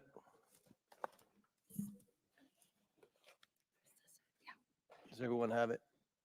She's not going to read. Okay. The clerk will designate the amendment. Amendment to the amendment in the nature of a substitute as offered by Mr. Raskin of Maryland. Without objection. The amendment is considered as read. I reserve a point of order. The gentleman from Maryland is recognized for 5 minutes to explain his amendment. No, thank you kindly, Mr. Chairman. Since we haven't read the amendment, I'm just going to work through the basic terms of it. Resolved that the initial deadline for Hunter Biden to comply with the subpoena issued on November 8th was December 13th, 2023. Resolved that current members of Congress and 3 members of this committee have refused to comply with subpoenas duly issued under the authority of the United States House of Representatives, including Mr. Biggs of Arizona, Mr. Jordan of Ohio, and Mr. Perry of Pennsylvania. Resolved that the aforementioned members of Congress have firsthand knowledge and information related to the January 6, 2021 attack on the Capitol and on this body and on the Vice President of the United States that is of critical importance for the American people and the work of this committee. That the deadline for Hunter Biden to comply with the November 8th subpoena be changed to the date upon which the aforementioned members of Congress supply their knowledge and information to the Committee on Oversight and Accountability. In other words, Hunter Biden has until the date upon which our own members comply with the subpoenas that were issued in the last Congress that have still not been supplied, and that the aforementioned members of Congress shall be ineligible to vote on matters pertaining to contempt of Congress considered by this committee until the date upon which the aforementioned members of Congress supply this knowledge and information to the Committee on Oversight and Accountability. In other words, you should not be standing in judgment on contempt of other people who allegedly have violated their subpoenas when you have violated a subpoena and have not complied with the orders of the U.S. House of Representatives. Why do they do this? I would also They know like it's not going to to pass. raise a problem that struck me as I was looking through the paperwork on this, Mr. Chairman, which is that the subpoena that was sent to Mr. Biden, which came around a week before, a couple months before, it was issued on November 8th, 2023, was issued before the House of Representatives had voted on impeachment. I remember there were numerous Republican members who were very hesitant about voting for it because of the testimony of the majority's own witnesses who said there was nothing closely approximating a quantum of evidence that would justify impeachment. That's And not so what they said. there had been no vote on it, you'll recall. And on November 8th, the subpoena was issued. The subpoena date for appearance was on December. Mr. Gosar has a point of order. State your point. Yeah, we're not talking about an impeachment. We're talking about impeachment inquiry. We need to be very considerate about that. Well, exactly right. And that goes right to the point of this question I have. Thank you, Mr. Gosar. The subpoena was issued on November 8th for a subpoena date of appearance on December 13th. And that was the same date when, you'll recall, we were called to the House and then there was a vote on impeachment. So the underlying subpoena here is at least arguably invalid for the purposes of holding him in contempt of not complying with the subpoena related to impeachment. And I wonder if we could clear that up. But in any event, I would press the amendment. Certainly those members who have outstanding subpoenas from the U.S. House of Representatives who blew off the subpoenas should turn over what they know about the violent attack on the U.S. Capitol, the worst domestic political violence designed to overthrow an election in American history at the Capitol. And they should turn that over. And at that point, then yes, I will. We will yield in 1 second. And then Mr. Biden should also be forced to comply at that Turn point. it In the over meantime, to what? A those members defunct really illegal should not be committee? voting Who are they going to turn on it over to? Even if contempt they wanted motions to. related They- to other course they witnesses. And won't. somebody had a question. I did. Yield? Yes. Are you sure that everybody up there actually received a subpoena? I mean, your board sorry? says certain people received a subpoena, and in my experience, some of those people up there did not receive a subpoena, and so notified counsel for your bogus J6 committee. Well, first of all, every court in the land has rejected the claim there was anything bogus about it. As you know, the courts rejected the idea that it was somehow Was it heard before every court in the unconstitutionally. land? Every court that heard it, do you have any authority on your side for that outrageous proposition? I know you'd like to believe it, but your fantasies are not the law of the United States. I have great fantasies. I'm certain you do. And, but you let and me Ms. just tell Green you might this, want to one- discuss them Yeah, together. but Okay. you haven't answered the question. You don't know if those people actually even received the subpoena, and yet you again- put it on the board, and you're going forward and trying to reclaiming my hold time. people in Reclaiming contempt. my time. I served for more than a year on the bipartisan January 6th select committee to investigate the attack. You might not like Liz Cheney anymore, who was head of your conference, but it was bipartisan, my friends. And so was Adam Kinzinger, who served his country well. So, but in any event, nobody ever claimed that they hadn't gotten the subpoena. And Go back and check the records. well, if sir. that's the argument, have them come forward and explain that. I would like them to testify under oath that they never received it. Gentleman's Thank time's you, Mr. Chairman. expired. Chair recognizes Mr. Palmer from Alabama. Chair recognizes Mr. Palmer. Mr. Chairman, I make a motion that we immediately dispense with the amendment for lack of germaneness. Okay. I am prepared to rule the amendment is not germane to the bill. Therefore, the amendment is not in order. Mr. Chairman, I would like to appeal the ruling of the chair. It's clearly germane. It goes right to the heart of what we're doing here today. Okay. The motion to appeal the ruling of the chair is not debatable. All those in favor of tabling the appeal. Oh, go ahead. Yes, Mr. Gosar. All right. Okay, Mr. Gosar's motion is not debatable. All those in favor of tabling the appeal of the chair signify by saying aye. Aye. All those opposed signify by saying no. No. In the opinion of the chair, the ayes have it, and the motion to appeal the ruling of the chair is tabled. The committee will now resume consideration of any further amendments before this body. Mr. Chairman, I have an amendment at the desk. It's Garcia, Okay, number who- 3. Who said that? Ms. Garcia. Okay, Ms. Garcia. Thank you. It's Will the amendment clerk number please 3. report? Amendment to the amendment in the nature of a substitute as offered by Mr. Garcia of California. Okay, without objection, the amendment is considered as read. I reserve a point of order. Mr. Garcia is recognized for 5 minutes to explain his amendment. Thank you, Mr. Chairman. I know obviously what we're seeing today has been quite insane. We've seen pornographic images. We've talked about white privilege, but what we haven't seen is any sort of evidence linking President Biden to any sort of wrongdoing. There's been absolutely zero evidence discussed today. And as we know, all the demands for a public hearing with Hunter have gone unanswered, even today when we asked for that vote. But what we do have is plenty of evidence that we've uncovered in this committee and that have been against the Constitution with our investigation of foreign government payments to President Trump through his businesses. And what do we have as Democrats? We have receipts, proof, a timeline, screenshots. We have everything we need to prove conclusively that foreign governments were funneling money through Trump properties and into Donald Trump's pockets, all in violation of the Constitution. Now, we don't have access to all of Trump's properties, and he has hundreds, by the way, of properties and business interests. And we don't have access because our chairman actually chose to Yet end again, that deflection. investigation. This is But not my about amendment will Trump. fix that by demanding a full accounting of Trump's businesses. Now, we know that we can already prove about almost $8 million of foreign payments, illegal payments against the Constitution back to the Trump organization. And that is just a tip of the iceberg because we don't have access to the other hundreds of businesses and properties. That $8 million of receipts and payments that we have is only from a total of 4 properties of the hundreds of businesses of Donald Trump and his family. Legitimate business. No family in history has ever benefited more than the Trumps and the Kushners. And I actually want to talk about Jared over here, especially his son-in-law. His son-in-law was brought in to run Middle East policy at the start of the Trump White House. By the way, having zero experience in doing that work and against the objections of the Secretary of State, Rex Tillerson.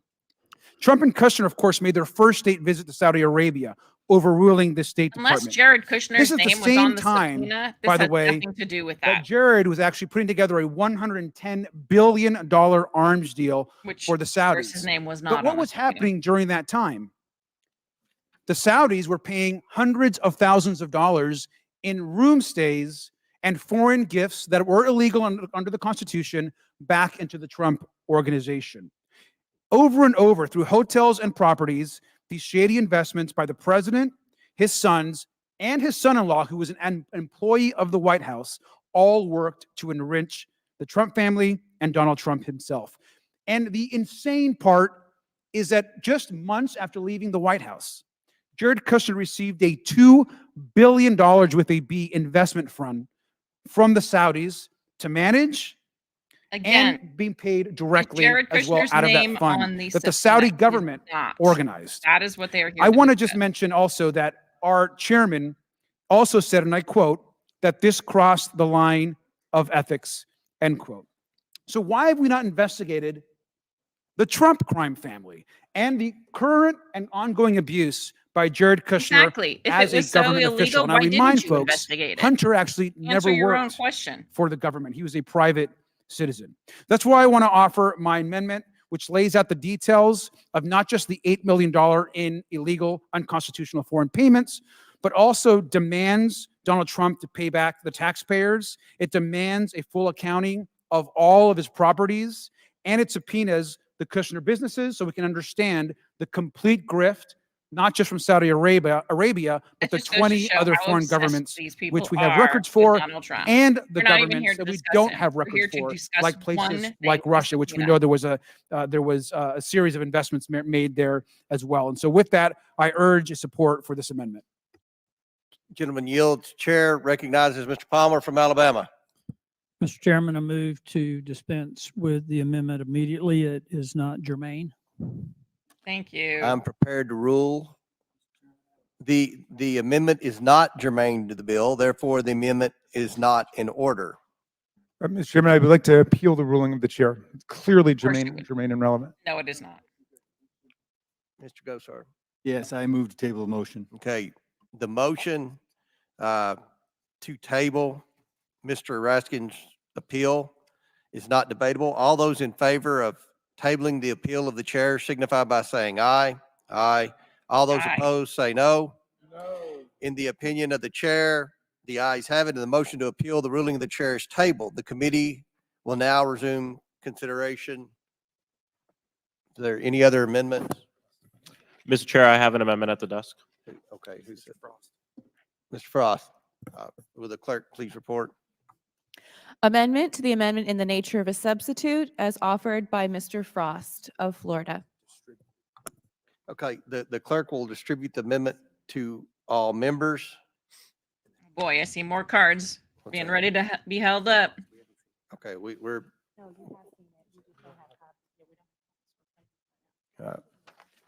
waiting on copies of the amendment.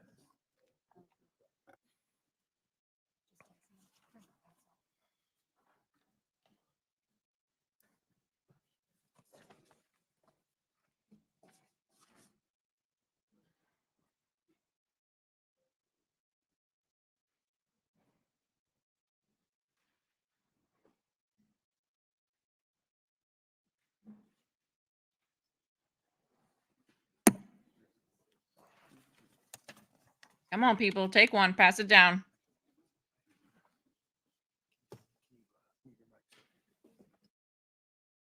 Exactly, Chris. How long does it take to pass out an amendment?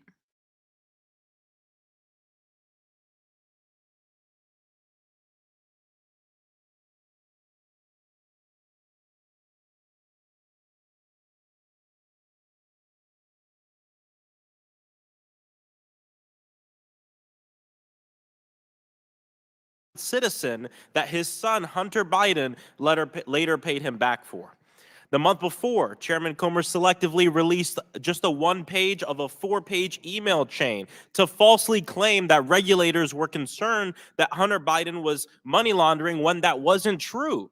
What the chairman selectively forgot to share is that the other 3 pages of the email directly contradicted his claims. Regulators explicitly stated that the transactions were reasonably and consistent with the business profile, and that's a quote, and that the entity was transparent. And it doesn't stop there. My amendment outlines how the chairman has misrepresented the mountain of bank records that show no wrongdoing. The fact that Chairman Comer has only released 2 of the 17 witness transcripts so far. We want him to release the transcripts. And we also know that the chairman has interviewed some of Hunter Biden's associates. And it seems that to the rest of America and no dirt could be found. And because of that, they wanted to bury the truth.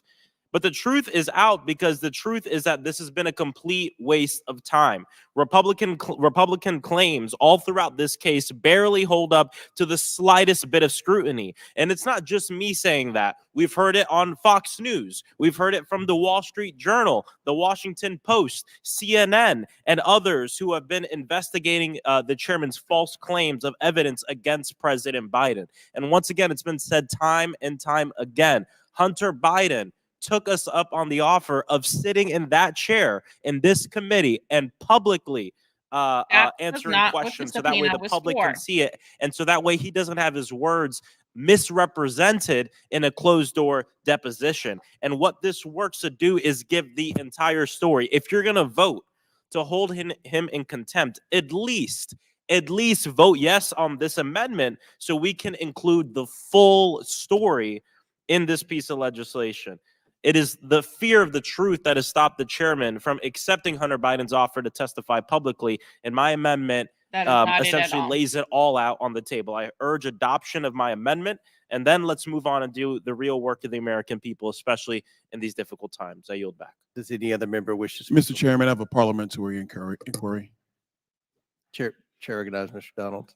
Mr. Chairman, my inquiry is this, that considering though it seems to be we're going to be going into these amendments where the context of the matter at hand has been debated since 10 a.m. this morning, I would move, Mr. Chairman, that further debate on amendments will be considered under 20 minutes of structured debate in total, 10 minutes for each side of majority and minority on the committee to fully debate the merits of each amendment going forward, Mr. Chairman. That's my question for the parliamentary.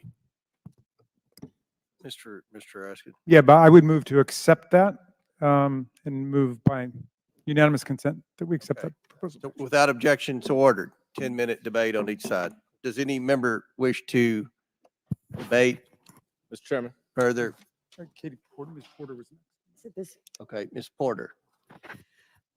I'm glad that my colleague from the other side has moved to limit debate because this hearing, to put it bluntly, has sucked. Oh, not her. There is one thing that Republicans and Democrats seem to have in common today, which is that we're willing to be players in a game. Both sides, at times, using this hearing to take shots at our favorite political nemesis.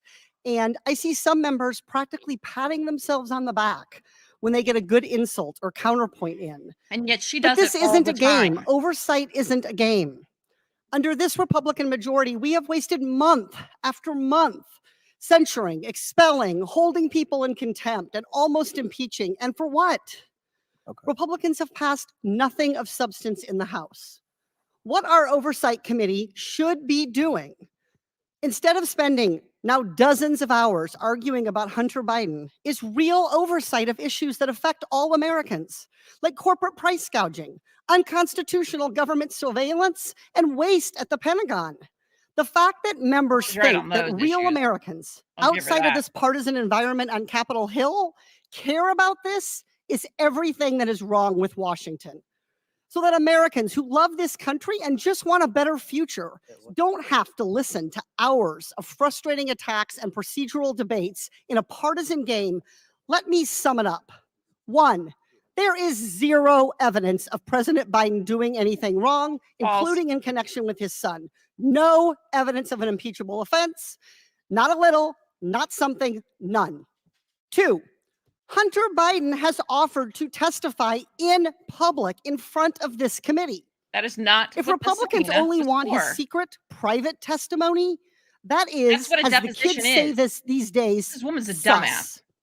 If my Republican colleagues are truly in this to get answers, and I hope they are, stop wasting all our time on holding Hunter Biden in contempt on a deposition and ask him your questions. He'll be here under oath, and the American people can watch. What's more transparent than that? What's better accountability than letting the American people hear Hunter Biden's answers? That's real accountability, not political gamesmanship behind closed doors. It's not This is a political game where gamesmanship, nobody it's how the wins and process is done. everybody loses. It is How it's done Washington at in a its legal worst. proceeding in the court. And I'll tell it like it Do a is without deposition pointing the finger in at either private party. first, This then you have a sucks. public hearing. I yield back. Does any further member wish to debate on the Frost Mr. Amendment? Chairman, Mr. Chairman, Mr. Palmer? I appreciate the gentlelady's remarks, but I do want to point out that one of the reasons it's necessary for Hunter Biden to appear to give a deposition is that he is a material witness in an ongoing investigation of potential corruption at a very high level. I think, to your point, that this has devolved into partisan politics. When we have an obligation as members of this committee, a very solemn responsibility to pursue evidence and investigate charges legitimately and not let it become what it has become today. And I don't think we're getting there. I do think that Hunter Biden has a responsibility to respond to the subpoena through his legal counsel if he so chooses, in a responsible way. What he did in showing up outside the steps of the Senate is contemptible. He shouldn't have done that. But we need to investigate this. We need to follow the evidence, and he needs to appear as a material witness to an ongoing investigation. If he comes in to testify before this committee, there are other issues related to his activities that I think would be germane. But I really believe at this point we need to move forward with this, and frankly, I think Hunter Biden should have responded to the subpoena and either himself or through his legal counsel. With that, Mr. Chairman, I yield back. Yields back. Mr. Boskowitz. Thank you, Mr. Chairman. You know, I appreciate the gentleman's solemn points and pleas, but the reason why folks on this side of the aisle have a hard time digesting that is because your curiosity on what violates the law only applies when it's politically convenient. To talk about Hunter Biden when it's pennies, when it's pennies compared to $2 billion from a foreign government. And I'm not saying that Jared Kushner violated the law, but what I am saying is that was probably negotiated before he left, a $2 billion deal. You announce it months after you leave, probably negotiated before. He never run a hedge fund before. We talk about Hunter Biden having no experience. He never had run a hedge fund before. He was put in charge of Middle East. The $2 billion is from the Middle East. He had no experience in the Middle East. But there's no curiosity because it's Jared and because he's Trump's son-in-law. And so coming to us and pleading with us about Hunter wouldn't sound so hypocritical if there was one of you, just one of you, that would look into the camera and speak into the microphone and say, you know what, that smells pretty bad. We should look into that as well. And I think, quite frankly, the American people would believe you more about your inquiry and about Hunter if they saw your curiosity into the Biden family with the same curiosity into the Trump family. And so that's why we are where we are. It's why the American people have no faith in this institution. And it's also why, quite frankly, you know, many members of your own party have gone in front of the camera and admitted the 118th Congress has done nothing. And so we're here. We would like to do oversight and apply the law and the rules universally. But when we talk about Trump or Jared Kushner, you all look down just to make sure Donald Trump doesn't see you on camera. You can't even look up and be interested that a foreign government, months after someone who actually worked in the White House, Hunter Biden never worked in the White House, months after someone worked in the White House and was in charge of that very region, got $2 billion. Thank you, Mr. Chairman. Would the gentleman yield? Sure. Yes, I would. With great respect, your allegations have absolutely nothing to do with what this committee's investigating. Thank you. And you're not curious about it, though? Well, it has absolutely nothing to do with anything that we're investigating. But don't we get to decide? There are questions. Okay, sorry. Go Well, ahead. and I don't want to use up the time, but I made my point. I yield back. Thank you, Mr. Chairman. And I just want to respond to my friend from Florida, gentlelady from California. I think this unfortunately does devolve into a partisan exercise. And I just listened with interest at what you say kind of, I'm not going to use galls folks on the other side of the aisle and bothers you. And I respect that. So I want to let you know what galls or what troubles us on this side of the aisle based on all the claims that you have made, because many of us, I was one of them, sat in a skiff week after week, day after day. For an impeachment, one of the members of this committee, now, as a staff member then, a staff attorney then, knew there were lies being told to compel the impeachment, to back up the impeachment, to reinforce the impeachment. Lies. Abject, straight up lies. Not to mention the fact that for years, the other side of the aisle pursued the then duly elected president of the United States based on pure hyperbole about some Russian hoax that has now turned into, it's the same old story from the 1930s in Germany and the 1940s. If you tell a lie enough times, it becomes the truth. We sat and watched you dismantle the country and the presidency and any agenda that the American people have voted for based on that. And to date, to this minute, to this moment, I don't think one of you have ever, to use your phraseology, the kind gentleman from Florida, stood in front of a camera and said, that was pretty bad. Holy smokes, I can't believe we did that. And now, with the benefit of hindsight, we look back, and I look back and I say, how could we have ever done that? How did we ever mislead the American people? How could we have lied? How can we make up for that? How can we recover the lost time? How can we recover the lost reputations? No interest whatsoever. None whatsoever. And again, this isn't about looking back at the past. This markup, this is a markup. This is not a hearing. This markup is strictly and specifically about the actions chosen by Hunter Biden. And I said again, and I'll say it, I said before and I'll say it again, I don't think this committee has any interest in prosecuting or pursuing Hunter Biden. He did this to himself. He made this choice. We all make decisions, and there are consequences to the decisions. He did that. Our duty is to say, is this a breach in the law? Is it a breach? Yes or no? Clearly, he can come to Congress. He sat in this very room today. He was on the grounds the day that he was supposed to appear. So clearly, he can come. He's chosen not to. If we're going to let everybody, look, Secretary Clinton got away with it, right? She was allowed to be deposed, not under oath, in her deposition on a Saturday. No, a holiday weekend, she got to do that. That galls the rest of America, who says when the FBI or the local magistrate or some law enforcement agency comes knocking on my door and says, you're going to appear, you've been served.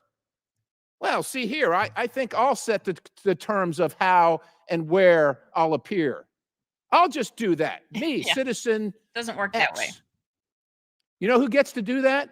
Apparently Hunter Biden, who thinks he's above the law, who thinks he's special, who he and with the rest of his family, and with all due respect, this administration shows contempt for the law, contempt for the American people, contempt for the Constitution, and contempt for the citizens of this country. Contempt. Amen. And Mr. that's Perry. what this markup is about. And if you want to know what galls us is, you're not interested. You're not the least curious about all of that. With that, Mr. Speaker, I yield the balance. Mr. Chairman, may I respond, since my friend from Pennsylvania directly addressed me, and I'm happy to have this conversation to compare the 2019 impeachment investigation. Why are you leaving, Mr. Perry? I'm happy to have the conversation, because what you saw in that investigation was 17 fact witnesses who came in and testified under oath, and then 12 of them appeared in a public hearing. There wasn't a single thing that any Democratic member of Congress said that was not supported by neutral Trump administration fact witnesses and what their testimony and their documents said. Contrast that with what we have here. We haven't had a single public hearing with a single fact witness. Not one. The only public hearing we had was a complete debacle where the Republicans' own witnesses said that there is nothing approximating an impeachable offense here. So we're done. We're not having anything out in the public. And you haven't even released the transcripts of all of the depositions. When we had our first impeachment hearing with the constitutional law professors, and I would note, I at least admire your fellow colleagues on the Homeland Security Committee, which I also sit, they didn't even bother to bring in any constitutional law or impeachment experts in their first impeachment hearing today. At least they learned from the debacle that was yours. But at that hearing, we moved to have your own fact witnesses come here and testify in public as part of the impeachment inquiry. And you voted it down. You voted it down. So if you want to compare 2019, that's fine. Let's do it. Because every single fact that was in a 300-page report was not spoken by counsel, me, by Adam Schiff, the chairman of the Intelligence Committee, by any member of the Democratic Committee, of the Democratic Party. It was testimony from witnesses who had knowledge, who actually had expertise and experience and factual information about the topic at hand. We don't have that here. And when we have a witness who is willing to come and sit here and give you the evidence that you claim you want to have, you say no. You say no. I don't even know what to say about that. You understand the accommodation process and how that works in Congress. That means that Congress issues a subpoena and the receiving party works with Congress to accommodate the interest of both parties so that Congress can get what it needs and the interest of the witness can also be served. Hunter Biden's attorney has done that. He has agreed to every single thing in your subpoena. Every single thing under oath. Any questions you want, any topic you want, any date you want. He will not raise privileges available to him under the Fifth Amendment. He will answer your questions. The one accommodation he wants is to do it in public in front of the American people, and you are too afraid to let him do that. And I'll yield the remainder of the time to Mr. Raskin. Now, Chair's going to recognize, Mr. Raskin will have 1 minute and 3 seconds. The Chair's going to recognize Mr. Gosar. I just have to throw in, you must have been absent when the IRS whistleblowers testified with respect to the number of crimes and evidence that the IRS had on the person who we're voting to hold in contempt today. You remember that hearing? Being Chair recognized Mr. by the Gosar. Department of Justice because Chair recognized Mr. Gosar. I will tell you, the gentleman from New York has got some facts wrong. You know, when we were talking to these witnesses, these constitutional, Jonathan Hurley, they said there wasn't, they rose to the occasion of impeachment. But they said there was a suspicion. And that's what the impeachment inquiry was all about, to go get that information, if there is. They all said that there was a suspicion based on these shell corporations. So they did say that. They didn't say what you just said. You mischaracterized that. So, you know, from that standpoint, we have to be very, very careful with how we're cherry picking this information. Maybe we do it, but you do it too. And you did it right there because they did not have. Will the gentleman yield for a question? I'll give you a quick question. What I said is, and I just want to make sure we're on the same. I said that the witness testified that there was insufficient evidence to impeach Joe Biden. It was an impeachment inquiry hearing. No. It was he said there was more than enough evidence to proceed with the impeachment inquiry. That's what we're doing. Let's be but clear did he about also what we're say doing that here. there was insufficient Wait, evidence? not Mr. Gosar's time. No. Yeah. He said both. He said both. You know, and when we're comparing apples to apples on the two impeachments of Mr. Trump, you didn't even go through an impeachment inquiry. You didn't even vote on the floor on one of those. So if you're talking about apples and apples, we're not even close to that. You know, the one thing I thought was the lady justice is blindfolded. She's got the scales. You put the information in there and she's going to give you a result. She's blindfolded. She doesn't see who that is. You know, Trey Gowdy made that comment. We're missing the point here, is that the information that we got is from factual based. There's information there that is suspicious. Why would you stack all these shell companies up? You got the IRS folks that said this were whistleblowers. They've been exonerated. I got to tell you, they're not liars. They're not liars. They do one thing, they're good at auditing.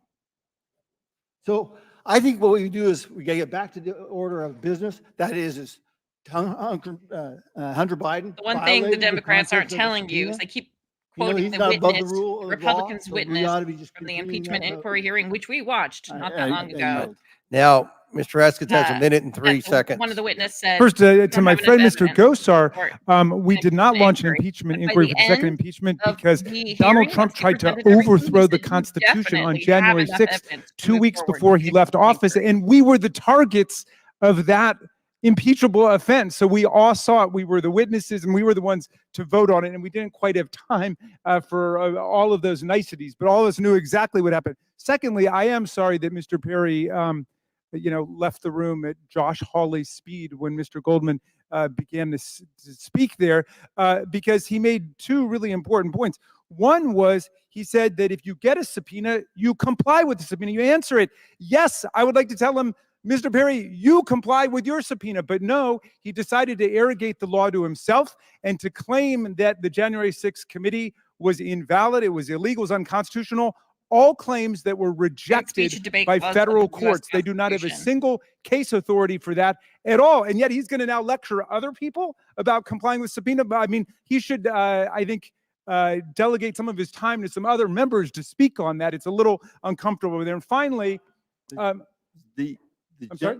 The gentleman. Yes, and I'll yield. Yes, go ahead. Will allude to good process builds good policy, builds good politics. Would you agree? Yes, I totally You agree. don't skip in the severity of impeachment. You never skip that process. But you did. Donald Trump was already arguing that he couldn't be tried because it was too late at that point. Okay. He was already arguing All right. that. Your all's 10 minutes has expired. Mr. Fallon, I think we have a minute and a half. Thank you, Mr. Chairman. You know, what this has devolved into is deny, deny, deny, counter accuse. It's an old adage, and it's unfortunate because, again, and we've been talking about this now 5, 6, 10 times. The difference between a private deposition is hundreds of hours can be expended, and you can really drill down and you can have accountability. You can get an in-depth interview. And then at that point, after we've all read that, we can come here and each of us can get our 5 minutes. This is a very big difference, and it's a distinction that needs to be, again, reiterated and refuting some of the Democratic arguments. And then I read this actual amendment and I see this footnote number 17, this amendment where the author says, Chairman Comer has also dishonestly and repeatedly suggested that the then Vice President Biden had the prosecutor of Ukraine fired as a part of a bribery scheme. Where's the proof? And then you read the footnotes and there are opinion pieces. The fact is that according to the FBI, the informant, the human source, was very reliable. They paid him over $100,000 and they've been working with him for almost 10 years. Did Victor Shokin, the prosecutor, get fired? Yes. Who was advocating for that? Joe Biden was advocating for that. Mykola Zlochevsky, the corrupt oligarch who was the CEO of Burisma, paid his son millions of dollars. And Victor Shokin, the prosecutor, had seized land, a few homes, and a Rolls Royce from Zlochevsky. So he was apparently doing his job. And even when he was fired, the president of Ukraine on the call to Joe Biden said, we thought he was doing a good job, but you wanted him fired, so he's gone. Biden bragged about that. These are all facts. So I'm going to vote against the amendment because the amendment is factually incorrect. And I yield back. Time has expired for both sides. The question is on the Frost Amendment. All those in favor of the Frost Amendment signify by saying aye. Aye. All those opposed signify by saying no. No. In the opinion of the chair, the noes have it, and the amendment is not agreed to. Recorded vote, please. A recorded vote is ordered as previously announced. Further proceedings on the question will be postponed. Mr. Chairman. Does any member wish to be recognized? Ms. Stansberry? Yes, thank you, Mr. Chairman. I have an amendment at the desk. The clerk will distribute the amendment to all members.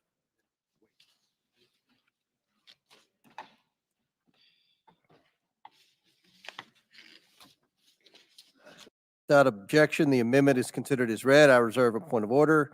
The gentlelady from New Mexico is recognized for 5 minutes to explain her amendment. All right. Well, thank you, Mr. Chairman, and I appreciate the opportunity to offer what I hope is a pretty straightforward amendment. God, We've heard a lot today. There's been a lot of high emotion and intensity and yelling, but this is really about getting the facts correct in And yet the she resolution gets none of them itself. correct. So, Mr. Chairman, this amendment actually corrects the ANS, which is replace the original resolution text to correct the record in this resolution in the section that begins on page 5 of your resolution and goes to page 7 on the background on the investigation. And with all due respect to my colleagues who were yelling a few moments ago about this only having to do with Hunter Biden, it's very clear this is a political act. And you don't really need to dig much further than to actually read the resolution itself, because what the resolution does is make conclusions that are not based in evidence, which are not factual. And Mr. Chairman, I'm going to be honest, I'm a former Senate staffer. I'm embarrassed. I mean, we can't send this to the floor. It's not factual. It's filled with all kinds of misinformation.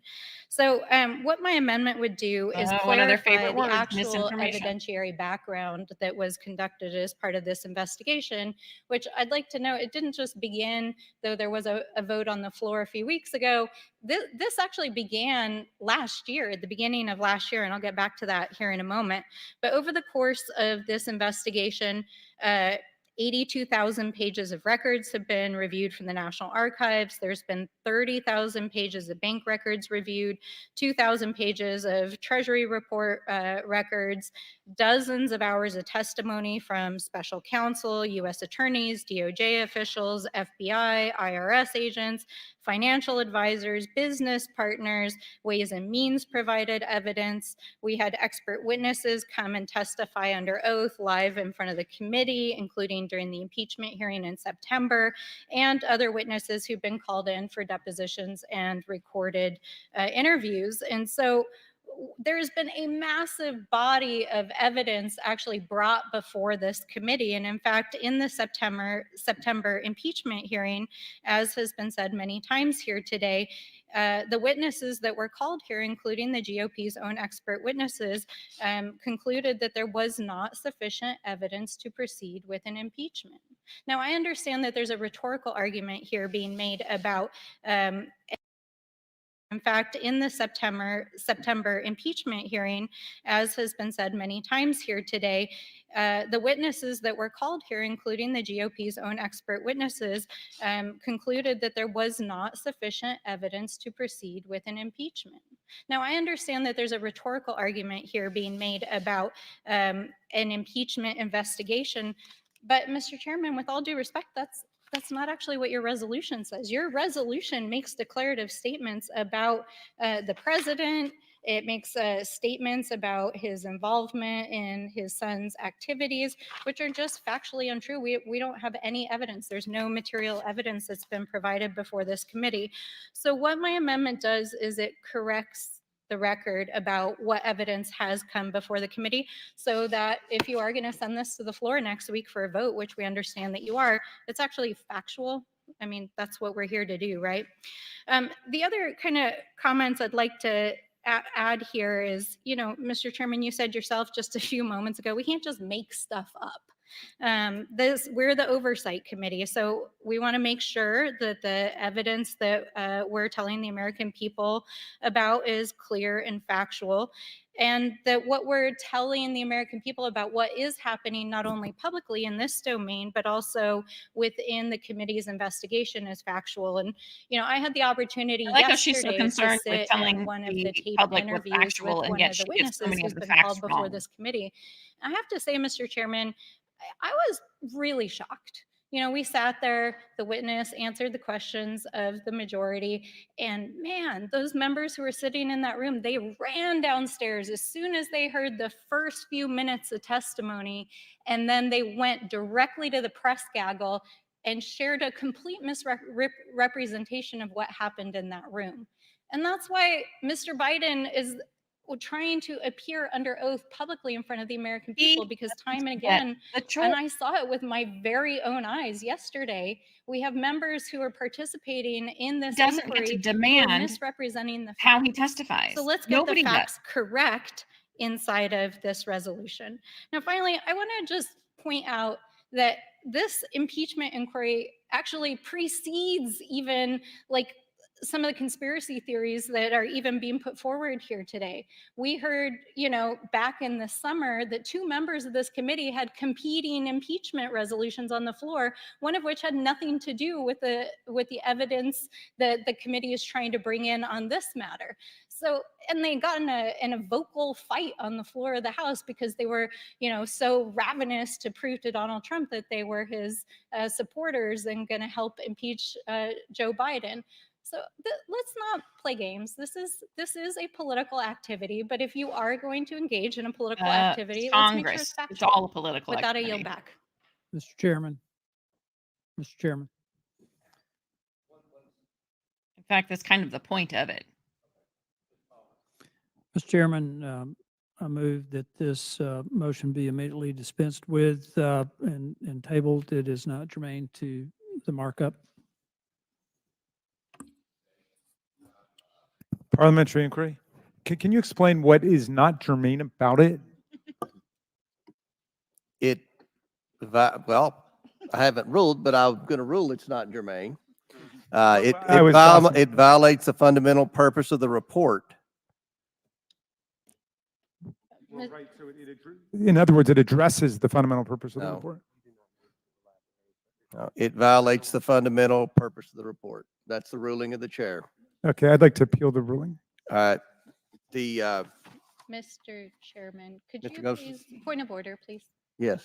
Could you please clarify what you mean by the report? Because my understanding is the ANS is a resolution to hold Mr. Biden in contempt, but this amendment is to correct the resolution so that there is a factual accounting of the. There is a factual accounting. We've been very transparent. This has been a very transparent, substantive investigation. Mr. Chairman, with all All due right. respect, I Mr. encourage Gosar. the American people to read. No, I think the American outrageous people are 3 keeping up pages with that this. are in Well, we'll this- see. In this All right. resolution, not Mr. Gosar. report. I also encourage the chairman to use the correct terminology when engaging in parliamentary procedure.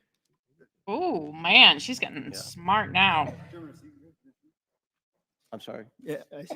Yes, Mr. Gosar. Move to table the motion. Okay. The motion by Mr. Gosar is to table is not debatable. All those in favor of tabling the appeal of the chair may signify by saying aye. Aye. Aye. All those opposed signify by saying no. No. In the opinion of the chair, the ayes have it, and the motion to appeal the ruling of the chair is tabled. The committee will now resume consideration of any other amendments. Are there any other amendments? Ms. Crockett. Mr. Chair, I have an amendment at the desk. Oh, The boy. clerk distribute the amendment. Buckle up, kiddos. It's going to be a bumpy ride. I got time to use the bathroom. Okay.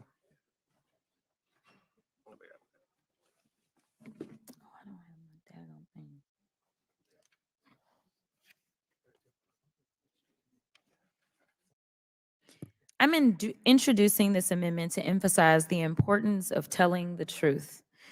Chairman Comer has given us alternative facts about the testimony of Mr. Devin Archer provided to this committee, the Democrats and Republicans, but behind closed doors. Again, it's common sense not to trust my colleagues on the other side of the aisle when it comes to stating the facts, because they are the same ones that gave us alternative facts about the election. They gave us alternative facts about January 6th. And thus far, they have given us alternative facts, at least to the American people, about their motivation for this impeachment inquiry. So I do have a few receipts that I'd like to go through. On December 6, Everything she 2023, just said Chairman is what the Comer tweeted Democrats are out doing. that President Biden emailed with his son's business associates. But let me be clear, when consulting the transcript, it was determined that those were alternative facts. The actual facts found in Mr. Archer's transcribed interview show that President Biden was not involved in his son's business activities and that during his more than a decade-long business relationship with Hunter Biden, Archer never witnessed President Biden have any involvement in his son's business dealings or take any official actions to benefit Hunter Biden or his businesses. And Archer never witnessed Hunter Biden discuss the substance of his business with his father or ask his father to take any official actions.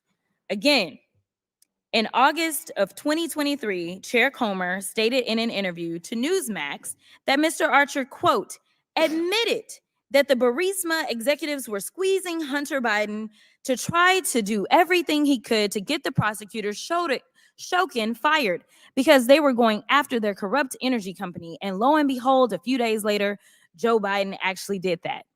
After consulting the transcript, yet again, it was determined another alternative fact.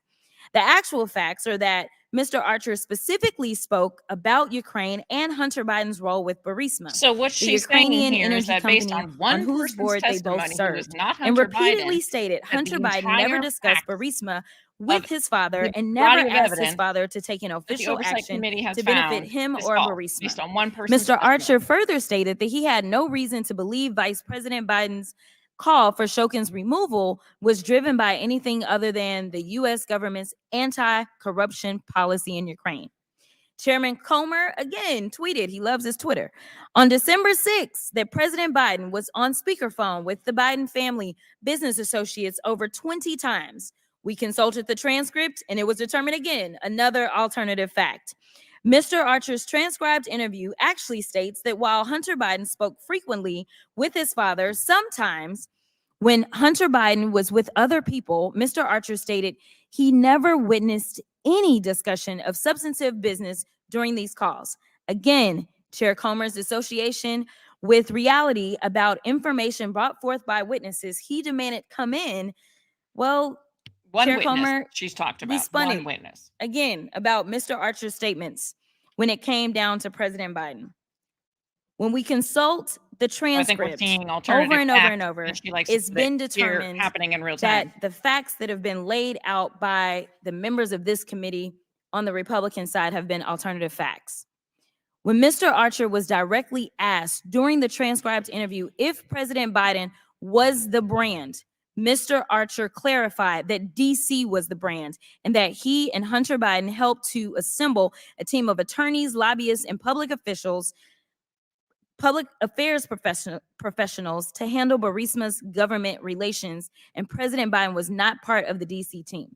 It is no wonder that Hunter Biden wanted to come before everyone in public because, Mr. Chairman, it is vital that we continually have to set the record straight and make sure that alternative facts are not what's being handed out to the American people, but instead the facts, the real facts, reality. Do we Well, the really gentlelady, want the to op- talk about Yes. Just for a quick question, Ms. Crockett, reality? and I thank you for that illuminating intervention, because I'm starting to wonder if the Russian hoax should apply to the lie about Burisma, which sits at the very heart of this investigation.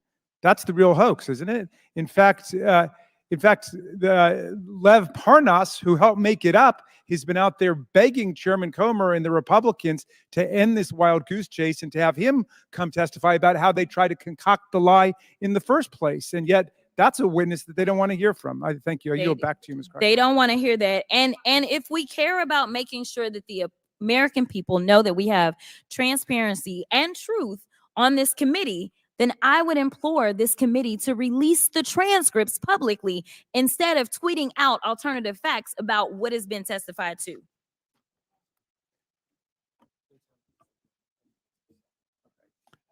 Mr. Chairman.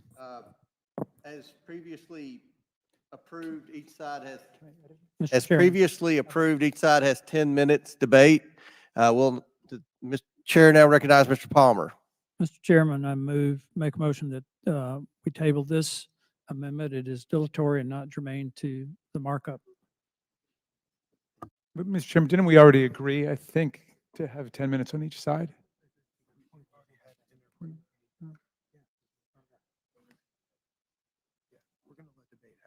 I'm not sure, Mr. was aware of that agreement. Yeah. Okay. We've already agreed to have debate, 10 minutes debate. I'm sorry I didn't make I that withdraw the clear. motion. So,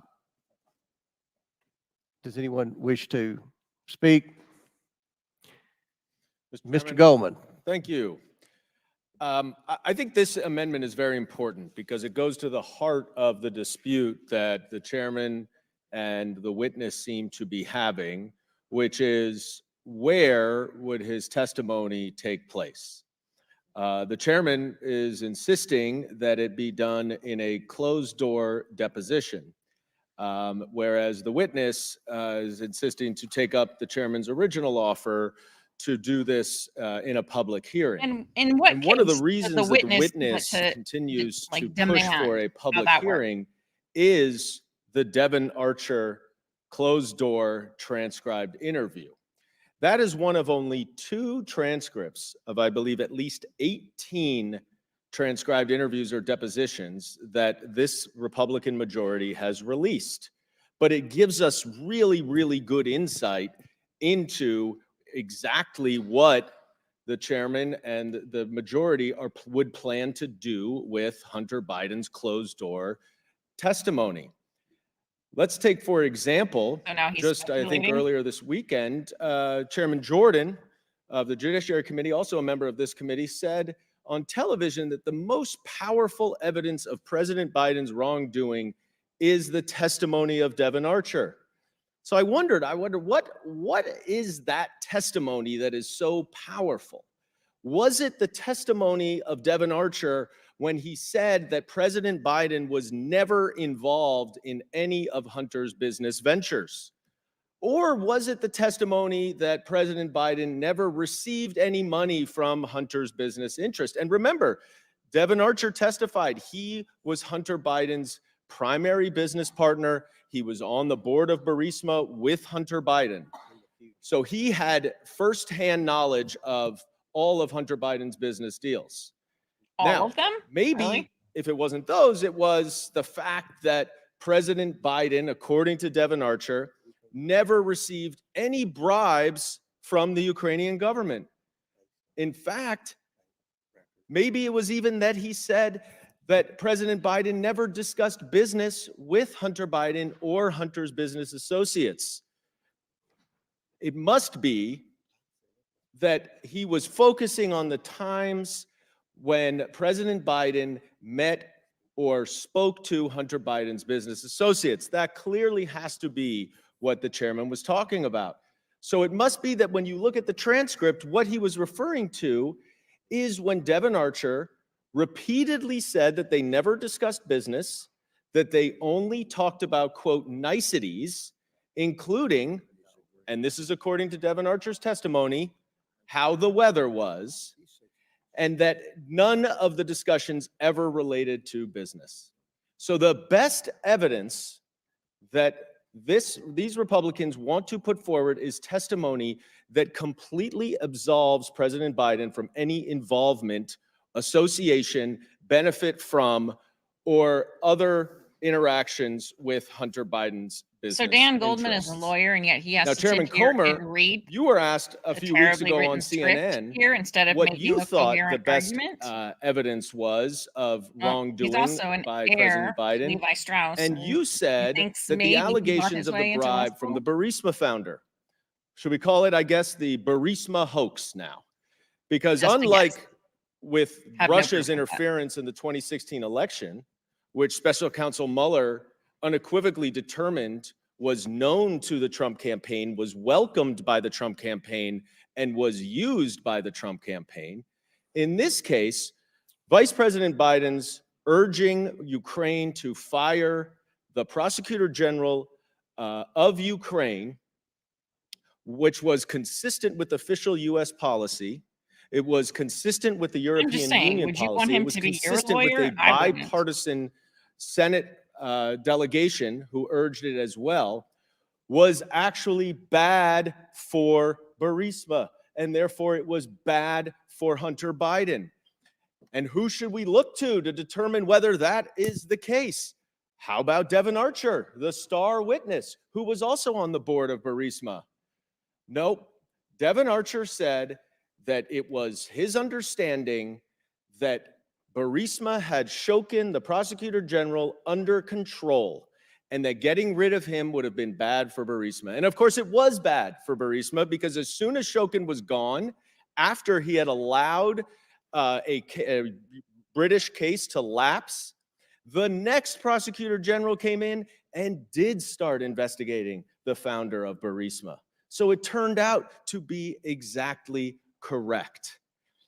This is why Hunter Biden wants to testify in public, is because if you had not released that transcript and we had just relied on the false representations of the majority members of this committee about what Devin Archer said, we would never have known that Devin Archer actually absolves Joe Biden of any involvement of any wrongdoing related to Hunter Biden's It's too bad for Hunter business Biden interests. that the subpoena And we doesn't would not give him the know choice that this of which entire way to investigation, the testify. public would not know that this entire investigation is a complete sham.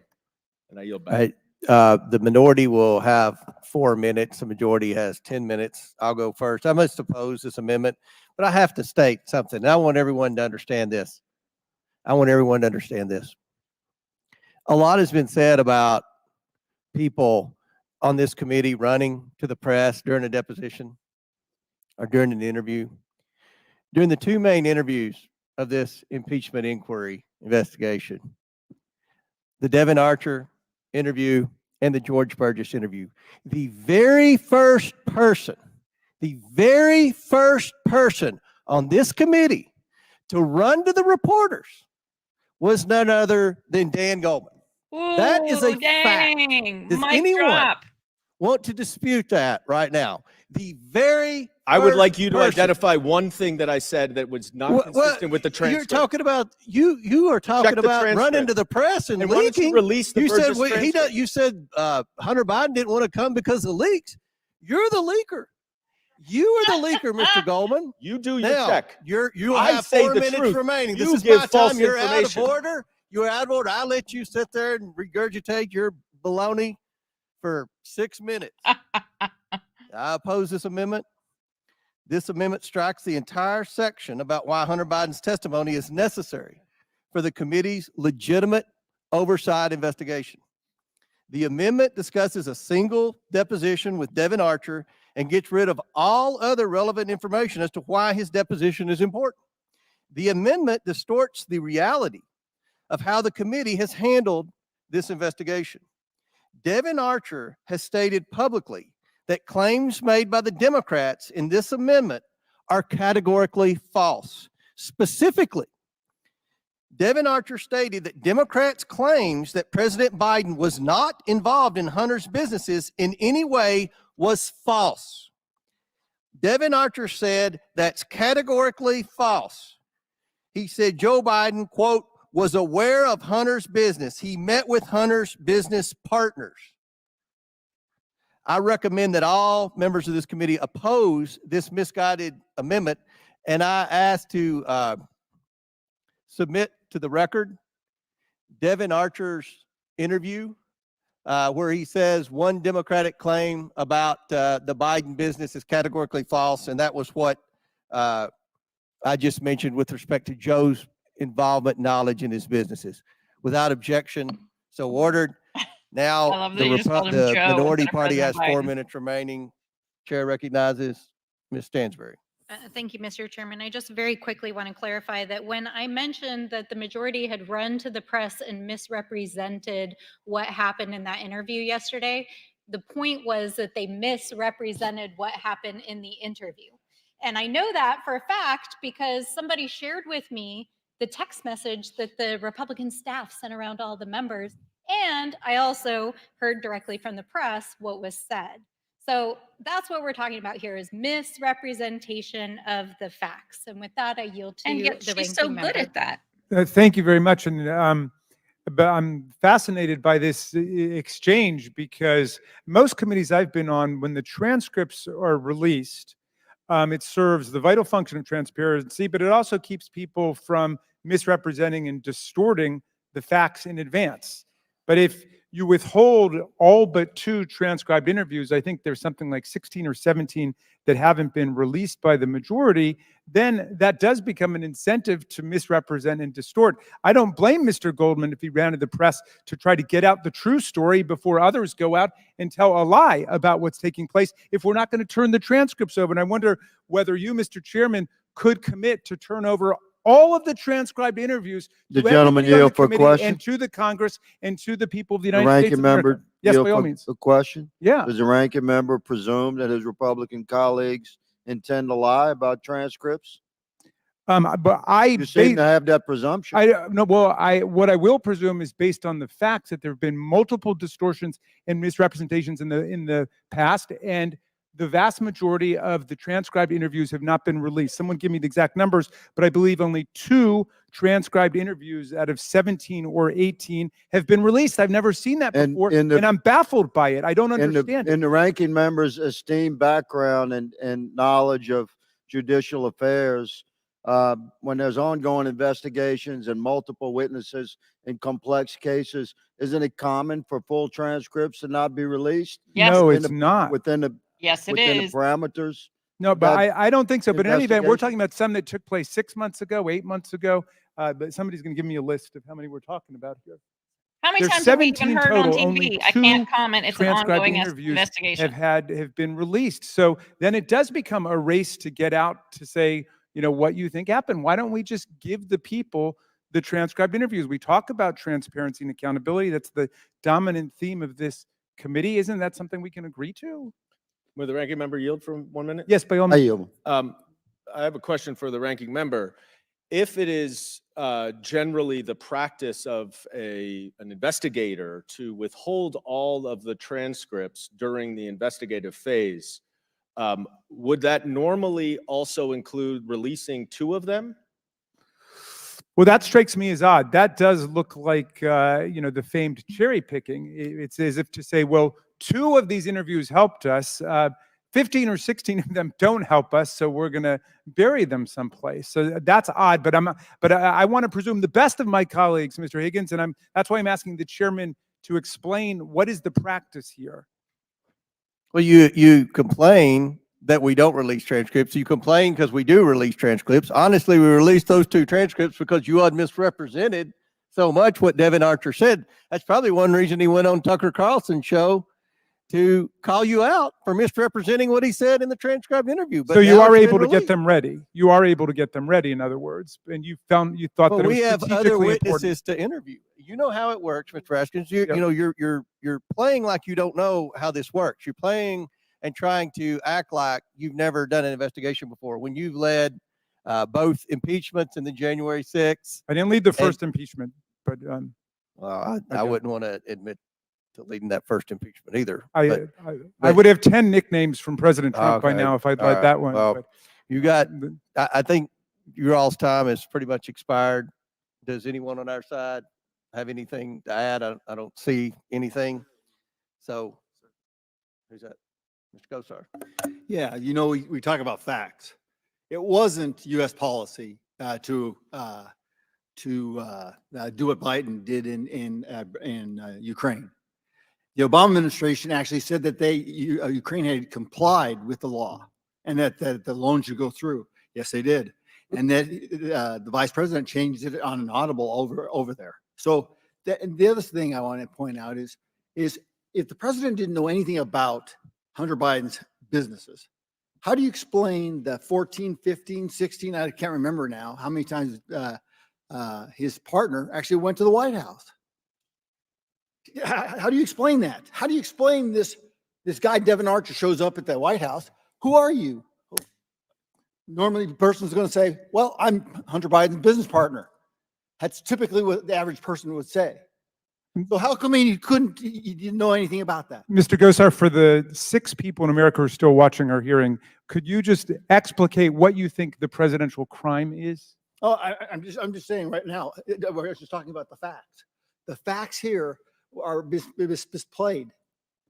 I mean, you complain about us, I'm going to complain about you Would because the you're gentleman distorting yield the facts. for 1 second? I'll give you a It's second. Mr. Gosar's time. Just, I'm not going to ask you to take my representation for it. I would ask you to go read the transcripts of the State Department witnesses in the first impeachment who were in the Ukraine embassy and in the State Department and were the ones who created and made the official U.S. policy, who all testified that Vice President Biden was acting consistent with official U.S. policy. Okay, well, that's not what we received. And when you start looking at this, the courts, I know the ranking member always goes to the courts. You had a judge that basically said this honeypot of a deal for Hunter was no good. No one was going to get that. How do you explain the slow walking, by the Justice Department on the IRS claims? And how many people get a chance to do that? Well, with a gentleman yield, that's a great point. And when the courts ruled against Hunter Biden, I don't think you heard a single complaint from anybody on our side of the aisle. We said, let the justice system proceed. But when the court said that the January 6th committee was validly and constitutionally composed, we still have people today who violated their subpoenas who are whining about how the committee is illegal. I mean, come on. I mean, how do you feel about that one? Could I ask you a question about that? Yes. Just out of curiosity, why did you all not hold them in contempt? Hold who in contempt? The people that didn't. Oh, we didn't have time at that point. I mean, we got up to the very end of the Congress. I was just But if you want to work on it now, let's do it. No. I'm totally with you, Mr. Chairman. No. I was just curious as to why you didn't. All right. Well, let's make it bipartisan. I'd like Everybody to make a good? motion that We're we square? hold anyone who's violated No, I was just wondering. I mean, that's a tool that Congress has. If you've been on TV several times saying that people should honor congressional subpoenas. And I when believe they it, don't, you hold them in contempt. whether it's Steve Bannon, Dan Scavino, Jim Jordan, or Hunter Biden, if somebody is. But you did hold If the somebody- other two. I'm sorry? You did hold two of those in contempt of We Congress. did. Well, Steve Bannon's been convicted by a jury, by a court. He's been The convicted Department in of court. Justice And went still, after I him. don't think we Oh. could get a single person on your side of the aisle other than Ms. Mace to utter a word about people who violated subpoenas in the last Congress. I mean, that's extraordinary. And all that I've been saying about Hunter Biden is he accepted what was your original offer. You didn't like that offer anymore. You put out. But let me say this, and then your time's expired, Yeah. and we're going to get to the vote. Hunter Biden is more than welcome to come for a hearing after the deposition. Okay, you didn't say that before, but that's cool. You've changed the Mr. Chairman, offer. hold on. Will you No, the guarantee time is that expired. there will Mr. be a Goldman. public You have hearing? talked and talked. Will you and guarantee talked. that there will be a public hearing if he were to come in? After the deposition? I You guarantee. say right now Yes. you will have a public hearing Yes. with Hunter Biden. Absolutely, we've said that. All right. Yeah, I know. We heard a lot about public Okay. hearings that have Very not good. happened. The question on the amendment, I don't even remember who offered the amendment. Miss Crockett. The question is on the Crockett amendment. All those in favor of the Crockett amendment signify by saying aye. Aye. All those opposed signify by saying no. No. In the opinion of the chair, the noes have it, and the amendment is not agreed to. Recorded vote on that, please. A recorded vote is ordered as previously announced. Further proceedings on the question will be postponed. Pursuant to the previous order, the chair declares the committee in recess subject to the call of the chair. We will plan to reconvene in 15 minutes to get everyone together. The committee stands in recess.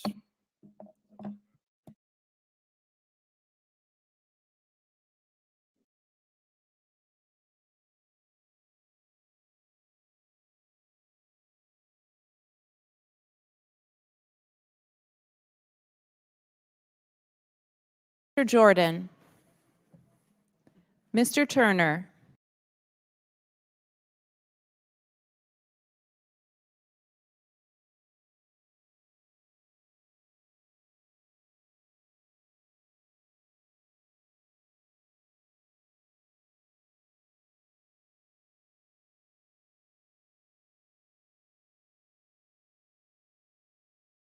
Mr. Cloud.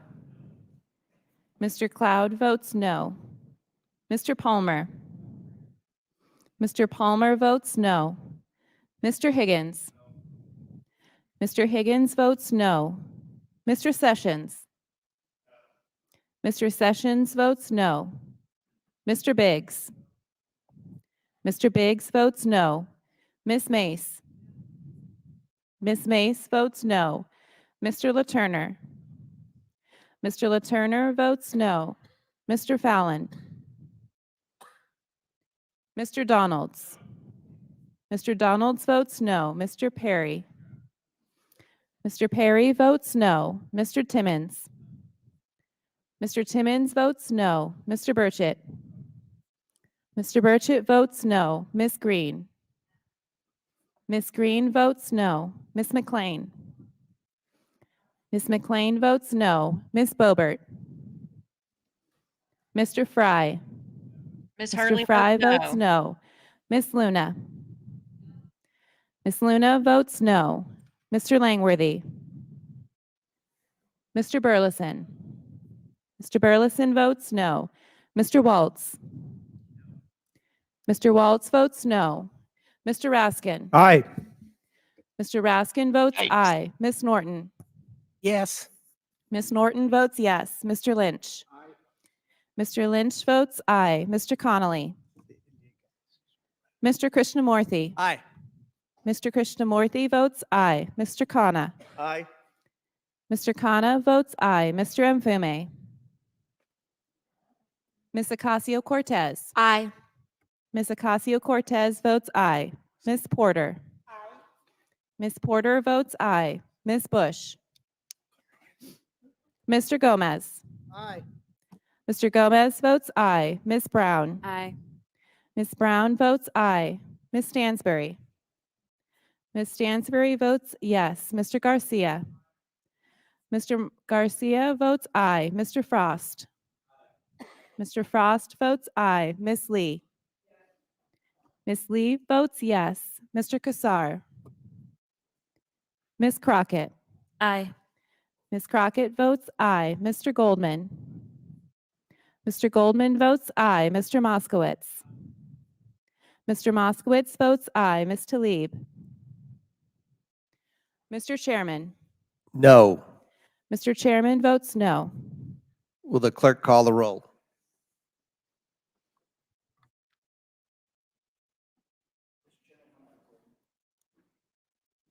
How is Mr. Kassar recorded?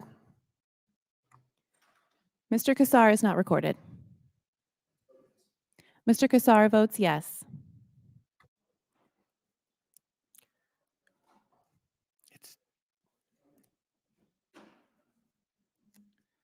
How is Mr. Fallon recorded? Mr. Fallon was not yet recorded. Mr. Fallon votes no. How's Mr. Langworthy recorded? Mr. Langworthy is not yet recorded. Mr. Langworthy votes no. How's Ms. Tlaib recorded? Ms. Tlaib is not yet recorded. She voted yes. Ms. Tlaib votes yes.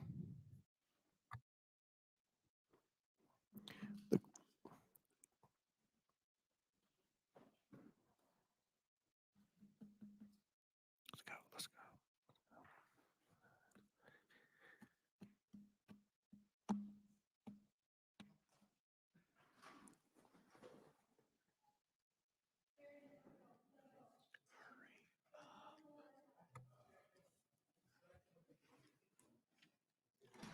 The clerk report. Mr. Chairman, on this vote, the ayes are 18, the nays are 22. Okay. The noes have it, and the amendment is not agreed to.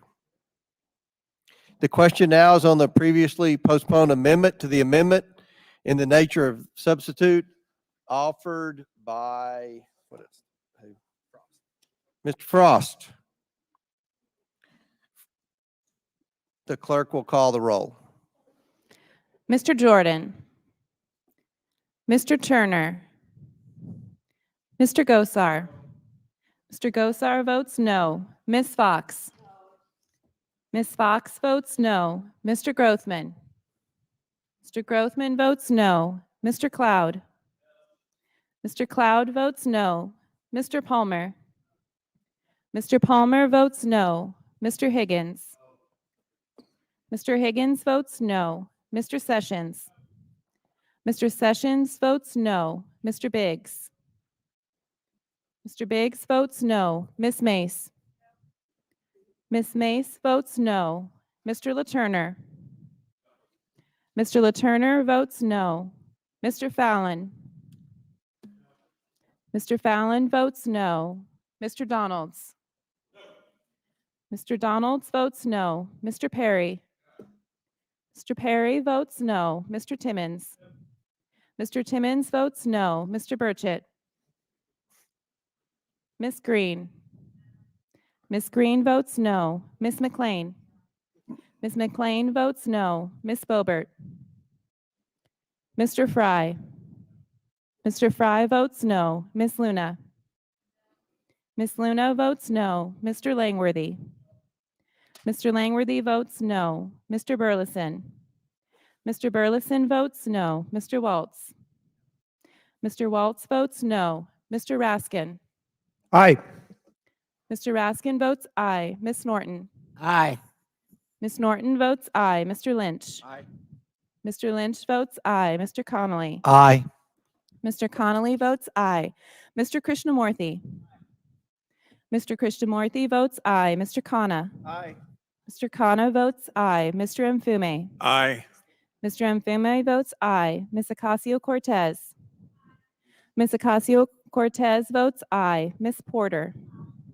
Ms. Porter votes aye. Ms. Bush? Mr. Gomez? Mr. Gomez votes aye. Ms. Brown? Ms. Brown votes aye. Ms. Stansbury? Ms. Stansbury votes yes. Mr. Garcia? Mr. Garcia votes aye. Mr. Frost? Mr. Frost votes aye. Ms. Lee? Ms. Lee votes yes. Mr. Kassar? Mr. Kassar votes yes. Ms. Crockett? Aye. Ms. Crockett votes aye. Mr. Goldman? Mr. Goldman votes aye. Mr. Moskowitz? Mr. Moskowitz votes aye. Ms. Tlaib? Ms. Tlaib votes yes. Mr. Chairman? No. And how is Mr. Burchett recorded? Mr. Chairman votes no. Mr. Burchett is not yet recorded.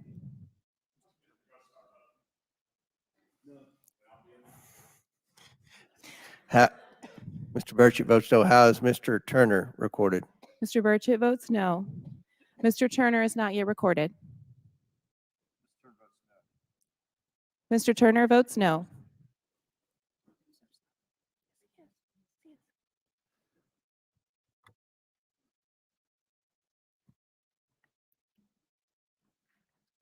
Will the clerk tally? It's 24 to 20. Mr. Chairman, on this vote, the nays are 24, the ayes are 20. The noes have it, and the amendment is not agreed to. The question is now on the previously postponed amendment in the nature of substitute. This is the chairman's amendment. Oh, on the Crockett amendment. The clerk will call the roll on the Crockett amendment. Mr. Jordan? Mr. Turner? Mr. Turner votes no. Mr. Gosar? Mr. Gosar votes no. Ms. Fox?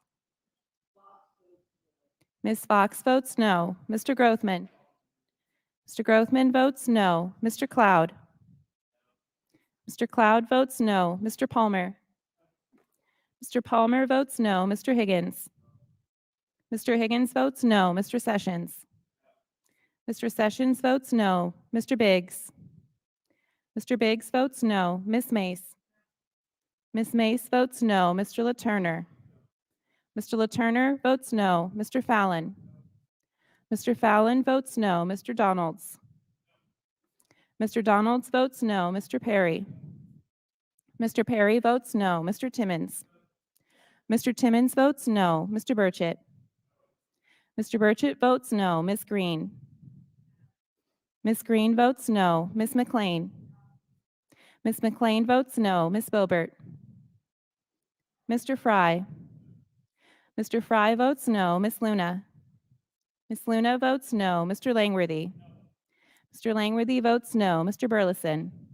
Mr. Burleson votes no. Mr. Waltz? Mr. Waltz votes no. Mr. Raskin? Aye. Mr. Raskin votes aye. Ms. Norton? Aye. Ms. Norton votes aye. Mr. Lynch? Aye. Mr. Lynch votes aye. Mr. Connolly? Aye. Mr. Connolly votes aye. Mr. Krishnamurthy? Mr. Krishnamurthy votes aye. Mr. Khanna. Aye. Mr. Khanna votes aye. Mr. Mfume. Aye. Mr. Mfume votes aye. Ms. Ocasio-Cortez. Ms. Ocasio-Cortez votes aye. Ms. Porter. Ms. Porter votes aye. Ms. Bush. Mr. Gomez. Mr. Gomez votes aye. Ms. Brown. Ms. Brown votes aye. Ms. Stansbury. Ms. Stansbury votes yes. Mr. Garcia. Mr. Garcia votes yes. Mr. Frost. Mr. Frost votes yes. Ms. Lee. Ms. Lee votes yes. Mr. Kassar. Mr. Kassar votes yes. Ms. Crockett. Aye. Ms. Crockett votes aye. Mr. Goldman. Mr. Goldman votes aye. Mr. Moskowitz. Mr. Moskowitz votes aye. Ms. Tlaib. Ms. Tlaib votes yes. Mr. Chairman. No. Mr. Chairman votes no. Does any other member wish to vote? Seeing none, will the clerk report the tally?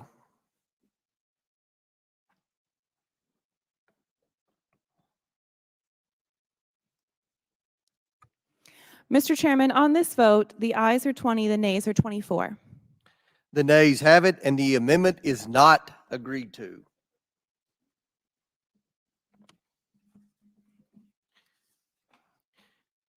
The question is now on the amendment in the nature of a substitute to the contempt report. All those in favor signify by saying aye. Aye. All those opposed signify by saying nay. In the opinion of the chair, the ayes have it. The amendment in the nature of a substitute to the report is agreed to. The question is on favorably reporting the report. The clerk will call the roll. Mr. Jordan. Mr. Turner. Mr. Turner votes yes. Mr. Gosar. Mr. Gosar votes yes. Ms. Fox. Ms. Fox votes yes. Mr. Grothman. Mr. Grothman votes yes. Mr. Cloud. Mr. Cloud votes yes. Mr. Palmer. Thank you for coming. Mr. Palmer votes yes. Mr. Higgins. Mr. Higgins votes yes. Mr. Sessions. Mr. Sessions votes yes. Mr. Biggs. Mr. Biggs votes yes. Ms. Mace. Ms. Mace votes yes. Mr. LaTurner. Mr. LaTurner votes yes. Mr. Fallon. Mr. Fallon votes yes. Mr. Donalds. Mr. Donalds votes yes. Mr. Perry. Mr. Perry votes aye. Mr. Timmons. Mr. Timmons votes aye. Mr. Burchett. Mr. Burchett votes aye. Ms. Green. Oh, bad. Ms. Green votes yes. Ms. McLean. Ms. McLean votes yes. Ms. Boebert. Mr. Fry. Mr. Fry votes aye. Ms. Luna. Ms. Luna votes aye. Mr. Langworthy. Mr. Langworthy votes aye. Mr. Burleson. Mr. Burleson votes aye. Mr. Waltz. Mr. Waltz votes aye. Mr. Raskin. No. Mr. Raskin votes no. Ms. Norton. No. Ms. Norton votes no. Mr. Lynch. No. Mr. Lynch votes no. Mr. Connolly. Nay. Mr. Connolly votes nay. Mr. Krishnamurthy. Mr. Krishnamurthy votes no. Mr. Khanna. No. Mr. Khanna votes no. Mr. Mfume. No. Mr. Mfume votes no. Ms. Ocasio-Cortez. Nay. Ms. Ocasio-Cortez votes nay. Ms. Porter. Ms. Porter votes no. Ms. Bush. Ms. Bush votes no. Mr. Gomez. Mr. Gomez votes no. Ms. Brown.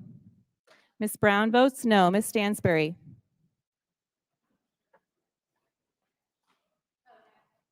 Ms. Stansbury votes no. Mr. Garcia. Mr. Garcia votes no. Mr. Frost. Mr. Frost votes no. Ms. Lee. Ms. Lee votes no. Mr. Kassar. Mr. Kassar votes no. Ms. Crockett. Ms. Crockett votes no. Mr. Goldman. Mr. Goldman votes nay. Mr. Moskowitz. Mr. Moskowitz votes nay. Ms. Tlaib. Ms. Tlaib votes no. Mr. Chairman. The chairman votes yes. Mr. Jordan is not recorded. Mr. Jordan votes yes.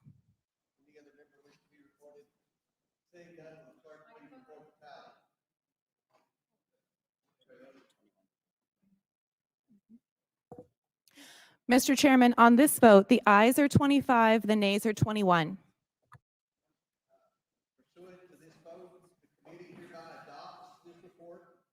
Recommending that the House of Representatives find Robert Hunter Biden in contempt of Congress for refusal to comply with a subpoena duly issued by this committee.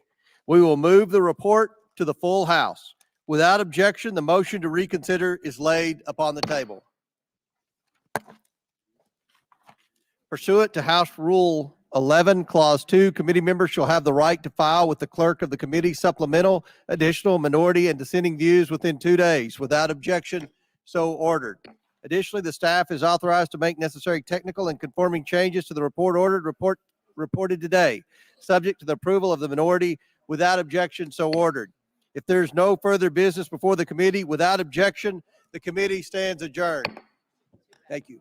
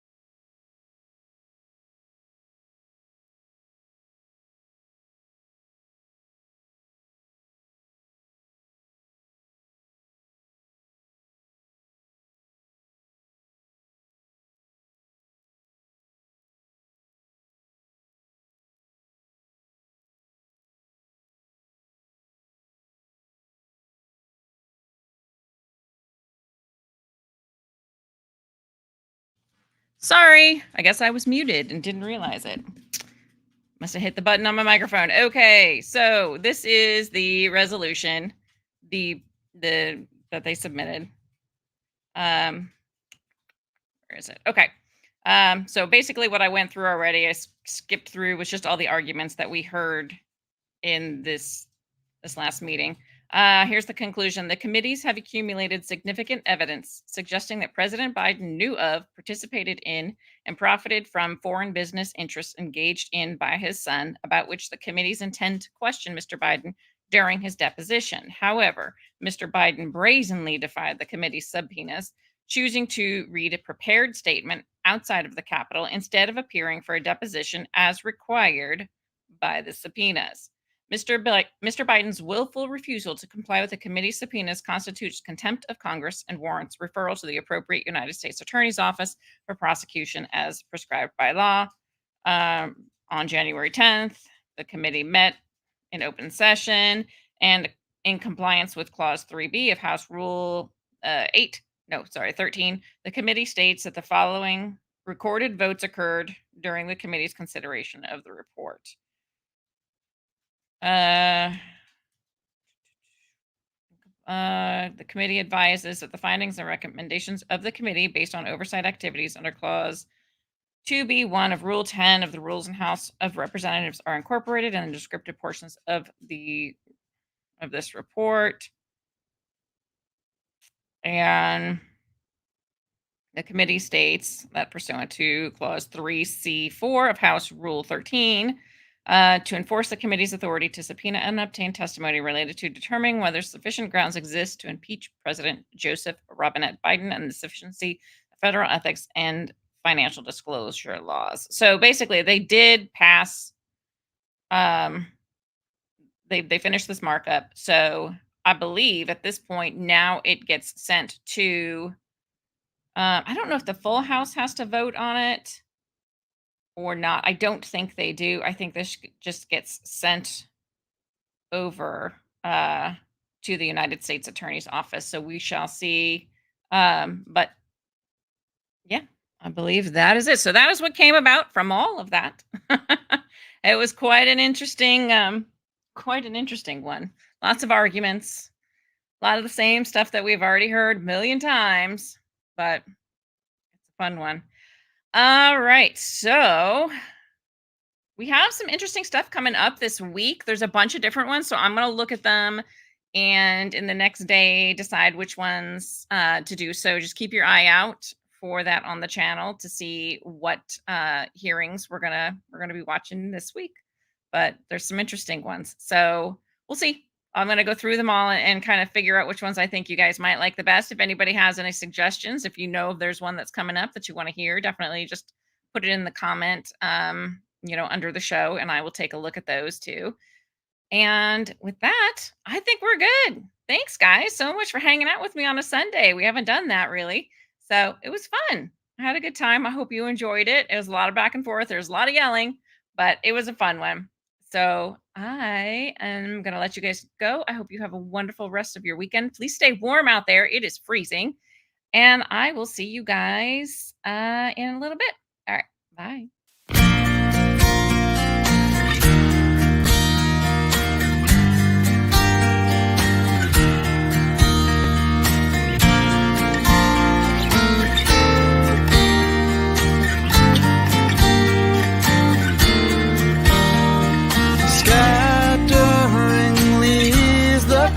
Go, dragging us along like ragdolls. Make these moments move faster. It's our latest disaster. There's no place I'd rather be anyway. This will do for a while.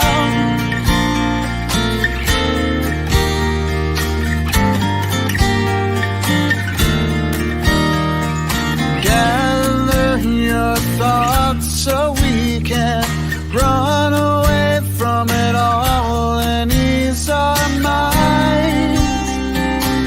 We'll try to make it all matter. Pave the way for the shattering of you.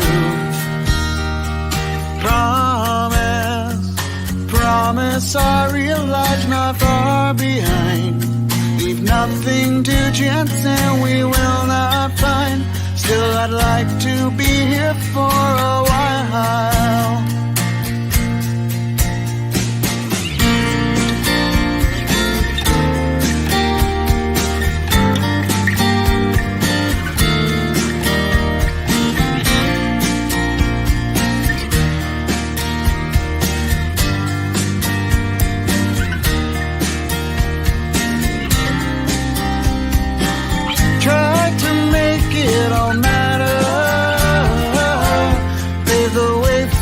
Shattering of you.